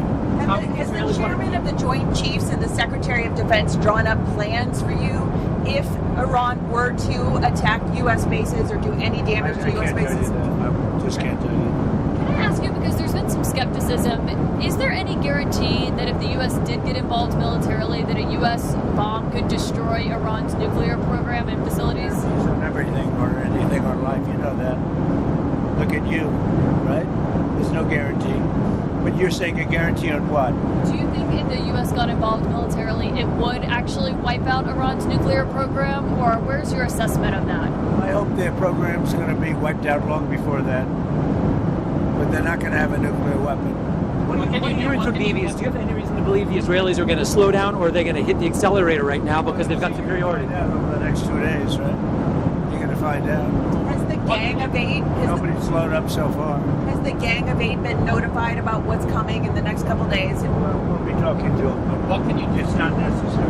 What can you do in Washington that you couldn't do in Canada? Just be a little bit, I think, more well-versed.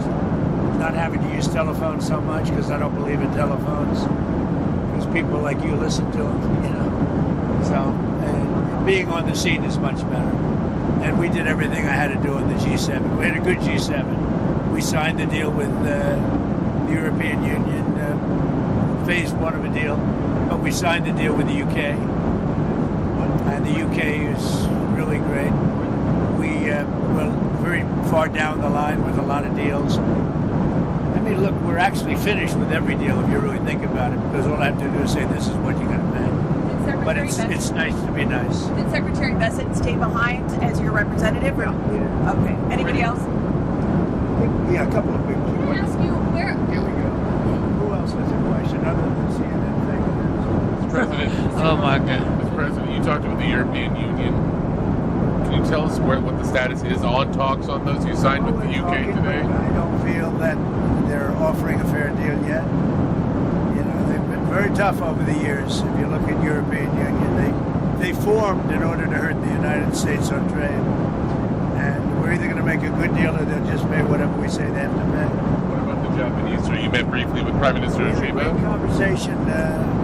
I thought he was terrific, actually. You know, I was very friendly with Shinzo Abe, Prime Minister. He was a great man. But I think he's going to do a very good job. You think you have a chance of a deal there? Chance. They're tough. Japanese are tough. But ultimately, you have to understand, we're just going to send a letter and say this is what you're going to pay. Otherwise, you don't have to do business with us. But there's a chance of a deal. They want changes to the auto tariffs as well. Is that on the table? See what happens. Anything else? And it's a drone attack in Kyiv. What's your response to that? It looks like 14 or so, a Russian drone attack in Kyiv. Very recently. It seems 14 civilians in an apartment building. Back to see. Sounds like it. I'll have to look at it. Joint statement on the Middle East. What changed about that convinced you to sign on to it? The G7 joint statement. Well, I haven't seen the statement yet, but I authorized them to say certain things. I don't know whether or not they said them correctly, but I think they probably did. We had a good meeting. I think that Canadian representatives were very good. He did a very good job. How are the trade? How was your meeting with him? How are the trade talks looking with the Canadians? I think we had a lot of good talks with a lot of people. You said he's looking for something more complex. Can you tell me what you mean by that? We get too complex on the deals and they never get done. And we need speed. You know, we're dealing with really, if you think about it, probably 175 countries. And most of them are going to just be sent a letter saying, it'll be an honor to trade with you, and here's what you're going to have to pay to do it. We're making a lot of money. You know, we took in $88 billion in tariffs, and I was called by Congress about 2 nights ago saying, we don't understand, the numbers are so far off. And I said, is that good or bad? He says, well, we're taking in so much more income than we thought. We've never seen anything like this. What is it? I said, check the tariff column. And it's about $88 billion that they've never seen before. And that's nothing compared to what it's going to be. You've got other tariffs coming down the pipe here. What's the timing on those? Things like lumber, copper, pharmaceutical drugs. Yeah, we're going to be doing pharmaceuticals very soon. That's going to bring all the companies back into America. All of them, or focusing on search time? Back in, at least partially back in. You know, they left us because we had presidents that didn't know what the hell they were doing.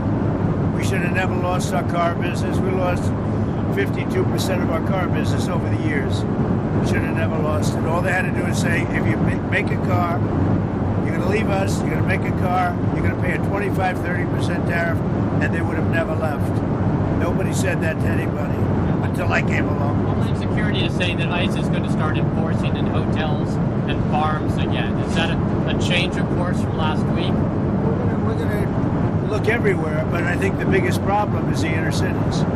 We're looking everywhere. Look, what they let into this country, what Biden let in or allowed to, I don't think he knew what the hell he was doing, frankly, but whoever worked for him, what they let into this country, we're never going to forget it.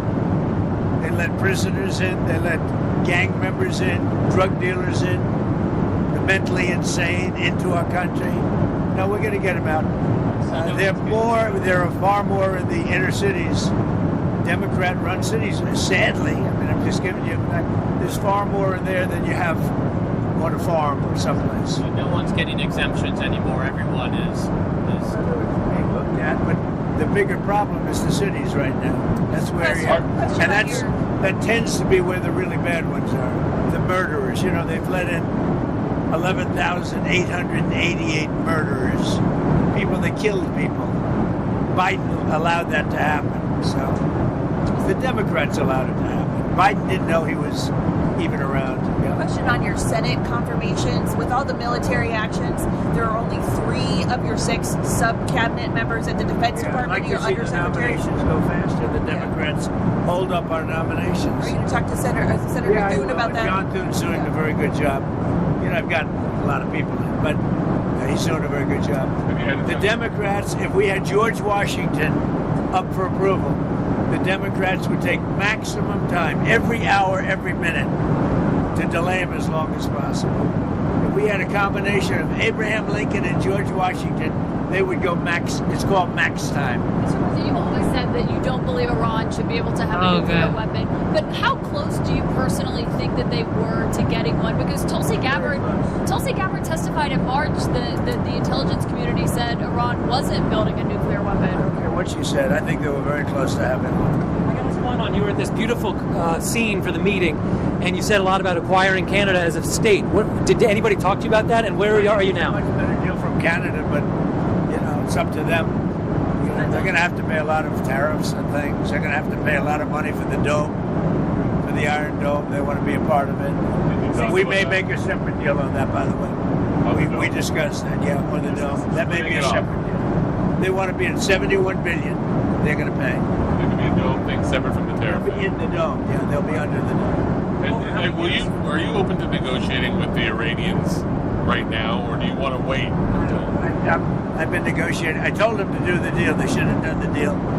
Their cities have been blown to pieces. They've lost a lot of people. They should have done the deal. I told them do the deal. So I don't know. I'm not too much in the mood to negotiate now. Do you think you'll be in the Situation Room tomorrow at any point? Yeah. Tomorrow morning, girl, while you're sleeping. Goodbye, everybody. Why did you tell people to evacuate Tehran? You know, you posted evacuate. I think it's safer. On Minnesota, A lot of bad things happening there. No, I think it's safer for them to evacuate. On Minnesota, there were a lot of horrific details that came out today about the suspect who's been charged there. Have you called the governor yet or been able to speak to any of them? I don't really call him. He appointed this guy to a position.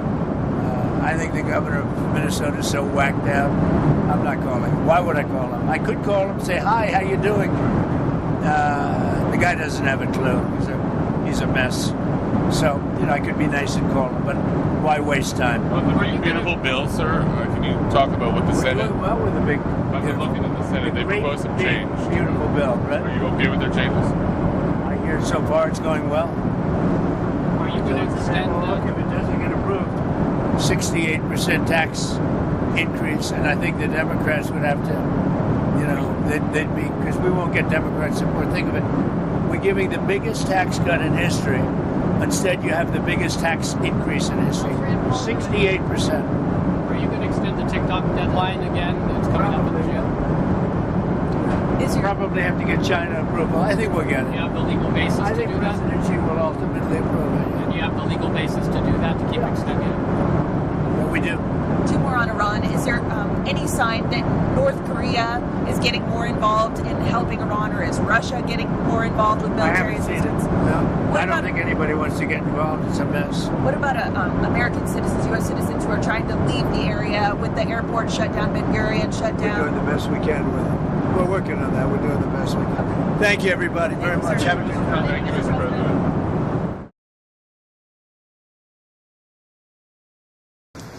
Okay, thank you very much. We all know the great Prime Minister of the UK, and we just signed a document. This is, sorry about that. This is it. A very important document. A little windy out here. Give me that. We just signed it, and it's done. And so we have our trade agreement with the European Union, and it's a fair deal for both.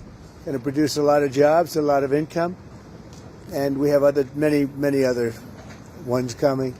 But you see the level of enthusiasm is very good. But the relationship that we have is fantastic. So I just want to congratulate you. But Donald, thank you very much. This now implements on car tariffs and aerospace, our really important agreement. And so this is a very good day for both of our countries, a real sign of strength. So thank you again, Donald. A really important day for both of us. Great people, great people. Has anything changed in the agreement since you spoke on the phone in from the Oval Office? Not much. No. Not much. This is implementing. Can I ask you a question, please? G7 leaders are calling for de-escalation in Israel and Iran, but you are the key to unlocking that. That's right. And here I am. And here you are. Yeah. So can I ask you, sir, have you spoken to Prime Minister Netanyahu? When might you speak to him? I've spoken to everybody. What will you say? Israel is doing very well, as you probably noticed, and I gave Iran 60 days, and they said no, and the 61st you saw what happened. Day 61. So I'm in constant touch, and as I've been saying, I think a deal will be signed, or something will happen, but a deal will be signed. And I think Iran is foolish not to sign one. Mr. President, Iran is accusing Netanyahu of attacking them to deliberately derail your nuclear plan. What do you say to that? Do you think that's true? No. Look, Iran should have signed the deal. If it would help bring Iran to the negotiating table, would you guarantee that the U.S. would not get involved militarily? Well, I think Iran basically is at the negotiating table. They want to make a deal. And as soon as I leave here, we're going to be doing something. But I have to leave here. I have, this commitment. I have a lot of commitments. I have a commitment to a lot of countries, including the UK, where we just signed our deal. Mr. President, where are you settling on steel tariffs with respect to the UK? Are those going to zero, or are they staying? We're gonna let you have that information in a little while. Trade talks, sir, on U.S.-Russia talks. When will they restart? They're starting already. Mr. President, do you agree to the European push to apply more sanctions on Russia? Does the US support that? Well, Europe is saying that, but they haven't done it yet. Let's see them do it first. You told me earlier that you could sanction Russia. Why wait? Why wait to sanction them? Because I'm waiting to see whether or not a deal is signed. Can you guarantee the UK won't be subject? And don't forget, sanctions cost us a lot of money. When I sanction a country, that costs the U.S. a lot of money, a tremendous amount of money. It's not just let's sign a document. You're talking about billions and billions of dollars. Sanctions are not that easy. It's not just a one-way street. Mr. President, on AUKUS, the submarine agreement, is that still proceeding? You've initiated a sort of review of that. Yep, we're proceeding with that. It's a really important deal to both of us. I think the President is doing a review. We did a review when we came into government, so that makes good sense to me. But it's a really important... We're very long-time partners and allies and friends, and we've become friends in a short period of time. He's slightly more liberal than I am, to put it mildly. We stand slightly on the left. But for some reason we get along. We make it work. On Russia. There are quite a few British voters who worry side more with the Russians over the Ukraine war. Can you reassure them? No. I just, what I side on? Saving lives. I only care about saving lives. We have nothing to do with it except that Biden stupidly let us get into that mess and gave him $350 billion. $350 billion.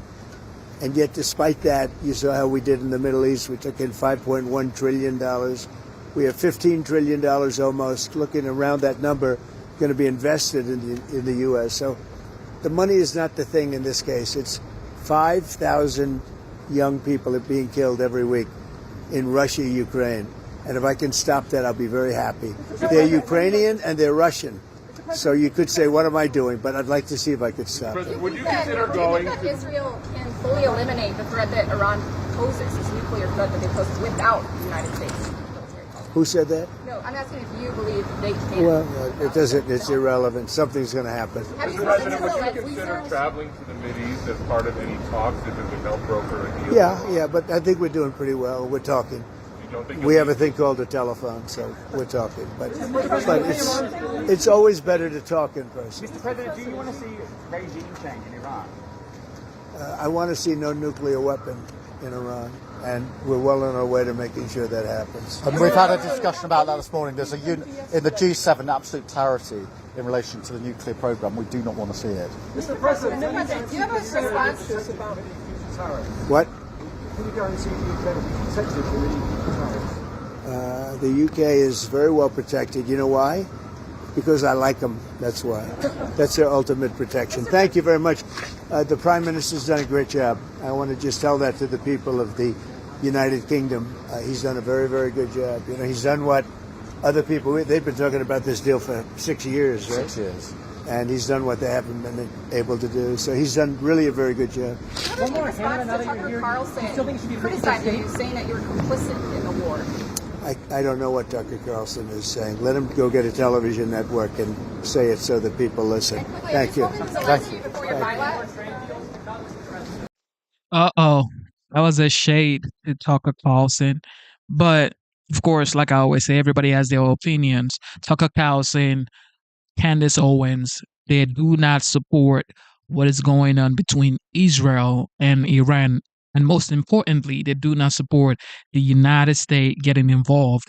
But it is what it is. Candace Owens, Tucker Carlson, they can have their own opinions. And we shouldn't sort of kind of hate them for it. You know, people hate people for their opinions. It's just an opinion. Move on with your life. Okay. I don't agree with so many things people do, but that doesn't mean I hate them. You know, people just, when it comes to politics, people just take these things way too seriously. Of course, I know it's a very important issue and it affects people's lives like in real time, but you shouldn't hate people for their opinion, just like you have an opinion. What makes you think you should have an opinion and others shouldn't have their own opinions as well? So to me, it's like absolutely bizarre to hear when people say, I hate that guy because he changed his mind. People change their minds every single day. Okay. Some people now hate Candace Owens because she doesn't support Trump on this issue. Some people now hate Tucker Carlson because he doesn't support Trump on this issue. And some people say, you know what? Now I hate Trump. Okay. So what does that even mean? But with that being said, also concerning Simone Biles, first of all, you shouldn't hate anybody for their opinions. Okay. Moving forward, Simone Biles tweeted about, well, she put a post on X saying transgender should be involved or should be allowed to play sports or included in sports, in women's sport. To me, that's like, no, I do not support that. However, Simone Biles is the GOAT when it comes to gymnastics, women gymnastics. And of course, she has the right to say her own opinions. You don't have to like it. You don't have to agree with it. But just like we have our own opinions, she should have her own opinions as well. I don't like what she said. I don't think that should be allowed, meaning men and women sport. I don't support that. But does that mean I hate Simone Biles now? Absolutely not. Does that mean she should be canceled? Absolutely not. Okay? I don't think she should be canceled. She's done too much good for the gymnastics industry, especially she's represented the United States for many, many years, and she's brought glory, the gold medal, back home to the United States. So now some Americans are saying, you know what, I used to like you before, but now I don't like you anymore. What does that even mean? Because she says she wants men in women's sport or transgender in women's sport. Who cares? Well, I care because my daughter does gymnastics, okay? And I have my own opinions, which is I do not want my 5-year-old She likes gymnastics a lot. She likes gymnastics a lot. So if she decides to do this as a career, I don't want her to be flipping with men, okay? Or transgender women. I don't want that because inherently men are stronger than women. It's just what it is. So you can argue back and forth and whatever you want to say. It is what it is. Okay. That's my opinion. I don't think transgender should be included in women's sport. They should be maybe in future if they decide to, or if they are enough transgender, they can have their own sports or whatever. But look, for now, life is so complicated that people would argue over the smallest things when you could just say, you know what? Okay, move on. But, you know, life is life in every time, man. Every single time. But with that being said, I love you guys. Project love every single time. Project love every single time. Okay? When it comes to economic topics, bro. I don't know what you're talking about. But the United States is the greatest country in the world, first of all. Okay? That's my opinion. You don't have to agree with me, but I believe the United States is the greatest nation on earth. Shout out to everybody for tuning in. God bless y'all. Shout out to our esteemed members. Dr. Luke, God bless you. Thank you. Thank you. The GOAT, God bless you, Dr. Luke. Shout out to Ellie. Shout out to Ringmaster. Shout out to Sandra. Shout out to the ferocious moderators. C. Shelley, God bless you. God bless you, C. Shelley. Always the first to tune in. For some reason, I don't know how. But C. Shelley's always the first to tune in. God bless you, C. Shelley. Shout out to the Bucket Master. The Bucket Master. Mr. Busky. These days he has been serving, not too many bucket for the liberals' tears, but he's been trying his best. Shout out to the godmother of the channel, Dana. Dana, the godmother of the channel.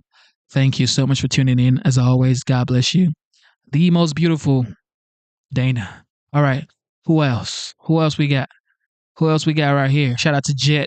Jet is probably going to be a moderator soon, but you never know. You just never know. Shout out to Jet as well. God bless you. Yeah, man. Rain, God bless you. Rain promo, God bless you. Who else? Everybody. BB Buster. I was about to say BB Netanyahu, but this is BB Buster. BB Buster. God bless you. Thank you so much for tuning in, everybody. God is the greatest. Never forget, God is the greatest. Also, shout out to the veterans. Shout out to the military personnel. Shout out to the active members. You guys protect the homeland. Thank you for your service. Without you, we do not have our freedom. God bless you. What else? Shout out to the mothers and shout out to the fathers. Fathers, take care of your kids. I know life is hard. You got to clock in. You got to do the work, overtime, whatever you got to do. You're not getting enough sleep. You're not getting enough sleep. But look, I get it, okay? But you have to take care of your kids, okay? Kids do not ask to come to this world. We chose to bring the kids into this world. So please, even if it's frustrating sometimes, make sure you log in enough hours in taking care of your kids, because you could spend your time working. One day, you're not going to be able to work anymore. And then you look at your kid and you may see a stranger. You don't want that. So please spend some time with your kids. God is the greatest one more time. And the United States is the greatest country on the face of the earth. I would say that any day, anytime, because the United States has given me so many opportunities, and I am grateful to the United States and the people of the United States. So God bless you guys. Thank you. It is your boy Genesis. Shout out to Ice. Yes. Shout out to Ice. And shout out to the Commander-in-Chief, 45th, now the 47th President of the United States. God bless our leaders. We pray for our leaders to make the right decisions. I know sometimes, every time it's hard, definitely, to make decisions on that level. These guys are operating on the highest level. It's not, what am I going to eat for lunch? Or, oh, I want to choose between Taco Bell and Chick-fil-A. Nah, this is decisions that would impact people's life, literally life or death decisions. So please pray for our leaders. And with that being said, it is your boy Genesis, and I am signing out.